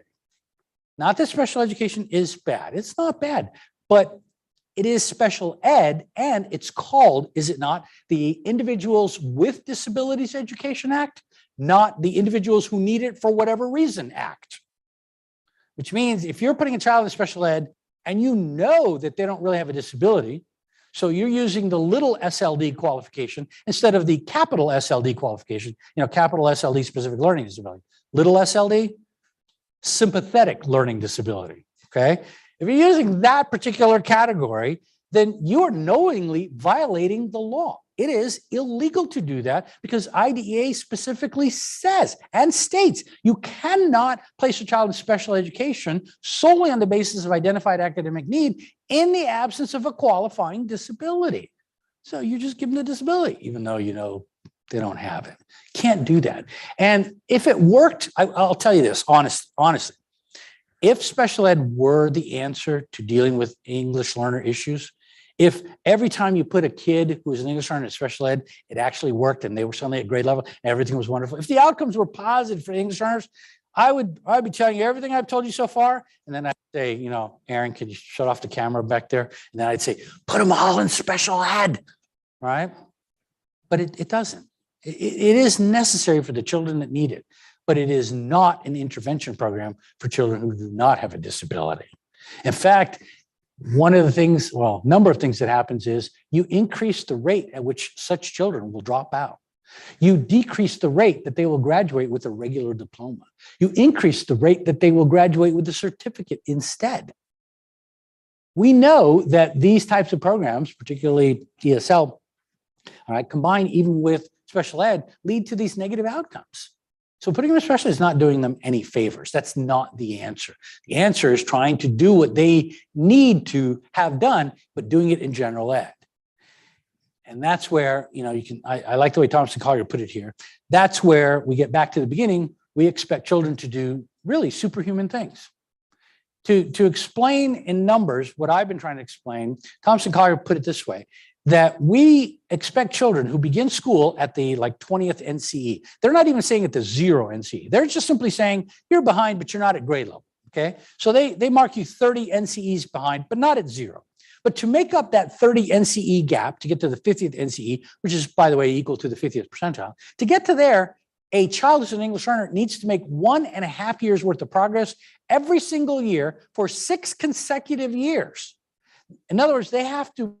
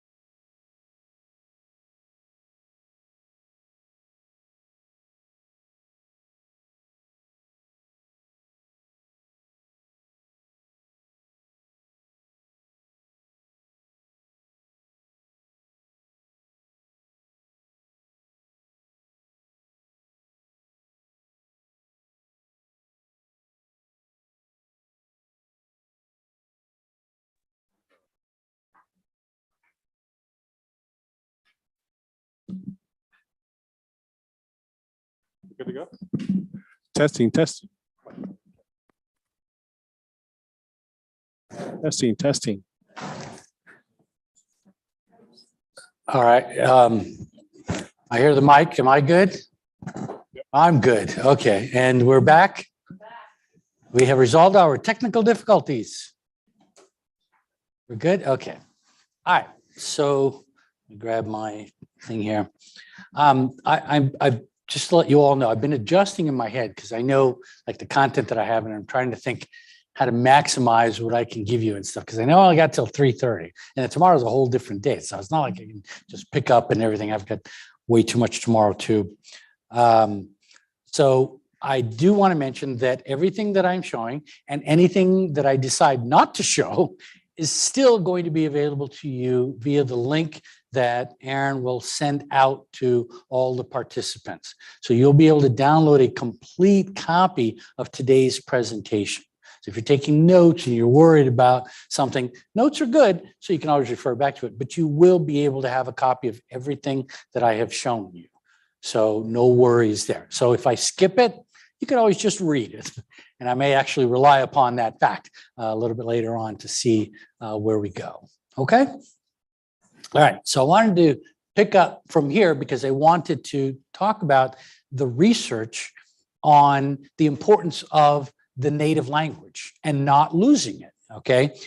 People don't often realize like the meaning of these kinds of things. Like here's a quote from one of the 5 meta-analyses, and it says, teaching students to read in their first language, i.e. through bilingual education, promotes higher levels of reading achievement in English, which sounds like oh, that's an error. You mean teaching kids to read in English promotes higher levels of reading achievement in English? No, it's not. It's teaching children to read in their first language. So if you came in today before you were sitting down, before everything I've talked about, you would think, okay, there's something going on there, but would you know why that is the case? Now you know why that's the case. I've given you the mechanism that explains why teaching in the native language produces superior reading and educational outcomes, okay, as opposed to instruction only in English. And it's because you didn't throw away their development. If you never let a child get behind in the first place, they don't have to catch up. They're already there. That's really the key, okay? Here's another one. Bilingual education produced superior reading outcomes in English compared with English immersion. Well, of course it did, because once again, we're not throwing away the development that children bring in, we're building upon it. And when you build upon it, they do better. This is a summary of 5 meta-analyses. There are now actually 6 meta-analyses on teaching English learners. Every single one of the meta-analyses has come to the exact same conclusion that you see here, that teaching children in their native language, either first or alongside of English, produces superior educational outcomes compared to teaching them in English only. There is no debate. There's no controversy. There's no other data that suggests this is untrue. It is not a debatable proposition whatsoever. The research is so strong that it exceeds that you usually find in other areas. Because when you do a meta-analysis in psychology in particular, a meta-analysis on any topic area, okay, that meta-analysis will never agree with somebody else's meta-analysis. That just doesn't happen. And yet when it comes to teaching kids in their native language, it's always the same. It produces better outcomes. Why? It's not some magic. It's you never neglected the development to begin with. So I'm thinking it's really important that we understand that, because we're making decisions in the schools based on what we think is best. But if what we think is best is not best, then we need to rethink what we're providing. And maybe that gets back at, we were talking about convincing your districts to allow you to do, language-based IEPs in another language and so on. It's what's best for the child. It will be the most effective programming. And you can see, again, why I have kind of titled this Square Pegs and Round Holes. You have to do what you can do, and I do get that. But the system is not set up to deal with children who are not monolingual. It's not. It looks like it is. There are regulations to govern what you do. There are policies in place, but there really isn't a structure and a system that effectively handles how to provide the best instruction for each child, particularly those children who are not monolingual native English speakers. But make no mistake, we know that teaching in children in an ESL program is not as effective as teaching children through a bilingual program. There's no debate about that. In fact, I mentioned that the research on this is so strong that I think we should do something about it. You remember, you don't remember because I'm probably older than all of you, but in the mid-60s, Congress called the CEOs of the tobacco companies in for these hearings. And it was on TV. And they lined them all up. And they were asking them questions about the relationship between health issues and smoking. Now, what do you think the CEOs of the tobacco industry were saying? They'd be asking a question like, do you think nicotine is addictive? Oh, no, not at all, right? Turns out nicotine is probably one of the most addictive substances on earth. They would say, you know, do you think that there's a link between smoking and poor health, like, you know, emphysema or something? Oh, no. You see, we have our own doctors right here whose research we've paid for. It's right here. And they say there's no link, right? And so they fought it. But Congress had enough information at that time, enough data, enough research, enough findings, enough empirical evidence to say, you know what, we think there is, and you need to do something about it. You know what they did? They mandated that tobacco manufacturers place a Surgeon General's warning label on the side of a pack of cigarettes.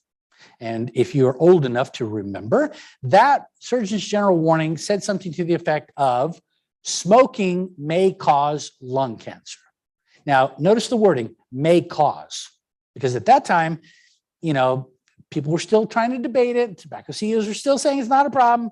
You know, there was a lot of evidence, but they hedged and they said smoking may cause. If you're still a smoker, or you are a smoker now, and you weren't even born then, but if you are, look at the side of a pack of cigarettes now, look at that Surgeon General warning. There's actually a couple different ones, but the current one in general says smoking causes lung cancer, comma, heart disease, comma, and emphysema, comma, and may complicate pregnancy.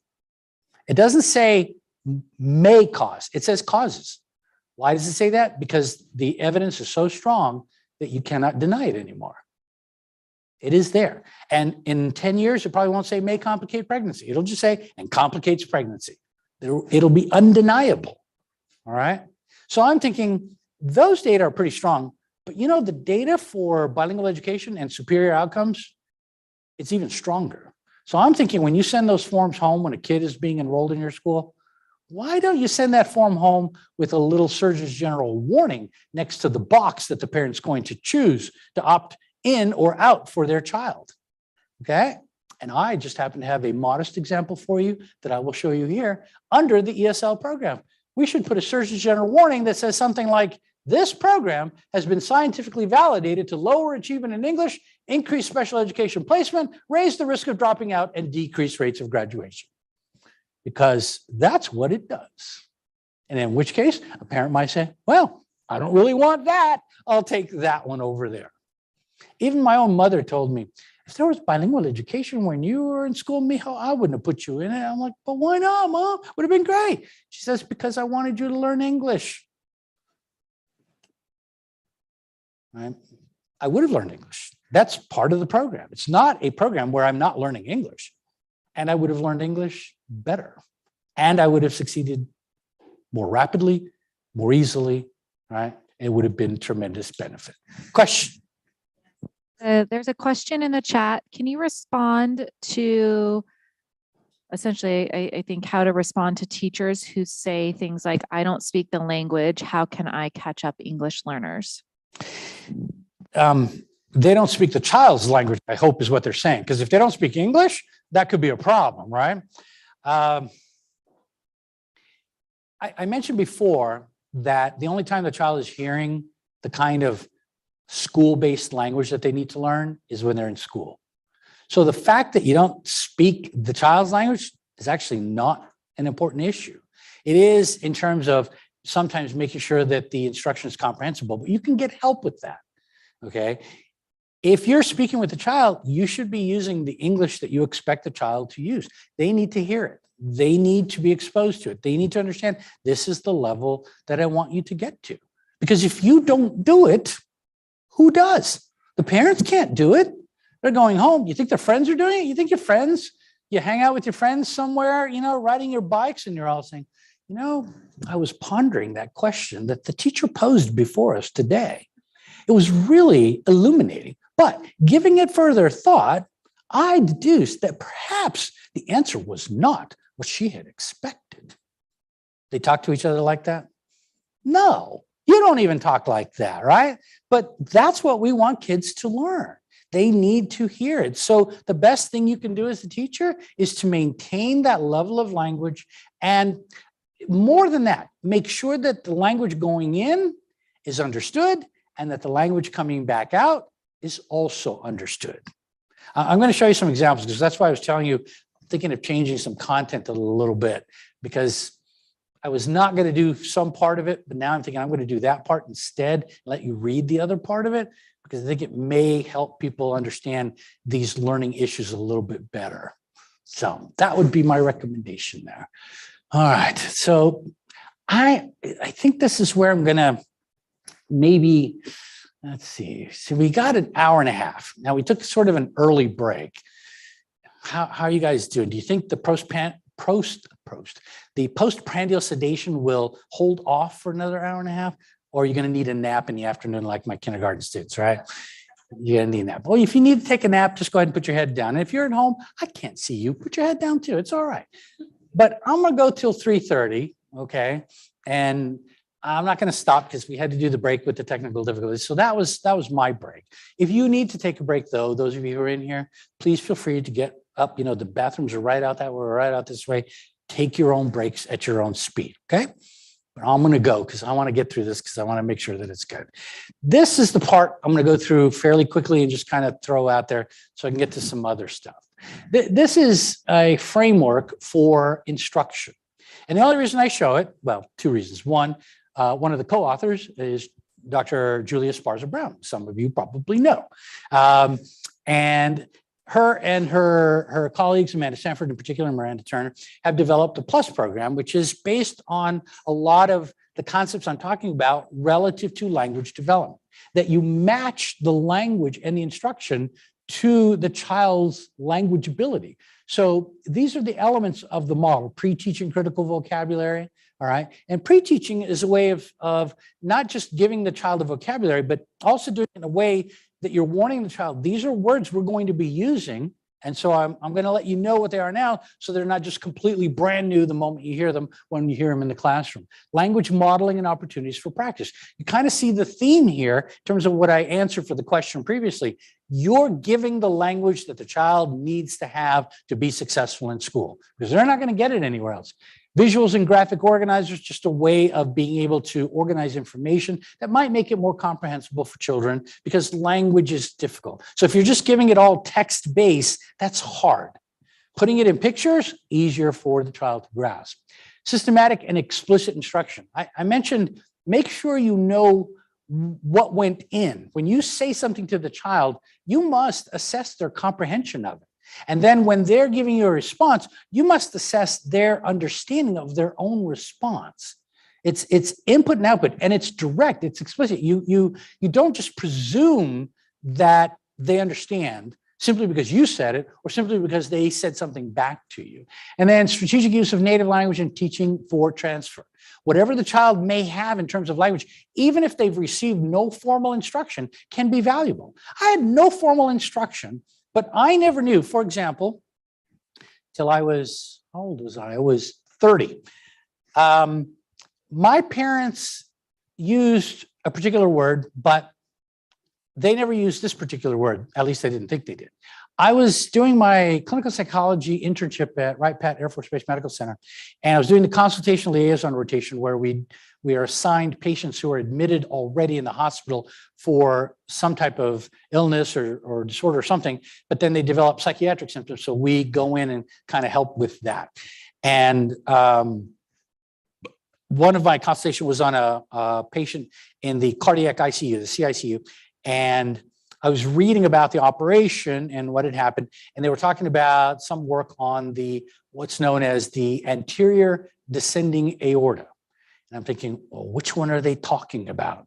Because I'm like anterior, superior, the inferior. It's like it was all Greek to me. Okay, that was a joke because that's actually Latin, but I thought that was pretty good, right? Because if I said it's all Latin to me, it just doesn't. It's all Greek to me. Never mind. Okay, so anyway. That was the first time I thought to myself, how am I ever going to figure this out? And for some reason, I'm not sure why or when or how and why at that particular moment, but I was 30 years old already, okay? I was basically wrapping up my internship and then would do my dissertation to finish my PhD. 30 years old. And I thought to myself, anterior. Does that mean the front, the back, up, side, left, right, bilateral? I don't know. And suddenly I looked at the word. And you know how to spell anterior, right? So I'll spell it for you right here. A-N-T-E-R-I-O-R, anterior, right? Well, I looked at it and I thought to myself, I wonder if that has any relationship to the word anterior, right? Which is a word I knew in Spanish. Now, how did I know that one? Because my parents use that all the time. Anterior, it means in front of. So it's like, before. I get that. Right? And I'm thinking, no, right? Because how do you spell anterior? A-N-T-E-R-I-O-R.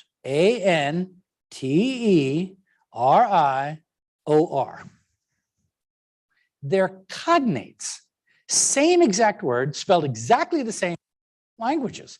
And it is the same word. It means the same thing, in front of or before. Why didn't anybody ever tell me this? Right? I'd already taken the GREs, for Pete's sake. Come on. I would have learned, I knew all these Latin words that I didn't even know that I knew. And then suddenly, it was right after this, I learned how to read prescriptions. It was like suddenly the world opened up to me, at least the world of medicine, because that's the only reason you don't understand the way that physicians write. They write in Latin and then they abbreviate the Latin. But once you figure that out and now you know Spanish, so easy. Think of like eyes. Anybody you take eye drops? All right. Left eye, right eye. Do you know how they do the designation for that? O-D-O-S. But which one is which? Oh, come on. What does O stand for? Ojo. Well, that's an easy one, right? Ojo means eye in Spanish. Okay. Even if it doesn't, it still means eye, and it's correct. But D and S, where does that come from? I'm thinking O-D, ojo derecha. Right, derecho, right eye. That's actually correct. OD is right eye, but OS, ojo izquierda, that should be OI. Where the heck are they getting the S? You know where the S comes from? They use the Latin for that, but the Latin for left isn't izquierda. The Latin for left is sinistre. Sinistre is the root of the word sinister, which comes from meaning evil or the bad side, which is the left hand of God, not the right hand, but the left hand. So now you know that. Oh my God, it was so easy. I learned it. Why didn't anybody ever connect that for me when I was in school? Do you know how much of a help it would have been? That's basically the model here. And so here's examples of how it works. I don't need to go through the examples. You can read all of this. And you see how it aligns to the language development. No BICS, early BICS, intermediate BICS, advanced BICS, early CALP. It gives you an understanding of how the instruction can be modified for the child. How you can take that, round hole and chip it off and make it a little bit more square to allow the child to be able to gain from it. It's what must be done. All right. So the idea is we have, of all of the things that we are doing, we have only one of the developmental processes in our control. Can you control the language that a child brings in to school? No, you can't. Can you control the aging, neuromaturational, and physical development of a child? Can you alter that? No, you can't. What about the academic development and the curriculum? Can you change what can be taught at what age, when, and to whom? Can you match the curriculum to what a child might need? Yeah, you can. That's the only developmental process under which you have any real direct control. And so that's what needs to happen. All right. We are dealing with children whose acculturative learning, whose language development is different than what is expected. And because it's different, it means that we have to understand how that affects them. And we can't use a cookie cutter approach and say, well, we're going to put them into the same standards in the same system with the same expectations, the same type of instruction, the same everything, when in fact their development and their experience doesn't match it. It just doesn't work. English learners will always be English learners. They will never be monolingual English speakers. We do a great disservice when we say they've passed the LPAC, no more ESL services, because we're treating them as if they are and always were monolingual English speakers, and they are not. But we do that. So what are we going to do? That's what I've been telling you. You have to say, okay, I can control the curriculum. And yet it's sometimes the one thing we want to keep sacrosanct. We don't want to change it. And yet it is what must change. Okay, you saw the gentleman I mentioned before, Kimana and Anga Maruge. Education follows maturation. If you're 85 years old, you've never learned to read, where are you going to start? With a college textbook? No, you go get the primer. We start at the beginning. That's what needs to happen. Now, does that square with the pressure you feel? Probably not. I get it. I've been to some places where it is illegal for teachers to have any material in the classroom that is not at grade level. So they can't go get a book that a child might need that might be more helpful to them because it's not grade level and they can't have it in the classroom. Well, okay, I get it. It's stupid, but I get it. All right. You have to be aware the only time anything is ever going to work is when you allow the instruction, the intervention, the assessment to be at the level of the child. Because otherwise, you're having expectations that will never be met. You're essentially testing a 5-year-old, but expecting them to perform like a 10 or a 15-year-old. Once in a while, once in a blue moon, maybe that happens, but routinely that's not going to happen. And then you're going to penalize the child for not doing it. When in fact, the only thing inappropriate is the use of the standard that you've been using. Now, that continues on from here. And I want to show you this because I know I didn't show this before, but this is now the updated comprehensive framework in NASP's Best Practices 7, which has not yet been published, but it will look like this. So if you're planning on using this because you wanted to teach this, this one, just be cautious with because it's not officially published yet. I don't know if NASP would get mad at me because I'm kind of showing it to you, but I don't really care because I think it's important that you see it. But please understand, this is not in publication yet, but it's in press. Anyway, the old best practice framework was like 10 steps. And I developed that one back in 2002. I've actually been writing best practice chapter for volume 4, volume 5, volume 6, and now volume 7, spanning over 20 years. And I collapsed them. I finally said, you know what? We just got to put it in step 1, step 2, step 3, step 4. Step 1 and 2 is what we're talking about today. This is pre-referral. This is what you're doing in the pre-referral process. Steps 3 and 4 is tomorrow. This is the evaluation. And I show you this because I want you to understand they all really go together. Being here tomorrow and just dealing with evaluation doesn't mean that you know everything you need to do or understanding why you're doing the things that you're doing and why they're important. And understanding what happens today is fundamental, right, to an understanding as to why a comprehensive evaluation isn't necessarily going to uncover anything that you don't already know. And you don't want to be doing, do you? You don't want to be doing evaluations that are a waste of your time, unless, of course, you have all the time in the world to do them. You get, wait, California gives you 50 days, is what I recall. Did they up that to 60 now? 50, 60? So you do one evaluation every, well, one every 60 years. So you only do 3 evaluations a year, right? Oh, no, you do more than that? More than 3? Okay, again, I'm being sarcastic and facetious. But what that means is you need to be quick about it. You need to be practical. You need to do things well and fast. And just because you evaluate a kid doesn't solve the kid's learning problems. The only purpose is to determine, is the learning problem relative to a disability or relative to simple cultural linguistic difference? But ask yourself this, does it matter? Regardless what the difference is, you still got to do something. The kid's not learning. So whether you say it's going to happen in general ed or you say it's going to happen in special ed, doesn't make any difference. You're going to write one into an IEP, but you're going to go back and say the kid needs this. If there's no disability, they still need what they need in general education. So they're connected. And that's why I'm kind of showing you this. Tomorrow, we'll talk about, step 3 in particular and step 4. But today we're really on 1 and 2. And I had this kind of information about determining expected baseline function. This is why I'm thinking I'm going to let this speak for itself, because it kind of detail it for you and let you guys deal with it without really going into things too much. All right. I think it's fine. Basically, what's happening here is in the first step, you just need to know what can the child do? Where are they starting from when they enter school or when they come to your attention?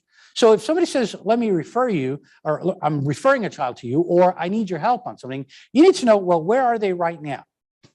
And then what? Well, what's going to happen at that point is once you determine what they can do, what they're having difficulty with, where they are, you're actually then going to move on to, well, how do we know that there's something wrong with it? And you've got to be careful with the questions you ask. If you're asking the question, does the child, what is the level of the child's learning needs? What is the child's instructional level? How far are they behind academically? Those are all instructional intervention kinds of questions. That's great. Then the standard you'll apply is the standard that is grade level. Nothing wrong with that. But the moment you start entertaining notions of why is the child performing so poorly? What is the cause of the poor performance that we're observing? The moment you start thinking it is potentially a disability, that's a diagnostic question, and you can't use the standard you've been using. So actually, I have this, and I'm going to go through it because I think this is actually right on for what you guys need. I need to impress upon you just how much learning is affected. I've quantified it in terms of how many hours you're behind and whatever. But sometimes you got to step outside your cultural point of view and see what's happening with children that are growing up under circumstances that are not what you think. All right. And I'm going to start here with what I often call the bilingual bicultural experience. Okay. It's kind of like what happened to me, but not completely. So let's go through this and see what it's like, because there's so much to learn. You just have no idea how much it can get convoluted and so on. So these two things that I'll talk to you about here represent acculturative knowledge. Now, I'll start with Old Bay. Old Bay, not as popular out here in California as it is in the East Coast. How many of you know Old Bay or have used Old Bay? So not all of you, but a lot of you, right? Some of you are like, oh, I never heard that stuff. Well, don't feel bad. I'd never heard about it either. I was 48 years old. I was doing a workshop up in LA, and the rep from AGS used to publish to KBC before I got bought by Pearson now. Anyway, she wanted to take us out for lunch, and she invited me along with Cecil Rouse. You guys probably know Cecil Rouse. School psychs know who Cecil Rouse is. He's this big guy. He's like really worldly, very cultured, civilized. He's a gourmet chef. He was like a baseball pitcher. He's a really interesting guy. Anyway, and he's author of the Basque, the Reynolds Intellectual Ability Scales. So you guys know who he is. Anyway, he says, great seafood restaurant in Manhattan Beach we can go to. So we go. As we're walking in and they're taking us to the table, he says, and I hear him say this, he says, boy, it's been a long time since I sat down at a table that had Old Bay on it. Now, I was 48 years old at that time. And I'm thinking to myself, what the heck did he just say? Because I don't know what he's talking about. What do you mean Old Bay? What is that? And why would it be on the table? And why is that unusual to begin with? So I sit down and I've got my menu in hand, and I'm kind of trying to stealthily figure out what the heck is he talking about? And so I'm like peeking around my menu, a little bit like looking at the table.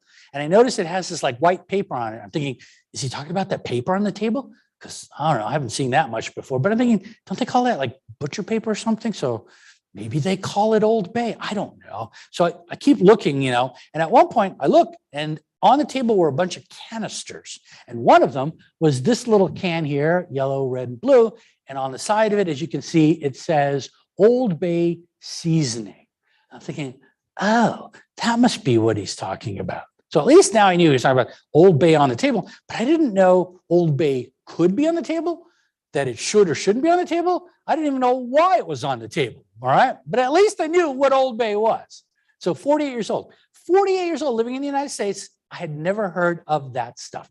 And this may be your experience today. First time you've ever heard of Old Bay, and now you know how old you were too, right? Okay. But one exposure like that is not enough.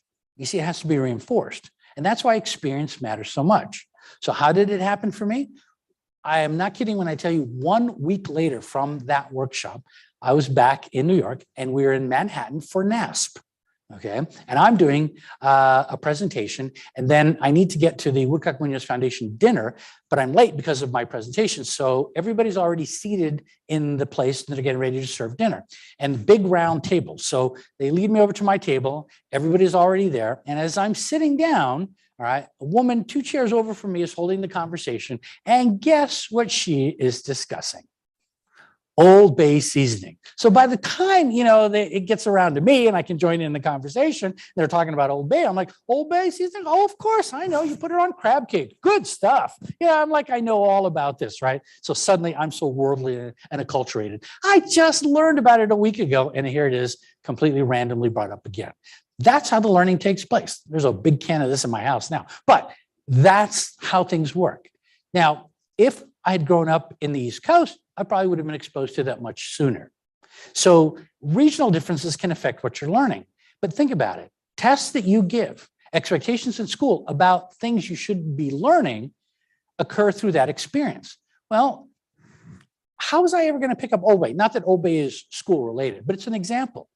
On the other hand, think about this. If Cecil had sat down and said, been a long time since I'd sat down on a table that had adobo on it, I'd have known exactly what he was talking about. It would have been a completely different experience, but that was not a part of it. And then the other one, Michigan. Okay, so what the heck does Michigan have to do with anything? Once again, this is kind of a regional variation, but shows you how learning takes place.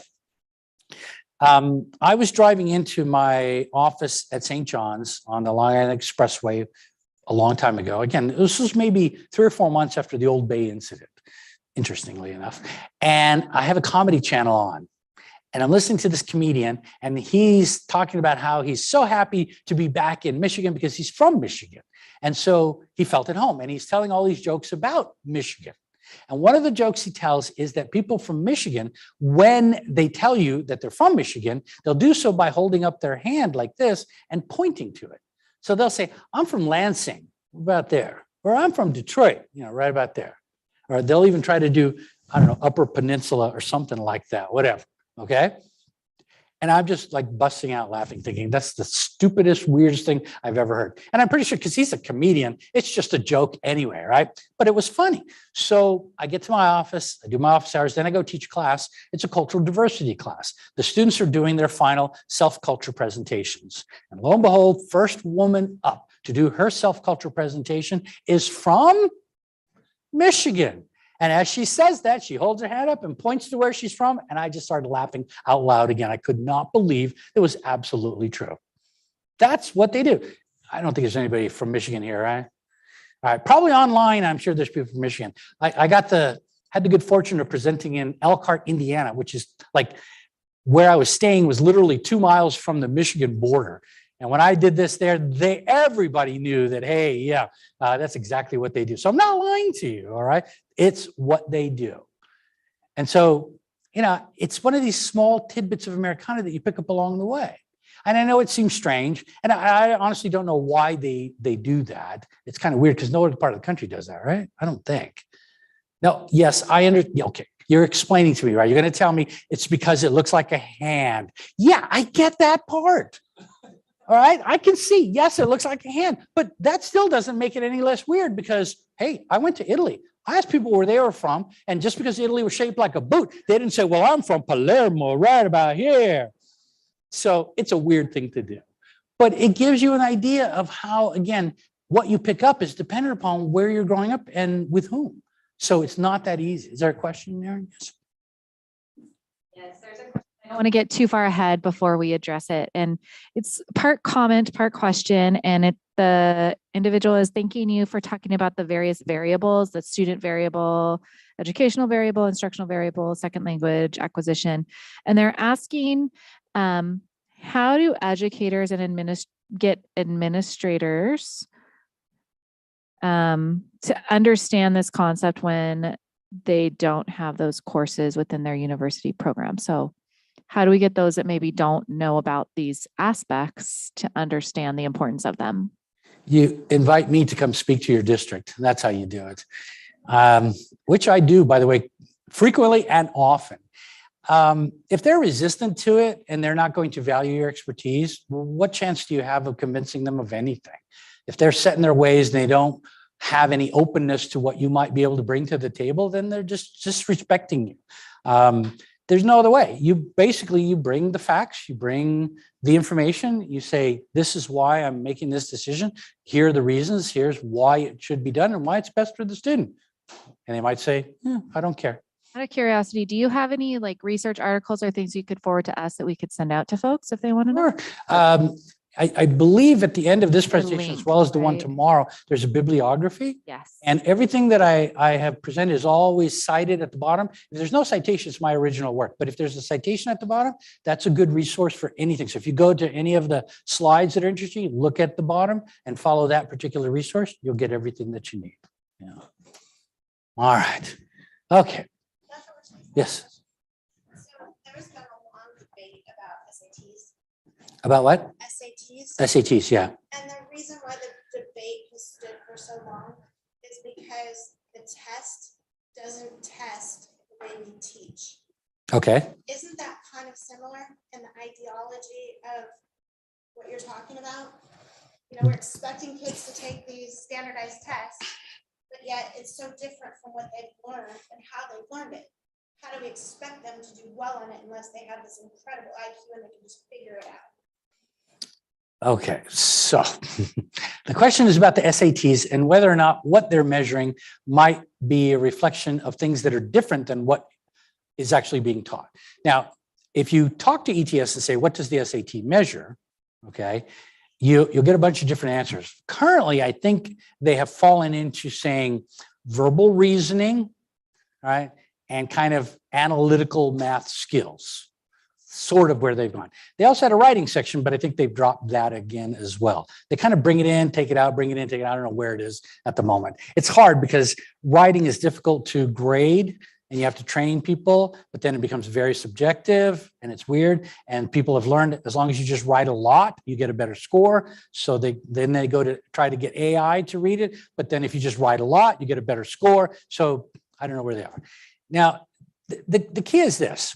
The original intent of the SAT, okay, was to find out who, I hate to put it this way, but who was most worthy of and deserving of or merited an education. Who should go to Harvard? In fact, Harvard instituted it on behalf of the gentleman who created the SATs, and I've spoken about this before, but those of you may remember it was Carl Brigham, C.C. Brigham, who took the Army mental tests, the alpha and the beta, and extended them upward to the high school range to create the first SAT. And he did this 3 years after the Army mental testing report was issued in 1923. He did it in 1926, and we've had it ever since. Now, the idea was sound, but the problem is that the presumption was that we were all genetically endowed with a certain ability, and the SAT would automatically reveal that. But what it tended to reveal was where you grew up, with whom you grew up, and whether your parents were highly educated, whether they had money or not, all right, and all of these other things. So if your experiences matched what the SAT was measuring, you did very well. If your experiences didn't match it, you didn't do very well. And even recently, there is a very strong and high correlation between family income and SAT score. It's so linear that in reality, you don't really need to take the test. You should sign up, say, I'd like to take the test. They should ask you one question. How much does your family make per year? Oh, it's this much. Okay, here's your score. Thank you. That'll be $35. They could do it, and it would be highly accurate. So the test, in my opinion, is not flawed because the test itself is flawed. It's flawed in the way we tend to use it. You can look at the SATs as preparation for being able to do well in college, but it still suffers from the problem you said. Okay, so if I'm better prepared, then I will do better in college. Yes, I will. That makes good sense. But that preparation is a part of experience. If you had the experiences that provided the preparation, you'll do well. But what if you didn't? What if you're, like me, an English learner, and those things like not having parents who spoke standard English at home, not having highly educated parents, not having the ability to take prep classes or courses for the SAT, or going to a high school where there is no prep or some of the instruction is not geared toward the level of the SAT, then I'm not going to be prepped. I'm not going to score well. And then it's going to say you're not going to do well in college. And they're 100% right, but not because I lack the ability to do so, but only because I lack the opportunity to do so. So it's our understanding, I think, of the test itself and how we're using it that is problematic. It's not necessarily the test itself. All right. So let's go on to a culture, knowledge, and language acquisition, which kind of relates to what you're talking about. Here's a good way of looking at it. These are instructions from the Nelson-Denny reading test. Not that I like the Nelson-Denny, I really don't like it at all, but it's a test for adults in which there are only 80 vocabulary words. Now, is that a bad thing? Not necessarily. Just think about this. It is possible to measure your vocabulary reliably with just 80 words out of the, how many words are there in the English language? Anybody know? It's another trick question. We don't know how many sounds, we don't know how many. All right, nobody wants to take a guess? A lot. How many? 40,000. There are, in the Oxford Unabridged English Dictionary, 750,000 root words and word forms. So root word would be like run, word forms would be running, ran, runs, etc. 750, 750,000. There are a lot of words in English, and that's not all. That's just standard. We are adding new words all the time. We also have archaic words that are falling by the wayside all the time. We have what we call slang or colloquial usage. It is not necessarily in there. Regionalisms. We have proper nouns, proper names that are not in there. We have technical terms that are not in there. Okay, so there are probably millions of words in the English language. I mentioned to you the average high school student, 16,000 upon graduation. Average college student, 20 to 25 maybe. Average graduate student, 25, 30, maybe 35. If you have a 40,000 word vocabulary, you're actually quite well educated and very advanced. That's pretty impressive. Out of the 750,000 just basic words that exist in English. And think about this, only 80 of them can appear on a particular test. So think about this. This is how they're described, by the way, in terms of the way they were chosen. Current widely used high school college texts, including words that must be known by students in order to cope successfully with school assignments. What do they mean must be known? Must be known is it must be known like either you better know them or you're not going to be able to complete your assignments well, or must be like, well, everybody knows them. We already know who they are. And the answer is, it is the latter. Everybody knows them, okay? And again, my apologies because I just spent way too much time in front of, movie screens, but you all saw Slumdog Millionaire, didn't you? Okay, I love that movie for many reasons, but one of the primary reasons is this. It's a perfect example of what I'm talking about. Here's a kid with no education, right? He's got no money, no privilege, no advantage, nothing, zero. Goes on this show where he's answering questions, these trivia type questions, and somehow, unbelievably, he knows the answers to the questions he's being asked to such an extent that everybody believes it's fraud. He cheated. There's no possible way he could have known the answers to those. And yet, I understood the movie because for each question he was asked, he had a life experience that matched it, that had taught him about that specific issue, about the $100 bill, about the Colt revolver. He knew that because he had lived it. All they had to do was ask him the simplest question about anything else, and he would have gotten it wrong, and that would have been the end of it. But they asked him what he knew. So if you know those 80 words, just those 80 words, if your vocabulary is only 80 words, but those are the 80 words you know, and they give you the Nelson-Denny, somebody's going to say you are incredibly amazing, when in fact you will be so dysfunctional and unable to perform. 80 words is, you're talking 2-year-old level, less than a 2-year-old level. That's low, right? But think about this. What if you know every other word in English except those 80? You take the test, Now you look like there's something seriously wrong with you. And yet, wait a minute, you know every single other word in English, just those 80 you don't know. So when they said walk, you didn't know walk, but you could use ambulate. I'd be happy to give up walk and use ambulate the rest of my life if I knew every word in English and that was the price I had to pay. If I had to give up those 80 words, in a heartbeat. So it's experience. And if you have the proper experience, you just happen to have those 80 words as part of your experience, you do well. You happen not to have them, you don't do well. And that is true, not just for the SATs, by the way, but for virtually all tests, particularly acculturative knowledge tests that you may be given. Now, we talked about language before, and the language of the home. This is not language that you probably heard at home, and if you did, my sympathies to you. But it is still English, and you can still understand it. Can you not? If I read it for you, it is fruitless to attempt to indoctrinate a superannuated canine with innovative maneuvers. You know what that says? If we were to maybe translate that into a lower level of English, can't teach an old dog new tricks, right? So that you would hear in your home. But this is not incorrect. Yes, again, it might be beyond the kind of English you might hear, okay? But you're able to get enough of it to bring it down to a level you can understand. How about the next one? Scintillate, scintillate, asteroid minified. Wait, say it. Twinkle, twinkle, little star. Yeah, they're easy, right? Members of an avian species of identical plumage congregate. Feather flock together. All right. Pulchritude possesses solely cutaneous profundity. This is a tough one. Yes. Pulchritude sounds like an awful word. Somebody calls you, says to you, you have a lot of pulchritude. You're probably going to hit them. But the reality is pulchritude means beauty.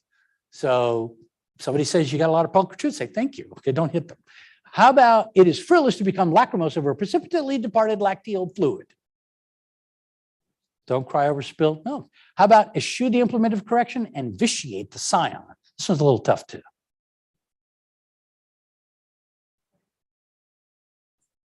And spoil the child. That's exactly what it is. Yeah. Very good. It's all articles that coruscate with resplendence are not truly auriferous. All that glitters is not gold. Yeah. Where there are visible vapors having their prevalence in ignited carbonaceous materials, there is conflagration. Where there's smoke, there's fire. That's an easy one, right? A plethora of individuals with culinary or with expertise in culinary techniques vitiate the possible concoction produced by steeping certain comestibles. Yeah, too many cooks spoil the broth is actually the right one. And the last one, individuals who make their abodes in vitreous edifices should be advised to refrain from catapulting Petrus projectiles. People who live in glass houses shouldn't throw stones. Now, your parents could talk like this all day long to you. They could have. Again, my sympathies to you if they did, all right? But they didn't. They brought it down to a lower level. Now, this lower level that you guys were able to get from this, like, people who live in glass houses shouldn't throw stones. That level of language was this level of language in my home. Do you get that? My level of English, the level of English I'm exposed to on a daily basis, wasn't at the level that you're bringing this down to. You're bringing it down to the level that in fact represents this level in my home, because my home never got anywhere near that, ever. Okay. I think there are 3 words in all of that my parents might have used in their life. Okay. So do you get the idea then of the language that I'm hearing on a daily basis? It's not even the language you heard on a daily basis. It is below that. We talked about the grammatical errors earlier. And there were many other things. My mom has the habit of saying, when she's making an exclamation of gratitude and relief, okay, most people will say, thank God, right? Everything turned out all right, thank God. But my mom doesn't say that. She says, thanks God, okay? And it's not thanks, comma, God, as if she's talking to God. That's a pretty informal way to address God, but still, she's not going to do that because she was raised Roman Catholic. She didn't even talk to God directly. She has to go through the saints. You know how that works. So she's not saying that. She's saying thanks God, as in thank God, but there's an extra S on it. I always wondered, where the heck did that come from? Now, some people try to explain to me, well, it's because in Spanish we say gracias, which doesn't end in an S. So maybe she's thinking that. And it is entirely possible it might come from that. I'm thinking it's actually because she's Puerto Rican. You see, in Puerto Ricans, we like to eat certain letters when we say things. All right, she's shaking her head, so she probably knows. All right, Mexicans, you don't eat letters. You enunciate pretty much clearly everything that's there. But Puerto Ricans, we're not going to bother to say something like está bien. That's just too much. So we're just going to say está bien. The S is the first thing to go. So ETA, está bien, and that's it, right? And then if we know you really well, oh my God, that's still too much to say. So we just say está bien. We eat the E and the S. So I'm pretty sure that maybe it's my mom's way of sort of taking Spanish and swallowing, the S off the front of words in Spanish and then spitting it out at the end of words in English. And she just balances that way. I have no idea, but I'll ask her. All right. Classroom behavior and performance. Remember when I told you in kindergarten that I was the last to stand up, that I was the last to get in line, that I was the first kid to be pulled aside because I didn't follow the rules, like I knew the rules, right? So I'm already displaying those behaviors day one. And you have a lot of kids. We were talking earlier, somebody was talking with me, I think during the break at lunch, talking about kids developing some kind of social emotional difficulties as a function of what they're experiencing. Realizing that reading is hard, that academically they're behind, that it's hard to keep up, that this material is so far above them, it's difficult and they don't want to do it. I remember that. I did not like reading books. Well, I liked reading books that had pictures in them. I didn't like reading books that didn't have pictures in them because it was difficult. It was effortful. And so these kinds of things on the left, which look like the hallmark and characteristics of ADHD, are very simply explained, okay, in terms of English learners' lack of comprehension. If I don't know what you're saying, how do I know I'm supposed to be paying attention? And in English, we don't communicate meaning solely by semantics, which I'm going to demonstrate some more. We also do it by other elements like prosody. So I will say, for example, if I want you to pay attention, I might slow down and I might raise my voice at the same time, or I might do one or the other. And that gives you an indication of what I'm talking about and how to pay attention to it.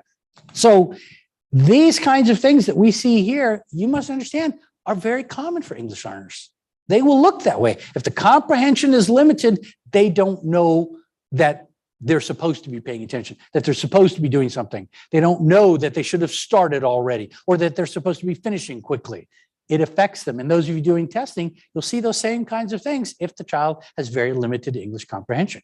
And you give instructions and sometimes they just look like they're disobeying what you said, but they really didn't understand.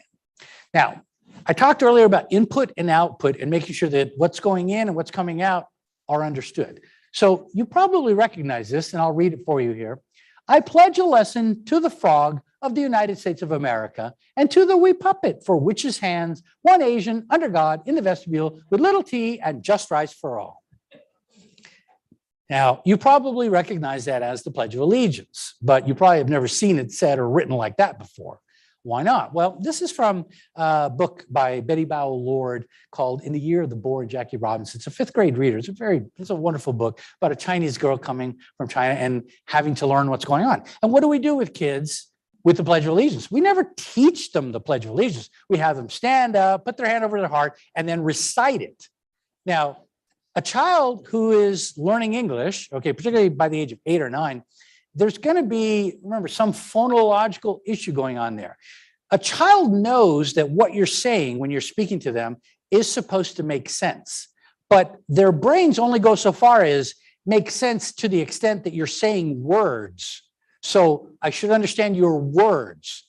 Now, make sense in terms of make real sense, it doesn't matter. As long as I know the words you're saying, I'm happy. So she stood up. She heard everybody, reciting the Pledge of Allegiance. This is how she heard it. And so this is how she said it. And it's normal. Now, I pledge allegiance. She doesn't know what allegiance is. Pledge might even be a tough word, but she maybe gets that one. And she's thinking, I don't know what allegiance is. So she listens to you. She goes, I pledge a lesson. Okay, that sounds like what you're saying. Close enough. And that's what she says. Now, does that make any sense? No, but it doesn't matter. You see, English learners are just so happy to know the word you said that they figure it must make sense. I just don't understand what it is, but it doesn't matter because I'm saying it the right way. And then she says frog. Why frog? There are Asian languages like Japanese, Mandarin that have these LR substitution patterns with English. So when we say flag, okay, just like a flag, they hear it as frag. They hear the R sound to our L. And when we say, we're actually going to say something like lion, all right, with an L, they hear Ryan, or would pronounce it as a Ryan, as an R instead of the L sound. So they substitute that way. So she heard flag of the United States, okay, but her brain is telling her frag. And she's thinking, what is a frag? It's not in her vocabulary. And she goes through the alphabet, frig, frag, frag, frog, and then she gets to frog. There is a frog in English. And so she thinks that's what you're talking about. And you see the cultural elements that are familiar to her. One, Asian, little T, just rice. And when you say things that sound close enough to that, which she's heard, she's thinking that's what you're talking about. So while this technically makes no sense at all, to her made perfect sense because now she was repeating every word that you were saying. And I get it. I mean, I remember, I told you, my parents raised me Roman Catholic. I had to go to catechism. And I was born when Mass was still in Latin. And so going to Mass as a kid at St. Mary's, Star of the Sea in Oceanside, still there, I believe. Anyway, I remember just standing up there and all the Masses in Latin. And I was thinking, I want to participate, but I don't know what they're saying. So I had to find a way, and nobody was teaching it to me, all right, not even in catechism. They weren't trying to teach you to read and write. They were just like learning that if I lied to my teacher, I'd go to hell. But I had to figure out what they were doing. So I wanted to participate. So what I learned was that I could say the first part, and then I could make a certain sound, and then it would sound like I was joining in. So have you ever heard any Latin chanting before? So in my ears, I basically started off and I would say, like everybody else, I'd go, Santa Maria, Lego, Lego, Lego, Lego, Lego, Lego, Lego, Lego, Lego. And if you do that, you fit right in. It's like you're just now, you're reciting whatever they're saying in Latin. So a little advice. Now, was I confused? Was I having problems? No. Again, nobody was teaching it to me. I was just trying to figure out what it is. You guys have done this too, even if you're a native English speaker, but it was far less common for you than it was for us who are English learners. Your experience of it would have been primarily where enunciation and understanding are compromised, such as with music. So when it came to songs, oh my God, I had that problem as well. I grew up with Creedence Clearwater Revival, CCR, and one of their biggest songs, right, I always thought was about a guy riding in a car, okay, and there's a bathroom on the right. I mean, it made perfect sense. Well, at least in my childhood brain. But in fact, he was saying there's a bad moon on the rise. Now, think of that. There's a bad moon on the rise. I didn't know a moon could be good or bad. It misbehaved. And then, on the rise, like, does it fall? Does it sink? Couldn't get it. So I got that one wrong. How about this one? This was Jimi Hendrix singing Purple Haze. Excuse me while I kiss this guy. So I thought, all right, he's talking, he's a gay rights activist maybe or something. I don't know. But he's actually saying, excuse me while I kiss the sky. Not that makes any more sense to me. And then Crystal Gale, country western singer, came out with this one, remember in the 80s? And I'm listening to her and I'm thinking, it really sounds like she's saying, don't it make my brown eyes blue? But that grammar was so bad that even I could understand it as bad grammar. I'm thinking, no way they would let her say that on the radio. So I'm thinking, no, I actually think she's saying donuts make my brown eyes blue. And that makes sense, doesn't it? See, she sees the donuts. She wants to eat them, but she knows if she does, she might gain weight. So she's thinking, my brown eyes go blue. That makes me sad. Isn't that the way that it works? Okay, I had quite an imagination. And then finally, I was in high school. You guys not old enough to remember this one, but Maria Muldaur came out with a song. It's been remade recently, maybe a couple times. And my friends convinced me because I was listening to it, I'm thinking, what the hell is she talking about? Is it midnight after you're wasted? And my friends would tell me, oh yeah, that's exactly what she's singing and stuff. So that's what I thought. Turns out she was singing Midnight at the Oasis, okay? So if you want to know what it's like to be an English learner, go online and look up the word, what are they called? Mondegreen, Mondegreen. All right, look up Mondegreens, plural, with an S on the end. And the word comes from a poem. It's a poem, a British poem. And the last two lines of the poem were saying that the king died, okay, and they laid him on the green. So, they put him on the lawn as part of the honoring ceremony for his death, right? So people could see him and so on. But the person, and this was a famous woman author, I forget her name, it might have been Sylvia Plath, but I'm not sure. She said that when she heard that poem as a child, she heard it as the king died, the king had died, and the lady Mondegreen. In other words, the queen or his lady, Lady Mondegreen, died. And when she grew up and saw it written, she realized there was never any Lady Mondegreen. She didn't exist. That was a figment of her own imagination and the way she misunderstood it. And so she had this grieving process. And so the term Mondegreen comes from the Lady Mondegreen that never actually existed. So it's funny. It's hilarious. You'll love it. Now, I mentioned prosody. Here's another good example. This is a sentence with 7 words. And if I say it as, I never said he stole my money, right, with the emphasis on I never said he stole my money, then you know what I mean is I didn't say that. I'm denying having said that, right? But if I say I never said he stole my money, then I'm saying, well, I said something, but that's not exactly what I said, right? Then if I say I never said he stole my money, then I'm saying I might have implied it, but I never actually stated it. If I say I never said he stole my money, then I'm saying, well, you misunderstood because it could have been anybody that stole my money. I never said he was the one that did it. And if I say I never said he stole my money, now I'm saying, well, he might have borrowed it. I might have given it to him, but he didn't actually steal it. Or if I say I never said he stole my money, then I'm saying, well, I was talking about somebody else's money. Or I never said he stole my money. Might have stolen something, but it wasn't my money. 7 different meanings simply by the way you emphasize one particular word. My parents have no clue as to what any of that means. To them, they would take it literally, and then it becomes completely ambiguous. How do you know what it means? You in English know what it means by the way that it is emphasized. That's prosody. How much of those elements of language do you think I heard growing up? 0. They didn't know that. I didn't know it. And who was teaching it to me in school? You see, when we talk about the explicit direct instruction, talk about the language modeling, here are the kinds of things that children typically don't get, which makes it even more problematic. Now, this you might recognize. This is the poem Visit from St. Nicholas by Anonymous in 1823, although it's a slight variation, right? But I'll read it for you. 'Twas the night before Christmas y por toda la casa, not a creature was stirring, caramba, que pasa. Los niños were tucked away in their camas, some in camisas, some in pijamas, while hanging the medias with mucho cuidado, in hopes that old Santa would feel obligado to bring all children, both buenos y malos, a nice batch of dulces y otros regalos. Those of you who speak Spanish and followed me earlier on, you're like cracking up at this because it's so good. It's so nice. It's actually on target. Grammatically, it makes sense. Semantically, it makes sense. And you have no trouble following and understanding it, right? Whereas the rest of you who don't speak Spanish are like, 'twas the night before Christmas and something happened. I don't know where it went. And then not a creature was stirring. Uh-oh, I don't know what that means. And then something and something were tucked away in there, who knows what. And your comprehension is going in and out. You're trying to figure out what's happening here. You see, people that are bilingual code switch intentionally when they want to and effectively to communicate meaning. Those of you who speak Spanish, do you have any trouble understanding that? Not a bit, not a single solitary bit. And you know what?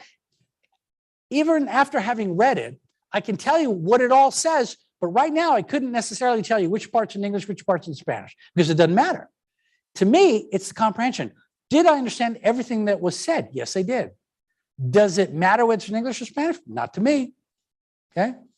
And that's normal kind of language that is going on at home. But because we're able to use 2 languages, families that have English learners, okay, it means that we're not hearing those standard English kinds of models. And so if I'm not getting it from you in school, I'm not getting it at all. I'm getting a lot of this. All right. How about retrieval fluency and automaticity? We talked a little bit about this earlier as well. Remember when I was showing you how reading develops upward and backward in the brain and how we make that phonological loop all the way from the frontal lobes to the occipital lobe to get the orthographic understanding, which allows you literally to be able to look at text and understand it. I can't do that. You know how I read? Why my reading is slow? Because I don't have that loop. Not at all. Okay, my brain passed that process, and no matter how much I might try, and I have tried, and this is an issue of neuroplasticity, I cannot increase my reading speed. It just doesn't work. I've read millions of pages in my life. It's never going to happen. It's gone. It's beyond. It's a lost art. Now, can some people improve it? Maybe they could, but I just was not able to do it. Okay. Same thing goes with all aspects of literacy, like the alphabet. Can you all say the alphabet quickly? If I say, please say the alphabet quickly with me. Ready? Go. A, B, C, D, E, F, G, H, I, J, K, L, M, N, O, P. You have any trouble? Well, maybe some of you might or might not. Depends on how old you are, when you started learning the alphabet and so on, right? Because you see, you might think you're very fluent with the alphabet because you can say it very quickly. A, B, C, D, E, F, G. How come you can say it very quickly? What allows you to do that? Your 150 IQ. What allows you to say the alphabet very quickly? What is it? Rote script that you, well, retrieved rapidly because you practiced, you rehearsed. Yeah, you want to see how fluent you are with the alphabet, really? Okay, come on. Let's take a challenge here. Ready? Alphabet. Staying with the alphabet. We're all going to say the alphabet as quickly as we can, all together. Ready? But we're going to start backwards with Z. Go. Z by X, W, T, V. Come on, everybody. S, R, Q, P, O, N, M. L, K, J, I, H, E, J, E, F, G, D, C, B. What is wrong with you guys? Should I go slower for you? I thought you were fluent with the alphabet. That's why it's kind of, they give that as a sobriety test because people can't do it straight without being intoxicated. I know it's difficult enough to do it, if let alone be intoxicated. Well, that's actually why I learned it, because it comes from a Dr. Demeno song. It's called the Backward XYZs, and the guy wrote it to try and help people learn the ABCs backwards so that if they got pulled over for potential DUI, they could actually recite. So I have rehearsed and practiced it. But you see what I mean then? Okay. When you were rehearsing and practicing the alphabet, all right, I probably had a little bit of a chance to get that part done. But when you were rehearsing and practicing your fluency in reading, do you remember what was happening to me? I was just now trying to get to the point where I'm learning to read, but I wasn't even learning to read. I was teaching reading. I was pioneering bilingual ed, remember? So I don't have that skill. And it goes with numeracy as well, all right? Numbers, okay? You don't need to think about numbers when you count, do you? For example, counting by 1 to 20, do you have to think, what number comes after 7? Do you? You don't. 1, 2, 3, 4, 5, 6, 7, 8, 9, 10, 11, 12, 13, 14. It's easy. Or you can count by 2s too, can't you? Did you practice that? 2, 4, 6, 8, 10, 12, 14, 16, 18, 20. How about by 5s? 5, 10, 15, 20, 25, 30, 35, 40, easy. How about by 10s? 10, 20, 30. See, you're really facile with numbers, especially those simple ones. You've got the multiplication tables memorized. You don't have to think, what is 7 plus 3? You go 10. No, you just know 7 plus 3 is 10, right? 9 times 5, 45. It's easy. You've got it all memorized, but you're not as fluent as you think you are because, again, only to the extent that you had the opportunity to practice and rehearse with those things can you actually retrieve them automatically and fluently. What if you didn't? What if, for example, I say, I want you to count with me.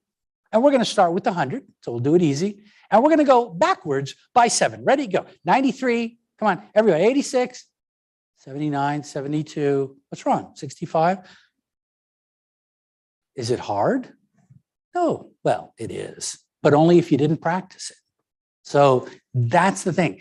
If when we're talking about the neuromaturation before, if your neuromaturation is off with the instruction, then your ability to develop these things in the ways that are expected goes by the wayside. And when we talk tomorrow about any type of retrieval fluency task, any rapid automatic naming task, anything involving automaticity and retrieval of information that should be overlearned, guess what's going to happen with your English learners? By and large, it's going to be a problem because they haven't had the same opportunity for that practice. It will be problematic. Right. All right. Now, this is the first stanza from the poem Jabberwocky by Lewis Carroll, Alice in Wonderland. Okay, and I shall read it to you. That 'twas brillig and the slithy toves did gyre and gimble in the wabe. All mimsy were the borogoves and the mome raths outgrabe.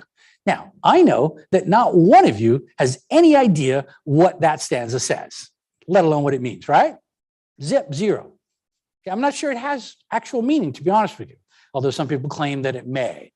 But does it matter? Get this, the answer is no. Doesn't make any difference. We were talking about the SATs earlier, all right? How is it that those of you who are monolingual native English speakers could read those things, comprehend it well enough to then just go answer the questions? I had to struggle to get those things right. You know why? Because I didn't have that deep structure of language, particularly in the form of grammar. Watch this, watch this.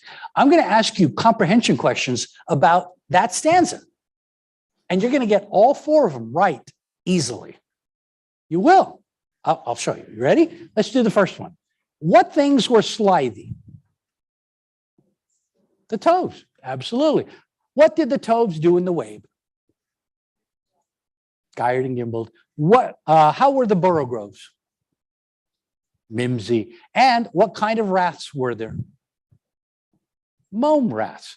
You just got 4 out of 4 comprehension questions correct, and you still have no idea what that says. How's that even possible? You could answer those SAT and GRE questions without even knowing what they're talking about, simply because of the structure of the language. That's that deep structure, the part of the iceberg under the water that I just didn't have. I couldn't do that. And grammar is so powerful that it can imply meaning even when there's no meaning. Grammar is more powerful. I had a student do a dissertation on this. Grammar is far more powerful than semantic meaning for comprehension. The words really don't matter. It's the structure that gives it meaning. In fact, you guys were so good with it. Did you notice that you conjugated gyred and gimbled, which are verbs, with the D ending? You conjugated them. You didn't even know they're verbs or what they mean, but you knew they were verbs. You knew they had to be. So that's how powerful language can be. Orthographic processing. I can cover up letters to a large extent, more than half the letter, and you still have no problem comprehending what it says, do you? Anybody have trouble figuring out what that says? You got it, right? It says happy birthday. It says happy birthday. Now, if I put that in a language you're not as familiar with, it becomes a little bit more difficult, but you can still get the letters. What you don't get is vocabulary, okay? So you got to be a Spanish speaker to get this one. Arroz y habichuelas, right? Which is basically white rice and beans, which is what I ate every day of my life growing up, because that's what Puerto Ricans eat, without the Old Bay seasoning, by the way. Anyway, so you get it. Now, if it's in a language that is less familiar, it becomes a little more difficult. Anybody? I don't know if there are any Polish speakers online. You're probably shouting it out. Anybody get this one? Did you know? All right, this says na zdrowie. This is Polish, also used in Russia, Ukraine as well, as a toast. You know, it's like to your health, basically. So you have different construction there. It makes it difficult. So you were like, oh, I'm not really sure, and it was hard, right? So you see how good you are at being able to deduce meaning from just the tiniest bit of information. This is an orthographic process that you developed through your rehearsal and the opportunity to practice your reading to become more fluent. And you did a great job of it, such that you can look at this, and I'm covering up more than half the letters. Do you have any problem with that one? Do you know what that one says? Jumping to conclusions? Well, actually, if you think it says jumping to conclusions, you might be jumping to conclusions, because that's not actually what it says. But you see, once again, how easy it was for you to create meaning where there was no meaning. You don't need a whole lot of information to derive it, all right? And again, that's the difference between monolinguals and bilinguals very often. Now, here's a very simple task where we look at orthographic processing in another way. If I say to you, and the instructions are right there, how many times does the letter F appear in the sentence above? I want you to count the number of Fs, okay? So go ahead, I'll give you 3 seconds because it's a short sentence. You should be able to count. And now I'm going to ask to find out how many there are. So how many people think there's only one F? Nobody. Oh, she thinks there's only one. Okay, how about 2? 2? Now, how about 3? 3, I got 3, I got 3, I got 3, I got 3. Okay, 4, I bet a lot of people at home are finding 3s as well. Some 4. How about 5? Some people are finding 5. How about 6? Some people are finding 6. So wait a minute. How about 7? You raise your hand at 7, we need to have a serious discussion here. But all right. So some of you said 1, 2, 3, 4, 5, 6. This is a simple counting task. How is it that adults are coming up with such disparate answers to what is a question with a finite answer to it?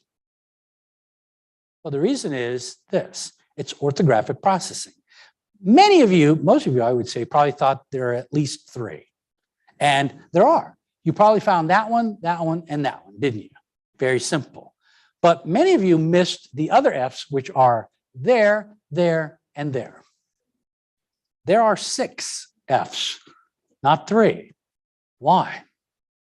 Well, think of it. The F in this case has a V sound. So when you're saying of as you're reading it, your brain is telling you that's not an F sound. But I didn't ask you for the F sound. I asked you for the letter F. So what did your brain do? It made you perceptually deaf so that you couldn't even see, visually impaired, so you couldn't even see the F. And so you thought there are really only 3 there, or 4, or 5. You didn't even get them all. And yet there's also, notice there's a the and a the right there and there. It repeated. Did that bother you? Did you even notice that? Did it matter? Not one bit. This is the overlearning that has taken place in your brains relative to reading. It is the kind of overlearning that did not happen to my brain because it wasn't given the opportunity. And yet when we measure your abilities compared to mine, I read more slowly than you, then I must have a learning disability, when in fact, I don't really. Now, I did so well in math, as long as you kept it in math. Why did you translate math into English? That was mean. In 4th grade, you started with word problems, maybe even earlier. And so if English is so, easy and math is something you've learned, then answering questions should be easy. So if I say to you, what day follows the day before yesterday? If 2 days from now will be Sunday, you should be able to tell me right away. The answer is not everybody at once. You're all trying to figure that one out? And many of you are native English speakers. Please, you expect me as an English learner to get it, and you can't even get it? The answer is Thursday, by the way. You're wondering, how did he get that? Okay, 2 days from today will be Sunday. What's today? Friday. And so the day that follows the day before yesterday. What's the day before yesterday? Today's Friday. It's Wednesday. And the day that follows Wednesday is Thursday. So you got it. Boy, you call yourselves native English speakers, right? So, think about what you do when you then take these concepts and put them into English, into language. Look at the next one here. Paul makes $25 a week less than the sum of what Fred and Carl together make. Carl's weekly income would be triple Stephen's if he made $50 more a week. Paul makes $285 a week and Stephen makes $75 a week. How much does Fred make? I read that and I get to the end of it and I'm thinking, how much does Fred make? Who the heck is Fred and where did he come from? I don't know who he is. So how do you figure this out? Because I have to deduce, let me see. Paul makes $25 a week less than the sum of, together, all right, triple, okay? All of those are terms in English that have mathematical equivalents, and I have to figure that out. I'm not so good verbally. If you just wrote, 3 times, I know what that means. But saying triple, I knew a triple in baseball means you got to third base, but that doesn't help me mathematically. At least I can't make that connection. So kids who are English learners typically will do well in math, or at least they can hang in there, because you didn't have that much of a math advantage on them. There wasn't a math development that fostered an advantage, at least not 5 years worth by the time you're in kindergarten. So they tend to be okay, but as long as you keep it on mathematics notation. The moment you go into word problems and changing it like this, you're going to have a lot of difficulties. Now, reasoning is something that can shift, and being bilingual, bicultural may give you an advantage. In this case, for example, the task is to connect all 9 dots using only 4 straight lines. Now, you can cross your lines, but you can't lift your pencil. So I'll let you do it mentally to see if you can do it. Let you try a couple times. Go ahead. Do it mentally. 4 lines, you can cross, but you can't lift your pencil.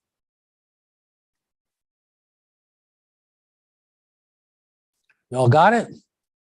Such a simple task, right? No? All right, so I know what you're doing. You're going like this. You're saying, okay, let's start up in the upper left-hand corner. We'll go 1, 2, 3, 4, but that doesn't work, right? Because I'm gonna miss one of them there. So now you say, oh, let me start again. I know the answer is we're gonna go diagonal. So there's 1, then 2, then 3. 4 that way or 4, well, that leaves that one. So that's not gonna work either. So you try it and it doesn't work. You're like, wait a minute, Dr. Ortiz, it's not possible to do. Yes, it is. You know how to do it? All right. I'll show you. I'll show everybody else. You ready? Okay. So you can do it very easily by drawing a line. You can start diagonally. There's a couple different ways to do it. You can draw your second line like that. Your third line like that. Your fourth one like that. So how come you didn't do it? You imposed a rule upon yourself that I never gave you, which was stay inside the box, right? And this is where, again, culture frames how children think. And again, to go back to your question about the SATs, if the preparation is to do this, and this is what is measured, then you have no problem. But if a child doesn't have that kind of experience to mediate that type of response, then their response might be something different. And yet, in some cases, thankfully, it can be a creative response. Because I can actually do this, not just in 4, but 3 lines. Yeah, want to see? You don't believe me. You're thinking I'm going to do some trick or something, don't you? No, I really can. I'll show you. You want to see? All right. You see that first line right there?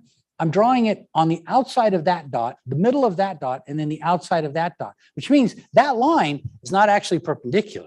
It's actually leaning this way a little bit, which means I will carry it down here until it's halfway between here and here. I'll stop, and then I'll bring it back up, and it'll go on the outside of that one, inside, middle of that one, and the right side of that one going up, which again means it's not perpendicular, it's leaning this way. So at some point it goes halfway between those, and then I bring it back down to the left of that one, the middle of that one, and on the right side of that one. 3 lines. Pretty cool, huh? You're gonna go home today and like the only thing you're gonna remember are the dots, aren't you? That and the song lyrics. Okay, very creative. You can do it with 1 line. You can, yeah. You want to see? You don't believe me again.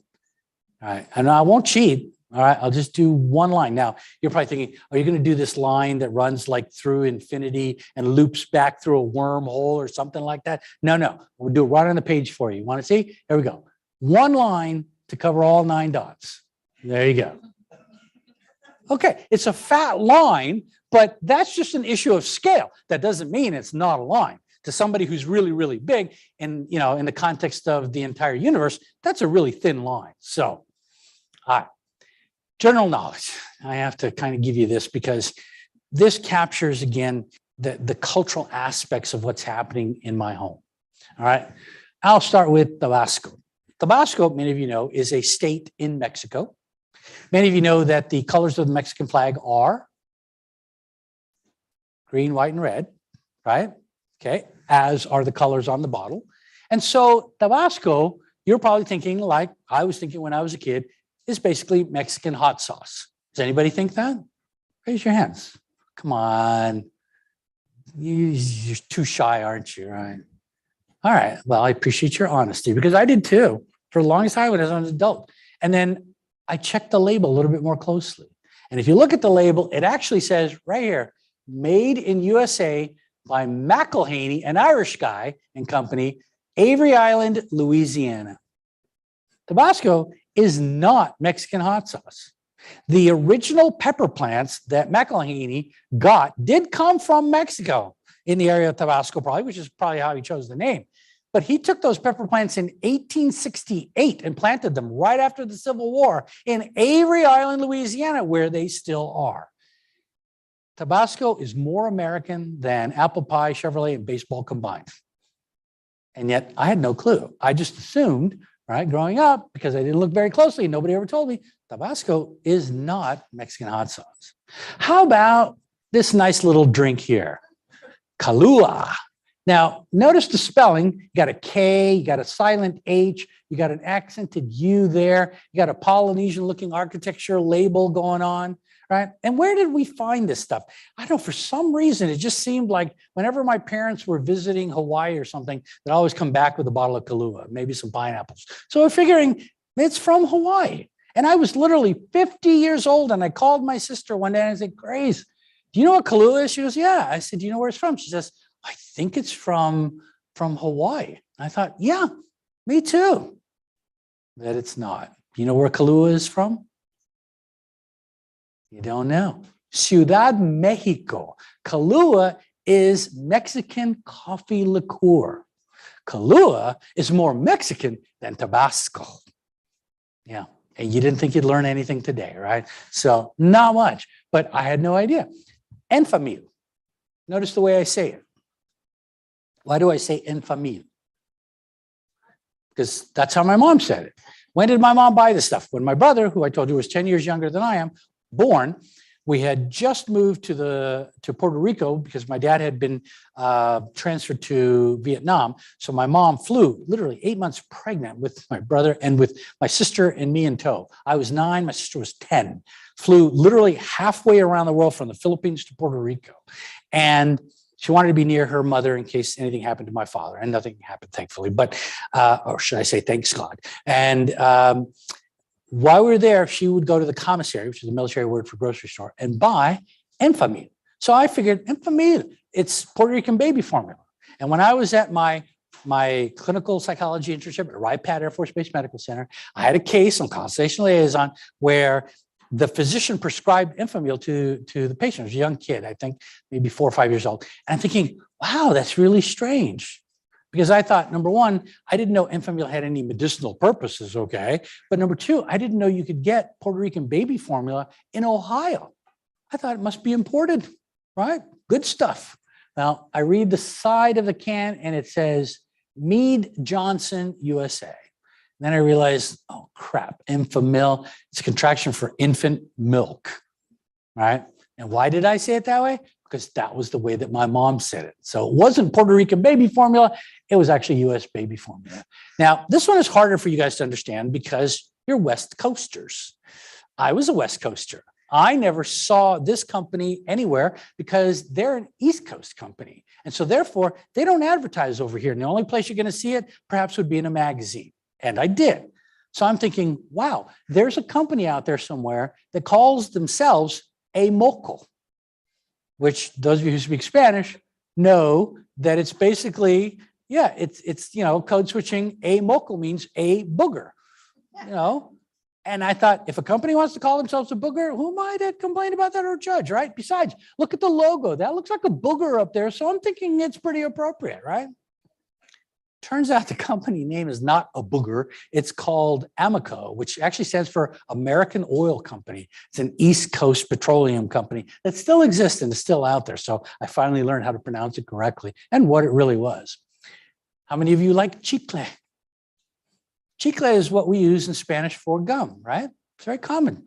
And where do you get this mostly? I remember as a kid, again, way before you guys, when my family would go to Tijuana for the day, and when you would get in the lines in your car to come back through the checkpoint, the little kids would come up and down the aisles and the rows of cars selling you chicle for like a nickel a pack, right? And my parents, probably just to shut me and my sister up, would buy a pack for each of us. And so we loved getting the Mexican chewing gum, chicle, because that's where we got it, in Mexico. So it must be Mexican chewing gum.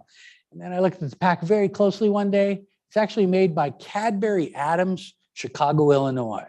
And they refer to it as chiclets.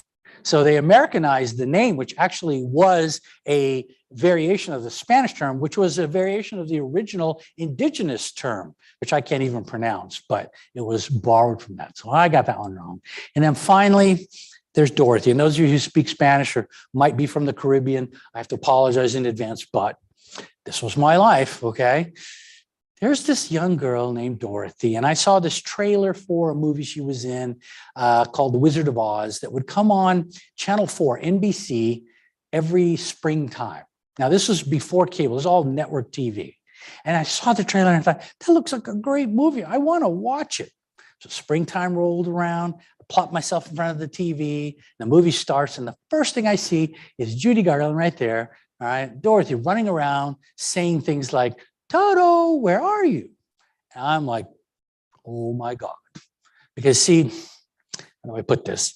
The word she's using for the name of her dog is actually the word that Puerto Ricans and a couple other Caribbean countries use to refer to, and I'll put this delicately, to refer to female private parts, you know, down there. So, I mean, because we had to have a word for it, right? And my mom had to tell, like, my sister to go clean these parts. So she had to use a word, right? And that was the word. So my mom might say to my sister, you know, mija, vete y lávese tu. Well, I can't even say it in Spanish because then I'm going to get all embarrassed. But, you know, I knew what she was saying, but it was like an adult word. So I didn't want to use that word because that's an adult word. We don't use that. And so here is a girl running around the screen, yelling at the top of her lungs with impunity, Toto, where are you? And I'm thinking, uh-oh, she doesn't know where it is. And I started worrying, what's going to happen if she finds it? Because she's looking for it. And I was like, oh my God, please stop saying that word. Please don't use that word anymore. Who would call their dog that name? I just couldn't understand. And I was petrified, traumatized the entire movie thinking, oh my God, please don't let her find it. Please don't let her find it. I don't want her to find it. And luckily she never did. She did find the dog, but she never found what I thought she was actually looking for. And so the movie ended and I was like, thank God. Because I was really worried. My parents were thinking, why am I hearing Toto all over the place over there? And they're going to think I'm watching a porno movie or something because she's saying it out loud. So anyway, I survived that. And then I had to survive a rock and roll band calling themselves that in the 80s. Thank you very much. They were from Australia. They did it. And nowadays, actually, I don't know if you're aware, there's a company in Japan that makes high-end toilet fixtures, right? And bathroom fixtures, and they go by this name. Now, on the other hand, that kind of makes sense, doesn't it? You know, toilet fixtures, private parts. That seems like a match made in heaven. I understand that. So maybe the Japanese stole the idea from the Spanish speakers. So these are just some examples of my experience, of my life, of what I was learning compared to what you were learning. And that's why I think it's important that you just really assess and appreciate the degree to which differences exist. We think it's just a language difference because you can't speak English quite well enough, or just a little more vocabulary, or it's a little more of this. No, it isn't. It's so much more than that. It's the child's entire experiential kind of, experiences. Let's put it that way. It's the child's everything that they were going through every single day, what they were learning, being exposed to. And it is, it isn't monolingual mainstream type of knowledge. Humor, idioms. How do you think I learned about jokes? I had to figure it out. I didn't know about the culture. My parents didn't know. Idioms, you know, we were covering some of them early on. I remember asking my parents one time, Mom, what does a bird in the hand is worth two in the bush mean? My mom's like, God bless you. She's trying to figure something out. So she's like, Mijo, you got a bird, you know, you got one right here in your hand like this, and maybe another bird over in this hand. But then there's a bird over there in the bush, okay? And then the bird in the bush, he flies away. Now you only got your bird in the hand. And I'm like, that doesn't make any sense, Mom. I don't know what she was trying to explain. Had it been a Spanish idiom, no hay mal que por bien no venga, I mean, yeah, she can explain that. But in Spanish, no. And so it's difficult trying to understand that children really live very different lives than you might think. In our brains, in our minds, it's more sanitized, it's more Americanized, it's more mainstream. And yet it's not, it's anything but. And every day, a child is not getting the same as a monolingual. And every day we're trying to evaluate them, trying to say, oh, this is what the problem is because you don't have that. So the bilingual bicultural experience is something that is profound. We tend to minimize it. And I'm trying to get you to appreciate how significant it really is and what children are doing. Now, the rest of this goes on to number 2, and this is where I'm going to have to cut short because we don't really have the time. But I just want to lay out for you what all of this entails. If you're familiar with MTSS and RTI and what those processes are, the problem you run against is that what is the standard by which you derive meaning from your measurement? I mean, if I jump to tier 1, tier 2, tier 3 here, it doesn't matter what tier you're working at. You are taking a measurement and then comparing it to something to determine whether it means the progress is good, the progress is not good. The attainment is at benchmark or it's below benchmark, all right? The growth is as expected or it's less than expected. You're doing that. But how many of those standards that you are using, and I'll move over here, probably here. How many of those standards that you're using are standards that were based on English learners who have the same level of development, same age, and same level of development in the language of the measurement? So if it's in English, do those kids who are all in second grade, let's say 7-year-old second graders, do they all have the same level of language development? And the answer is probably not, because those standards are based on, just as with testing, monolingual English speakers. If you're using DIBELS, for example, you can get Spanish types of examples, but do they separate out children with different levels of English development of the same age in terms of their expected rates of growth? No. Do your aim lines for your classroom or your district come from a sample of children who have same level of English development? No. So every measurement you take and then try to draw meaning in terms of the comparison is biased, because it's not accounting for the fact that 2 children who are 7 years old, who are both English learners, may have vastly different experiences with English.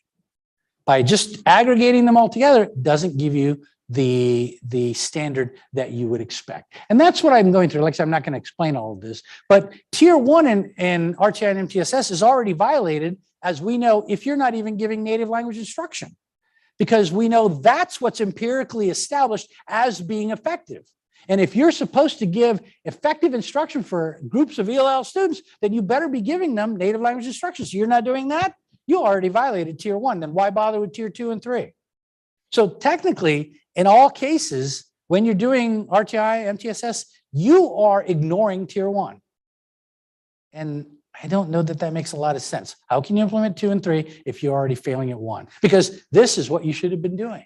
So it is a problem. And these are just some examples of showing how we try to move forward, how we're making decisions, how we're doing comparisons. The core of what we're doing is always comparison based. Some of this comes from like the Oregon RTI manual, some of them from the DC Public Schools manual, some of it from the Miami-Dade pre-referral manual. So I just gather examples all over the country of people trying to say, oh, we're going to do RTI, but wait a minute. If you don't have an idea regarding how much development a child has, then how do you know that the rate of progress, the level of attainment is actually the fair standard? It's not going to be. And if you can't derive it, then you're going to have trouble. And so when you go to tier 2, you've automatically said, well, we did everything we needed to do in tier 1, but you didn't, did you? What validity is there jumping to tier 2 when you didn't actually meet the standard for tier 1? You're kind of fooling yourselves. We have to fool ourselves. We just have to jump to it and say, oh, we'll do it. Now we're going to do a little bit more intensive instruction because we're going to put kids in small groups. And what are you going to do? Reading recovery?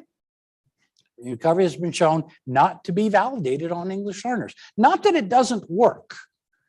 It's just that it has not been shown to work as well for English learners as for monolingual English speakers. So the fact that it doesn't work as well doesn't mean that it's ineffective. It just simply means it's not as effective. And that's why the standard is a problem. If you're thinking it needs to be as effective, and when it's not, then you say it's the child's fault. Can't do that. Accelerated reader, same thing, not as effective. This is typical for pretty much every intervention, because without all of the development upon which these were validated with monolingual English speakers, without all of that development, the rates of progress, all right, and attainment will be different. The growth will be different. And when the growth is different, it means it's not working the same. That doesn't mean it's not working. Okay, don't get me wrong. But it does mean that you can't use the typical standard, because then when the child doesn't meet that standard, what do? You say there's a problem with the child. Yeah, it's that simple. It continues, all right? This is the tier 2, but I can go to tier 3. What are you going to do there that's different from tier 2? Other than now it's one-to-one. You're going to continue to pull programs off the shelf. You're going to continue to say this should work better because we're doing it more intensively. But I often wonder, doing the same thing you were doing before and expecting different results, didn't somebody once define that as the definition of insanity? I mean, you're doing the same thing. So again, will it work? Yes. Please understand, nothing wrong with doing RTI, MTSS. And what you're doing will work for English learners, all right? It just won't work as well in all cases. And in fact, it'll work differently depending upon the level of language for the level of English language that the child possesses. And you need to know that. And that's kind of our problem. These are examples like in Oregon, 4 data points below the aim line is enough to call a child learning disabled. I don't know if California has regs equivalent to that or not. Anybody know? But that's their regulation. 4 data points below the aim line, you can call the child LD. And again, this aim line, when it's established on non-peers, non-true peers, you're going to have trouble. The kids will always be below, and then you're going to penalize them for not making as much progress. You do have dibbles in Spanish, but that leads to the other question that we had earlier about academic testing in Spanish. If they're not getting any native language instruction, then why would you evaluate them in Spanish to see how well they're doing in Spanish? They might be improving, but you didn't give them any formal instruction. Doesn't make a lot of sense. And unless those standards are not on monolingual Spanish speakers, but on Spanish speakers with certain amounts of Spanish language development here in the United States and in those types of programs, they're not appropriate standards. It remains biased. It's no different than what we're doing in testing. So these, I can skip a lot of this, but the bottom line is this, that we have to compare children who are like other children. And tomorrow I'll probably talk more about it, but I did include, well, I have this example here, but I just want to show you something quickly. And we'll skip my test here. I'll talk about this tomorrow, which is fine. I want to get to this because this is kind of new and I've never shown this before. And you guys have never seen it, but this website right here at the bottom, if you want to write it down, if you go there, that's the one for the CNM, which I'll mention tomorrow. But at that website, you can get this particular form, all right? It's like a rating scale, and it's called the Diverse Student True Peer Group Estimator. I just call it DSTPG. And what it is, it's a way of saying what would be the true peer group. When we're going to compare one child to another, we want to make sure that they've had similar levels of development. Well, how do we quantify that? In my career, I've never given people guidance on how to quantify it other than to give them the variables they need to consider and leave it up to their clinical judgment.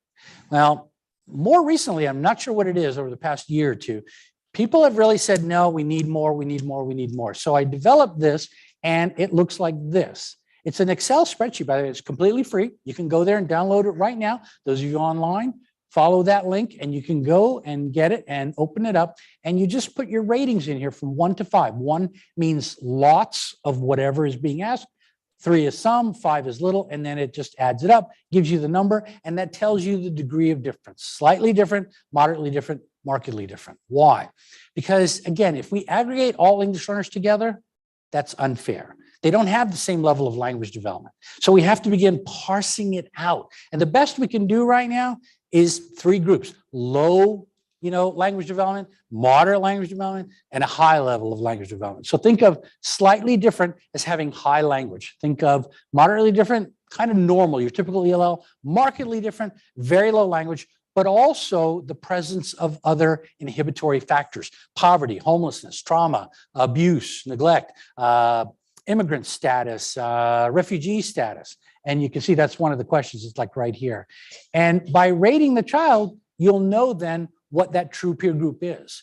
And what you'll need to do in your schools, and there's no way around this, is to find out what group children are falling into, get them together, and then look at your archival results and figure out, so when we give this particular measure, whatever it might be, it can be the state mandated test, it can be what you're doing at your school, it can be any benchmarks or programs that you guys are doing. Find out how that group, slightly, moderately, and markedly different, perform on average on those indicators. And then if it's a progression and intervention where you're marking a benchmarks, find out how they perform 6 weeks later and 6 weeks after that, or how they perform in the, let's say in the fall and how they perform in the spring. And set those as your true peer group standards. It's what you must do, because if you use the true peer, if you use the peer aim lines that are given to you by the manufacturers of what you're using, you're going to run into trouble because none of your kids are going to be reaching that. And this is how you begin to provide fair comparisons of those standards and give meaning to what you're doing, which I will tie in tomorrow as well, because it's the same issue with standardized tests. All right, so I'm kind of downward extending the concepts from the ceiling now into the pre-referral framework in general education to give you the ability to do similar kinds of things. So, and I apologize not having enough time. I know it's 3:30, a little bit over, so we've got to end here. But I will hang around and answer any questions that anybody has. I'm not in any hurry. Those of you who are online, thank you for joining me today. And you're welcome to stick around and ask questions to Aaron through the chat, and I'll answer those. Those of you who are here with me, I hope to see many of you tomorrow. We'll do the same thing, but we'll cover comprehensive evaluation in steps 3 and 4. Otherwise, you guys have a great afternoon, and thank you for being here today. I Yes, appreciate and- seeing you. Thank you. Email you on a survey, we would greatly appreciate it. From South San Diego School District, we have South-based services. And that is in the email as well. That's how we're going to get you to do it. Our board is in the email with the survey link. So please take a minute for that. And then Line again, thank you so much for joining us. We'll stick around here for a few minutes, and please, if you would not mind taking a moment to do those surveys, we would greatly appreciate it. Thank you. No more questions? Just so thorough, right? I cover everything. It's like, what questions could you possibly have? What's that? Could I make it a part of the home language survey? You could, but the parents might not understand the significance of it. So if you could do it as an interview with the home language survey, that would be better. It would also improve the results from your home language survey, because the parents tend to kind of misinterpret the meaning or the intent of it, and they tend to lie. So they'll say, it's all Ingles, Ingles, Ingles. And in fact, it's not. So you could do it that way. It would certainly help. Sure. I don't know if it's backwards there, but we have the dual immersion program. Uh-huh.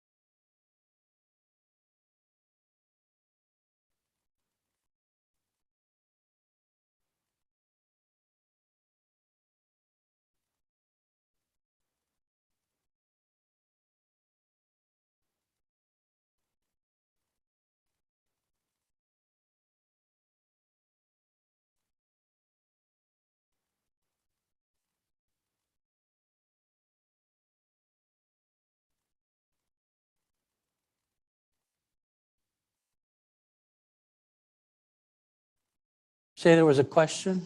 Yeah. Okay.